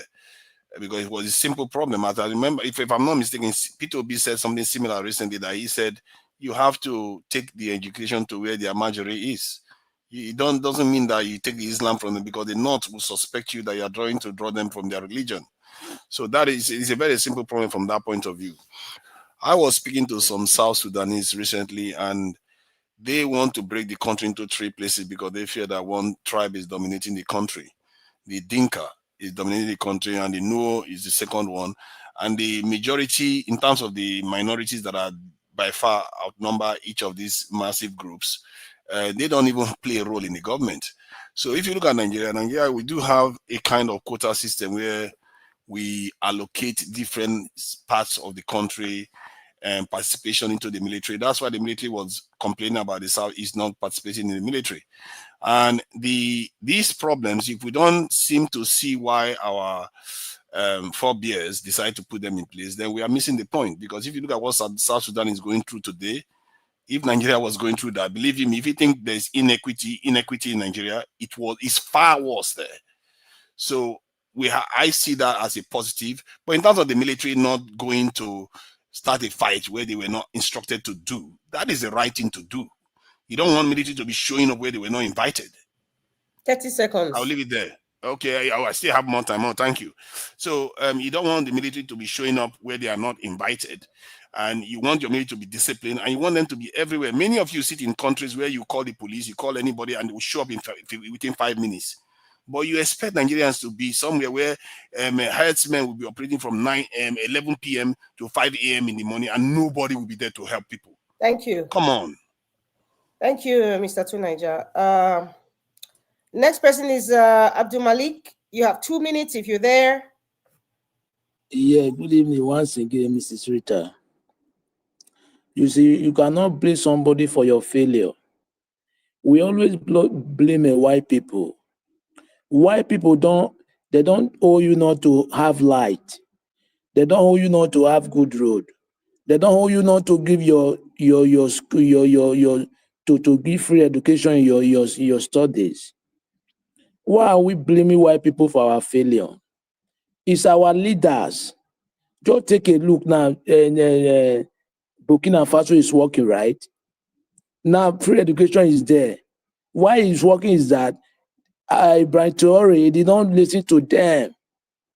Yes, he did not listen to white people. He's doing what he can do to make his citizens better. How are you blaming white people for your failure? It's blame your leader. It's not white people, it's not Western world. Your leader, white people don't hold you not to give your student, your citizens free education, or not to give them light or water. Why are you blaming them? Is it not your people that they are treason to white people? It's white people. How many of them went to take bank money in Africa and Nigeria? But your people are doing it. Are you going to blame them there? We should stop those things, understand? Blame your people for your failure, not white people. Thank you very much. Thank you very much, Abdul Malik. Next person is White Panther. You have 2 minutes, sir. Okay, I guess. Okay. Thank you again for the time. White Panther don't sleep. He don't sleep.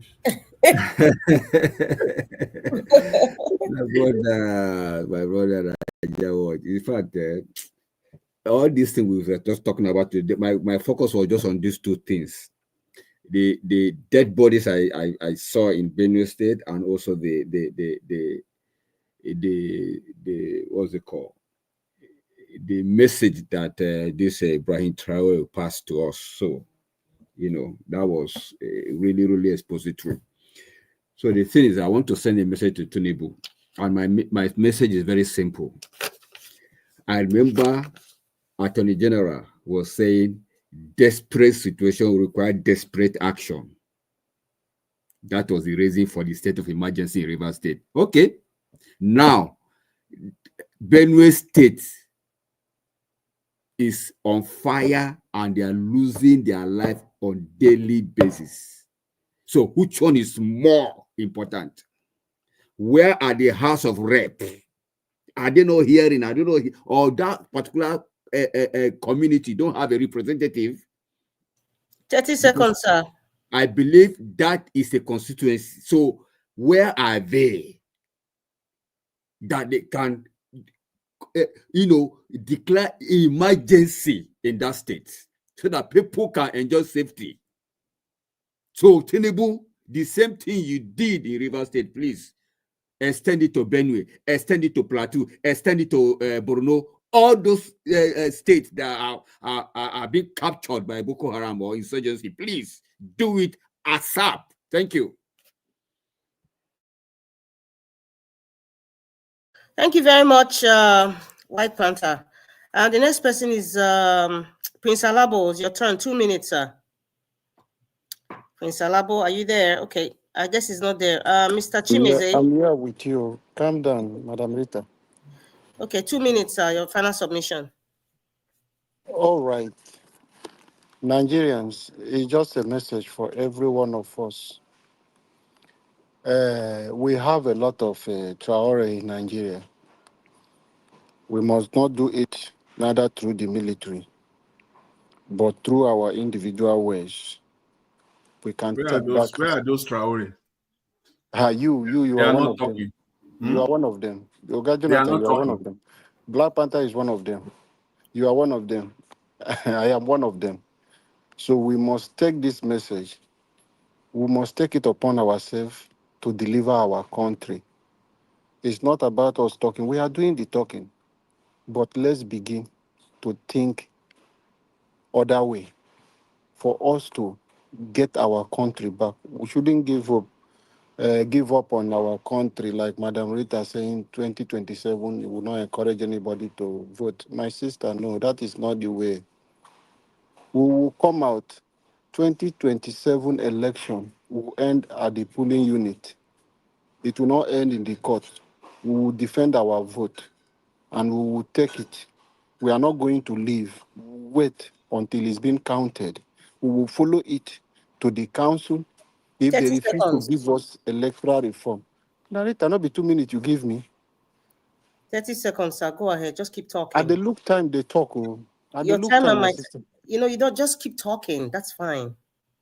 Oh, but you are interrupting me now. I All right. have to, just like every other person. Just keep talking. All right. So we'll follow it. If they don't give us electoral reform, then we'll follow them from polling unit to the local government, from local government to the state collection. We'll end everything at the collection center.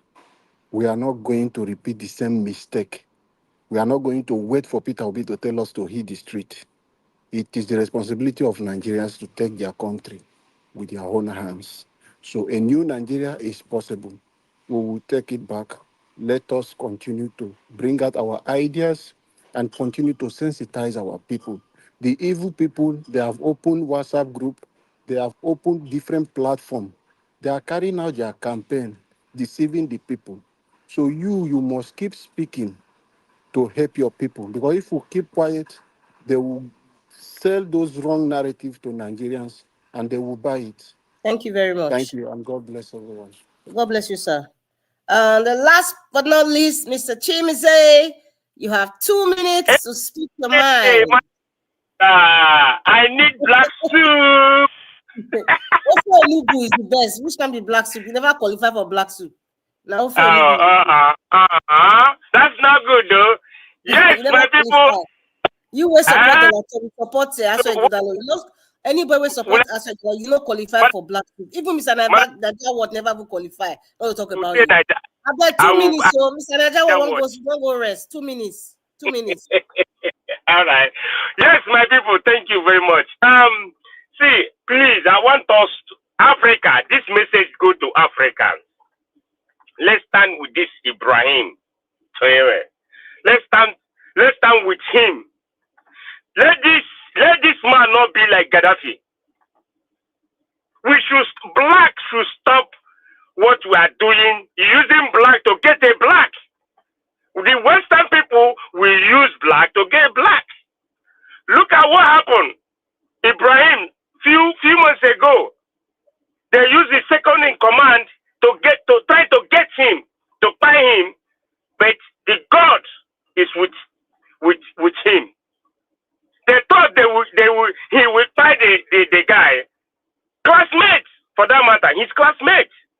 second in command. But he never did. But other places, they will just, because this guy have a feeling, he have a human feelings. If it's your people right here in Nigeria, they will fight the person, say, or even do one thing or the other, or even put that person in one chopper. It will fight with other people. Say, oh, is this plane crash or this one happen? So Africans, we need to stand up. Nigeria too. I think the protest they did last time on the 30th, I don't think that Nigerians follow do that protest. I don't think so. But Nigerian, I don't know, are you going back or are you going forward? I don't know where Nigerians are going. This man that have stand up, coming out and start speaking, we need to stand with him. That we won't allow what happened to Gaddafi to happen to him.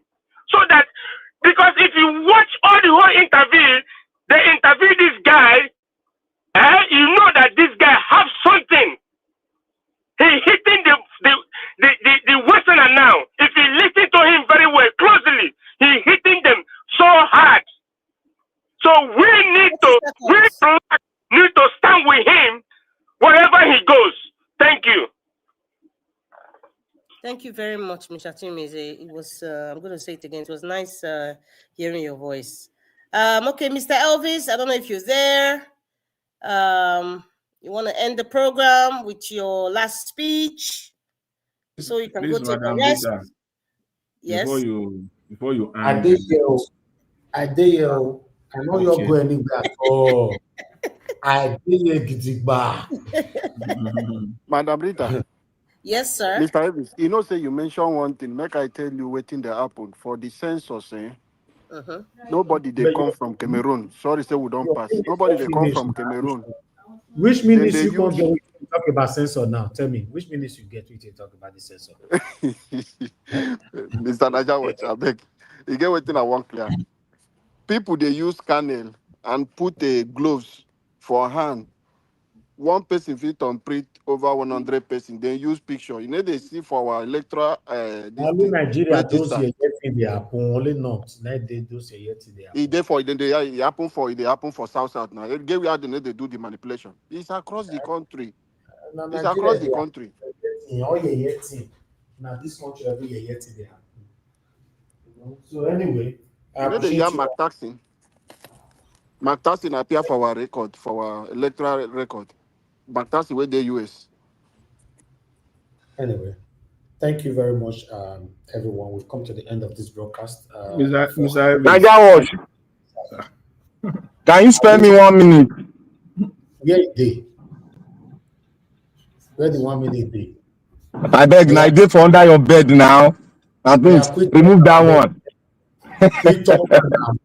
Okay, you see, I thank you very much for giving me this 1 minute. I just want to say here, to Nigeria, you are not serious. What you said today, what you said now, you are not really serious about Nigeria. You don't know Nigeria for what you said today.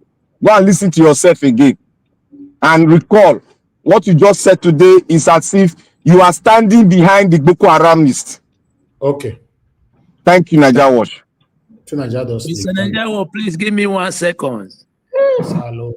Okay, go ahead, sir. Quickly. Yeah, okay, Mr. Alagbo, you see, what you just say, you don't know Nigeria. We are in Nigeria. That is a Oluwole.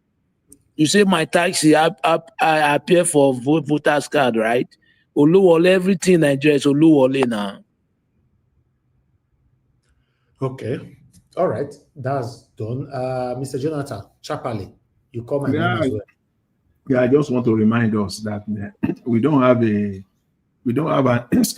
an enlightening president or a leader in Nigeria. The current president, Mr. Tinubu, please don't let us forget. Please, he's a certificate forger. He's a political merchant. He's not a country developer. That is the reason why we are where we are right now. As a matter of fact, apart from those that led Nigeria right after independence, Every other person that has occupied that position, they have been mediocre or stark illiterates. That is the reason why we are where we are. Mr. Tinubu is not a country developer. It's not in that business. It's in the business of accumulating money, accumulating wealth. Mr. Tinubu is not in that business at all. That is the reason why the Nigerian economy is where it is right now. It's not in that business. It's not a country developer. The thinking, the thought process says it all. Don't let us forget that. This man is a certificate forger. He doesn't have the intellect to lead the country out of the political or economic mess. He doesn't have it. And even if he's going to bring people in to come and help him, because he's a mediocre, he cannot get the right people in. He will only bring the people that will assist him, support him to perpetrate his plan, which is to loot the country for his own personal self. That's just it.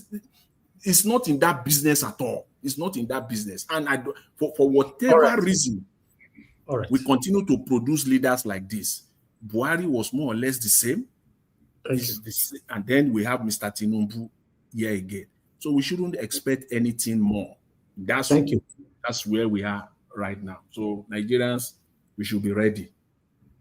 Thank you very much. Najawash, can you give me the right to respond to? You only have 10 seconds, please. All this right to reply. Najawash, sorry. You are doing well.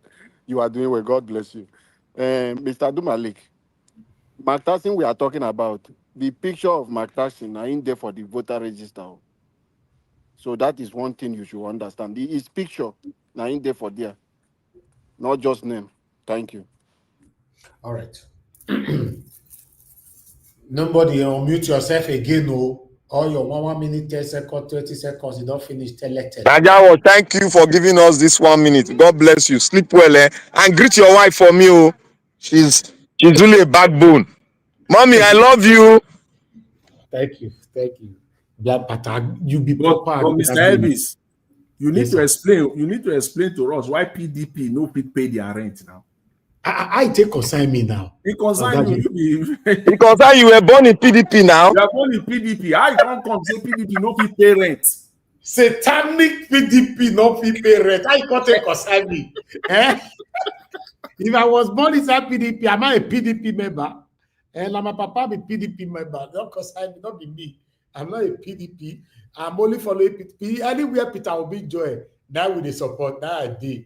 If Peter Obi come up for Labour Party to any other place he go, we still follow him. So for now, we are Labour Party. If Peter Obi move from Labour Party back to PDP, there, that one I believe they call Owagbowa. So, in case you don't know what that one mean, don't worry. Najawash, you go pay some money to the elders for telling us that Peter Obi will now be vice president.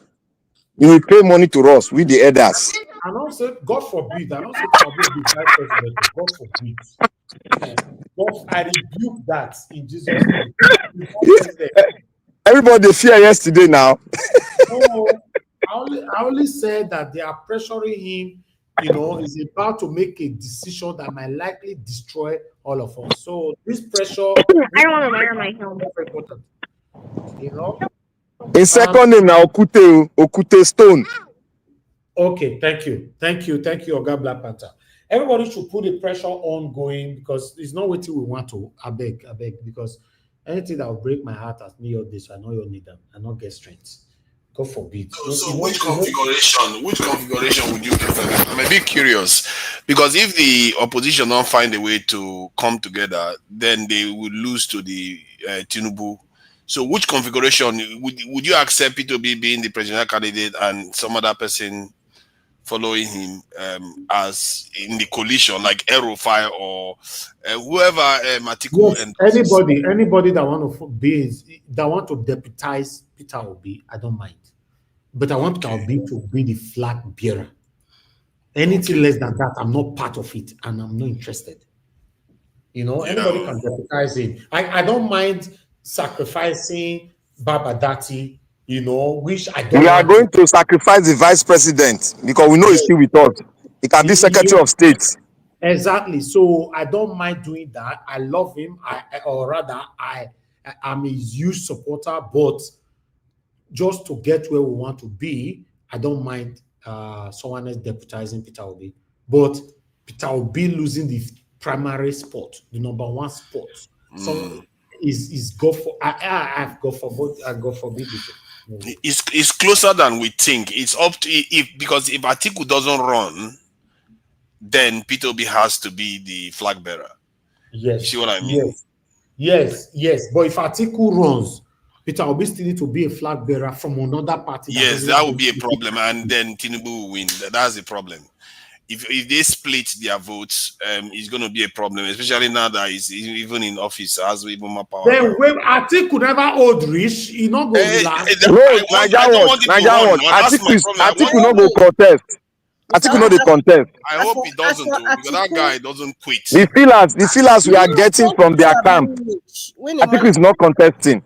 Atiku is bored. He wants some action in his life. And may go Dubai. Action they Dubai. They go Dubai. Elvis. Besides Dubai boring, no. Atiku wants action, and that action he wants interactive action.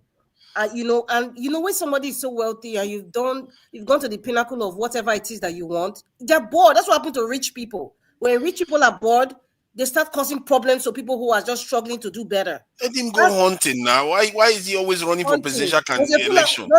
Does a Fulani man go hunting? Now what for you? By the way, Madam Rita. He can go and carry Malu now. Whatever he wants to do, go and do. Yes, this thing where you talk so now the Squid Game we will watch now ain't be this one no. Where those rich people?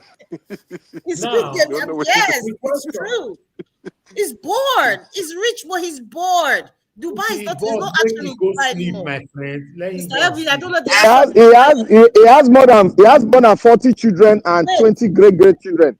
He's not bored. What action is in Dubai? Can you tell us that Atiku can take into? The action war.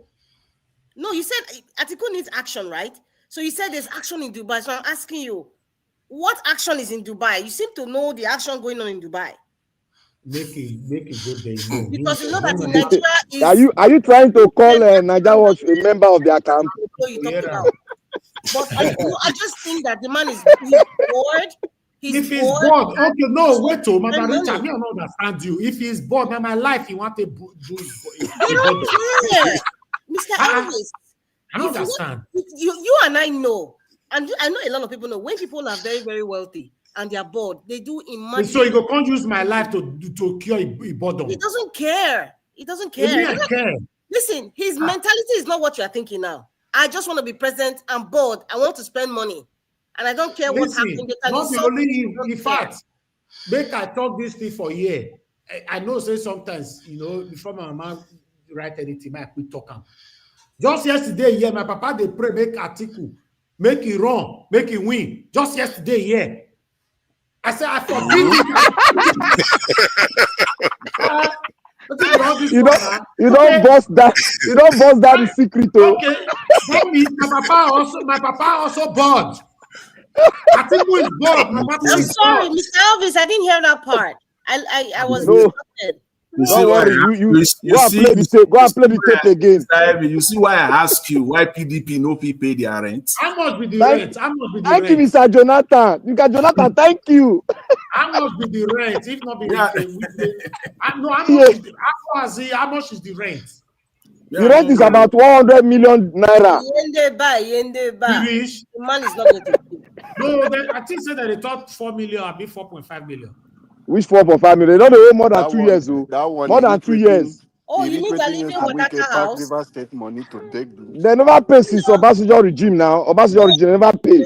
There's no longer Yende ba that's helping them. So okay, may their board pay them now. May their board pay them. Elvis. May they go hunt for Sambisa Forest. Let me tell you, with people who are wealthy, the kind of boredom and what they get from it should not deplete. Let me tell you, it should increase their influence and control. That is That's the gratification for Margarita, you mean boredom. my papa was You so can't bored, just be like they're paying a rent for nothing. They're not getting any Margarita, gratification. Yes. You mean my papa was so bored, Abby? I didn't hear what your father said. That's why I said repeat it again. I didn't hear that. I said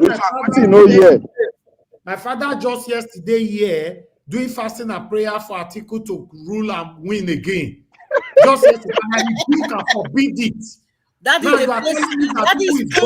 Elvis, you know that now. What kind of prayer is that? That's crazy, man. I think who's never going to win an election. What is he talking about? Because Tunaja, listen, I love my father so much. He's a consecrated PDP person, and it's his life. He not concern me. That's his life, and he's happy. But I'm telling you, me, I cannot stand anything to do with satanic APC and PDP. We are not going anywhere. Let's be honest to ourselves. This is not about... Atiku has already said if he's a president, everybody go enjoy, including his friends. Mr. Elvis, I'm surprised at the way you're thinking. Like, Mr. Elvis just want me to talk, because right now, any man who is very wealthy and they're bored, just like Atiku, or like you said, daddy is paying skit as far as I'm concerned. Let me tell you something. It's not just about, you are saying they can pay Wadata house rent now, right? But see, they're not getting anything from it. People who are wealthy, let me finish. A man who is wealthy and so rich, whatever game they want to play to remove that boredom, it must bring... Margarita, we understand you. Are just being sarcastic. We are just being sarcastic. We understand you. Rewarding, controlling something, yes. Anybody that is bored is not my problem. Not use your boredom to rob my own. I beg. It doesn't. Najawo, let me talk this thing. Today, a man was harassed. Amandarita just take eye, come out there, face another side. Which man? The whole man was harassed in the airplane. You not talk about. I am confused. What are you talking about?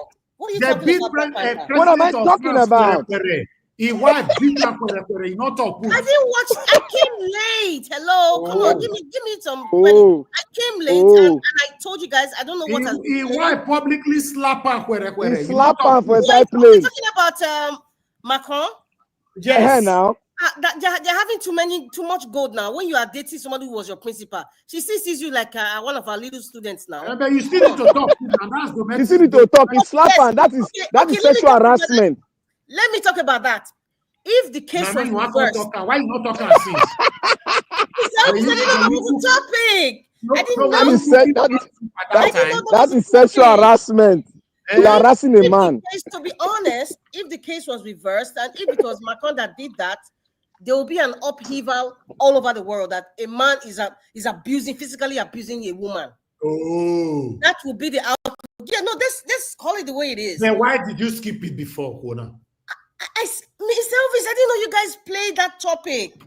I'm just hearing it for the first time here. Okay, you are forgiven. Tomorrow you talk about it. Tomorrow, okay, go and read it. About it tomorrow. And you must be violent in your talking. You must have violence in your talking. Why would I be violent? I'm a lady. I'm not a violent person. The way you talk for a man, no. The way you talk for a man, no, too much. You were so serious. Now you must be serious tomorrow. How? What are you? Black Panther, Mr. Elvis. Yes, ma'am. Are you hearing what Black Panther is saying? I don't understand what he's trying to... I hear what he said, the way they carry our man. Or the way they I love Nigerian men. I love Thank you. Our Nigerian men are great men. But where they err, I must speak it out. The same thing. Not praise us. Not praise us. I will speak it out. Why you not beat the old mama where he beat Macron? Why Elvis, don't worry. Tomorrow, if you not talk him, I go attack him. I go attack him tomorrow. You don't attack me, Black Panther. That will not fly. So if it's a joke, okay, now you know I can make it fly now. How will you make it fly? For God say I don't learn from Trump. I don't learn from Trump. I don't live in that country. So hey, good luck to you guys.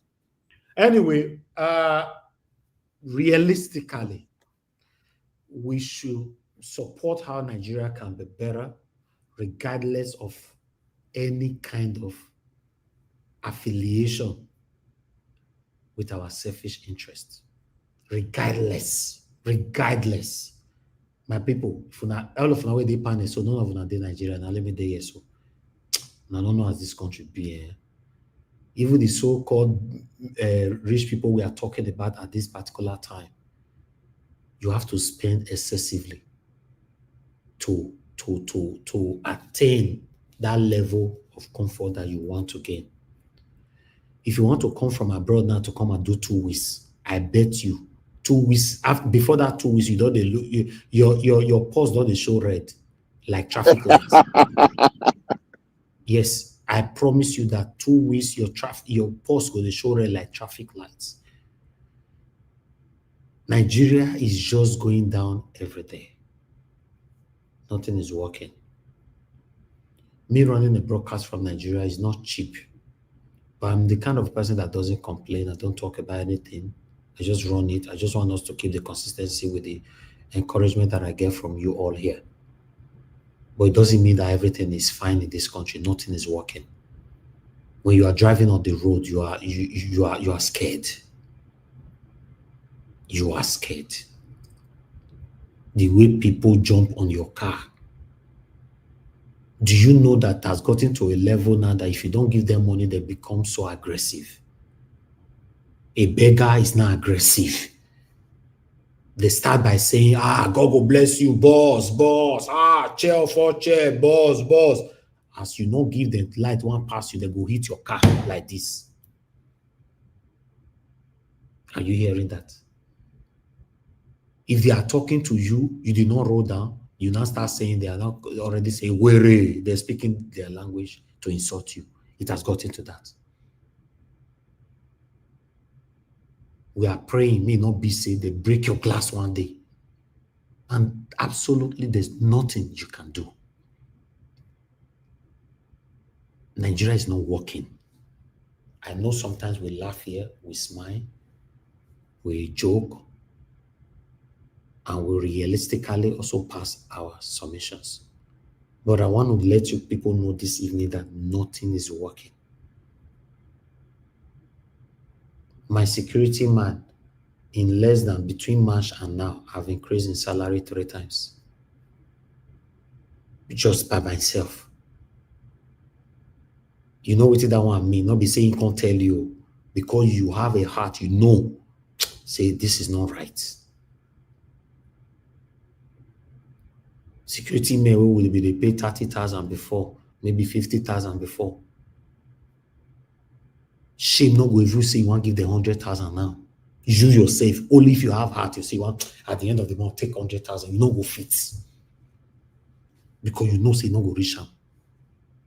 I'll go buy bag of rice, have a 25 kilo bag of rice, 25 kilo beans, buy some other accessories, everything. I'll give them. Why am I doing it? Because my security man, I don't want to lose him. I don't want to start all over again with a new person. This person, I'm looked after my properties, my home, even when I'm not in Nigeria. At this challenging time is when you need to draw those people you call your own even more closer. It's terrible. I bought corn 3 days ago. Yesterday it was Monday. Yes, yesterday evening. No, sorry, Sunday. I bought corn. I just packed with this elderly woman. She should be in her 50-something, 60-something, something like that. Elderly woman still. Say, Mama, give me corn. She bring 2 corn. She say 500 naira. I go say, the 2 500 naira. She said no, 1 500. That means the 2 now 1,000 naira. Then I give her 2,000 naira. That's not what I wanted to give to her. I just wanted to see her reaction. I gave her 2,000 naira. She said no, it's 1,000 naira. Since now 2, now I collect. She'd already put on top of my seat, passenger side, because I was alone in the car. I don't give her 2,000. I said, no, just say me you take the remaining 1,000 join her. She started praying. I was forced to give more, which I will not mention. I'm out here. This woman hold my car. He said, I can't go. She started praying. You see the level of the situation of this country right now. It's crazy. It's crazy. And for those of you that live abroad, if you want to visit Nigeria at this particular time, I want you to have two things in mind. One, it's not safe. I know you will ask me if it's not safe, what do you mean they do for us? I remember say me dey inside. And I don't dey here tele since August till now. Tele na be. But I want to advise you, don't come to Nigeria this time, except you can face it. Oga Shimize was in Nigeria. He understand what I'm talking about. It's not the best time to come here, especially the insecurity at this particular time. Kidnapping is a lucrative business now. People like us now only God dey help us and protecting us how we take the maneuver every day.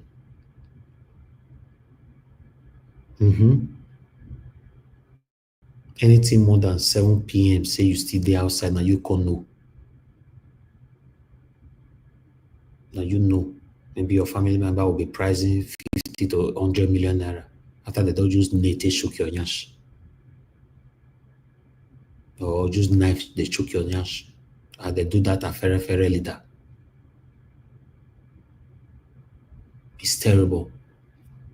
And I want to use the opportunity to talk to those of you that still support our bad leaders. I don't know what you are gaining from it though. But I want you to always think beyond your level of understanding. Think ahead of it, or rather think beyond it. Think about the people that are being affected. Obviously, the politicians are not being affected. The people that are suffering every day, people who wake up in the morning, they are not even sure what they want to eat for the day. I'm telling you this. People wake up now in Nigeria. They just wake up by giving thanks to God, say, thank God I see this day, but they are not sure what they will eat on that day.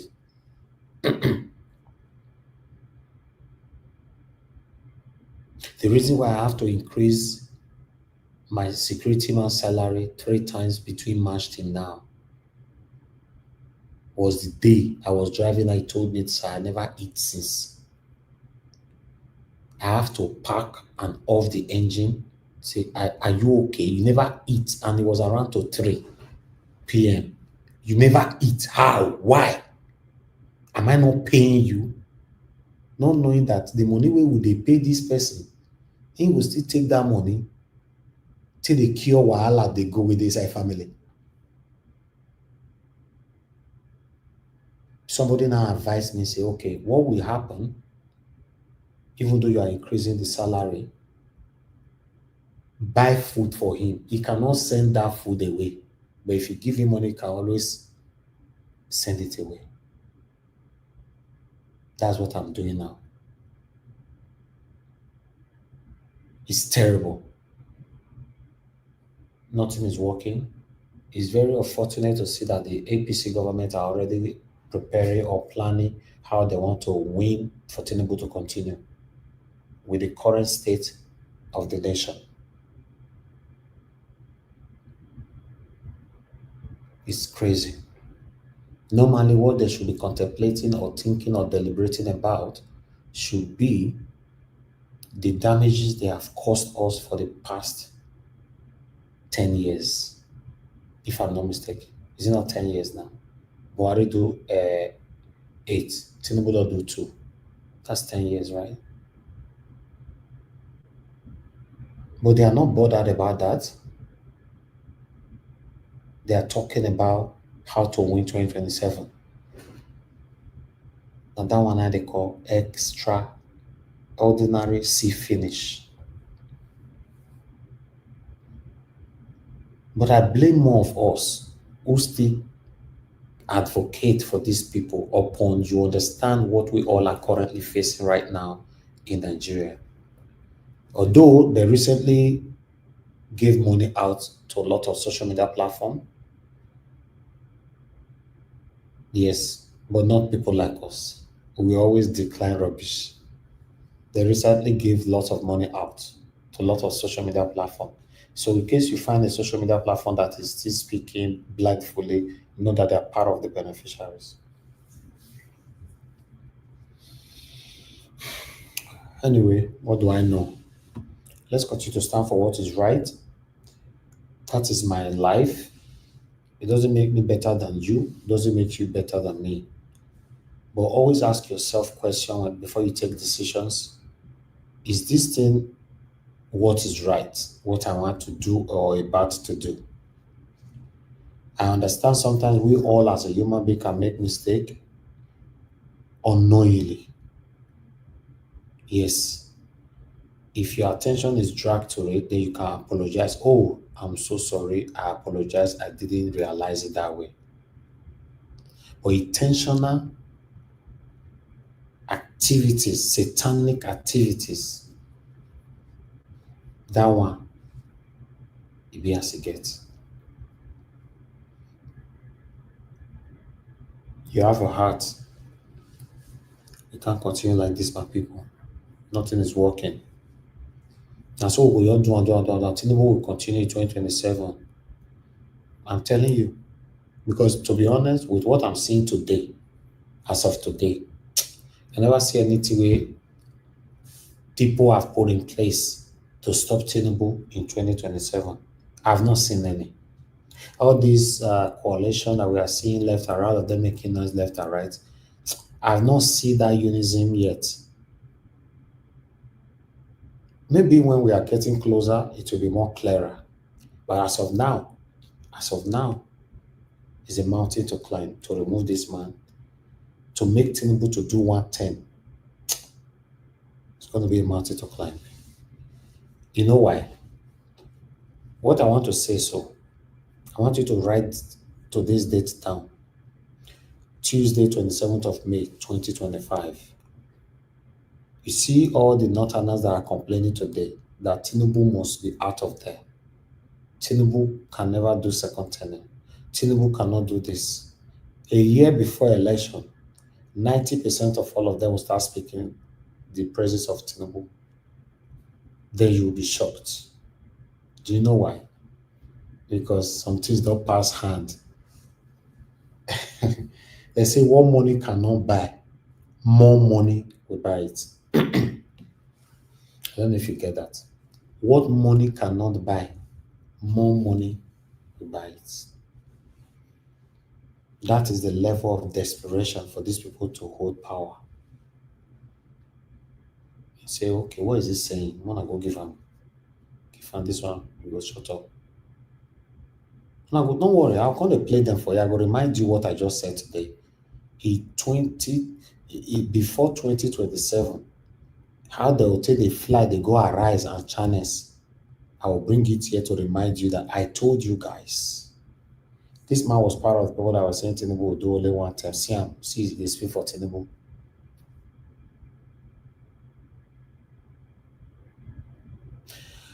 Anyway, guys, I appreciate every one of you. God bless you all. We've come to the end of this broadcast. I want to appreciate every one of you that came into the panel today. Margarita, thank you very much for all you, for holding the platform for me. I'm very, very grateful. That gave me a lot of relief. Thank you so much, Black Panther. Mr. Jonathan, it's good to have you back. I've missed your submissions a lot. Thank you, Abdul Malik, Tunaja, Black Panther, White Panther, Shilize, and many, many others. God bless you all. Margarita, you want to say something? Yeah, I just want to say you're very welcome, and thank you for all the efforts and the sacrifices that you're making. And then greet your wife for me. Thank you, man. Thank you so much, Margarita. I appreciate you. I appreciate every one of you, my wonderful people, and God bless you.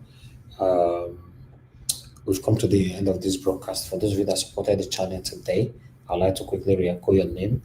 Oga Alabo, thank you very much. I appreciate you. Thank you, Patty Solomon. God bless you. Everyone, write down in the comment section. Mother of Mommy Diaspora, thank you very much, Mommy. I appreciate you always. Thanks for all that you do. Thank you very much, my brother, Abuazi. Thank you so much for all that you do. God bless you. Peg Modi, Bex Max, God bless you all. Golden Night, Stars, I can see you. Thank you, my people. I appreciate you all. Eva Line, I can see you as well. Thank you. Thank you, Madam Ahmed Bright. I can see you right there. Thank you, my wonderful people. We've come to the end of this broadcast. Allow us to end the show right now. See you guys again tomorrow. Fingers crossed, 7 p.m. Nigerian time, so we can continue to talk about what is affecting you and I. If it's your first time on this platform, you are wondering what we do here. We're just calling out our government to do the right thing. That's all. You and I know that nothing is working right now in Nigeria. We just want to have a better country. So if you think that is what you're looking for, you're in the right place. In case it's not what you're looking for, don't worry. You can drive further inside social media. You will find more of these people who are supporting Satanism. My people, like I talked about before, enjoy the content. Good night and bye for now.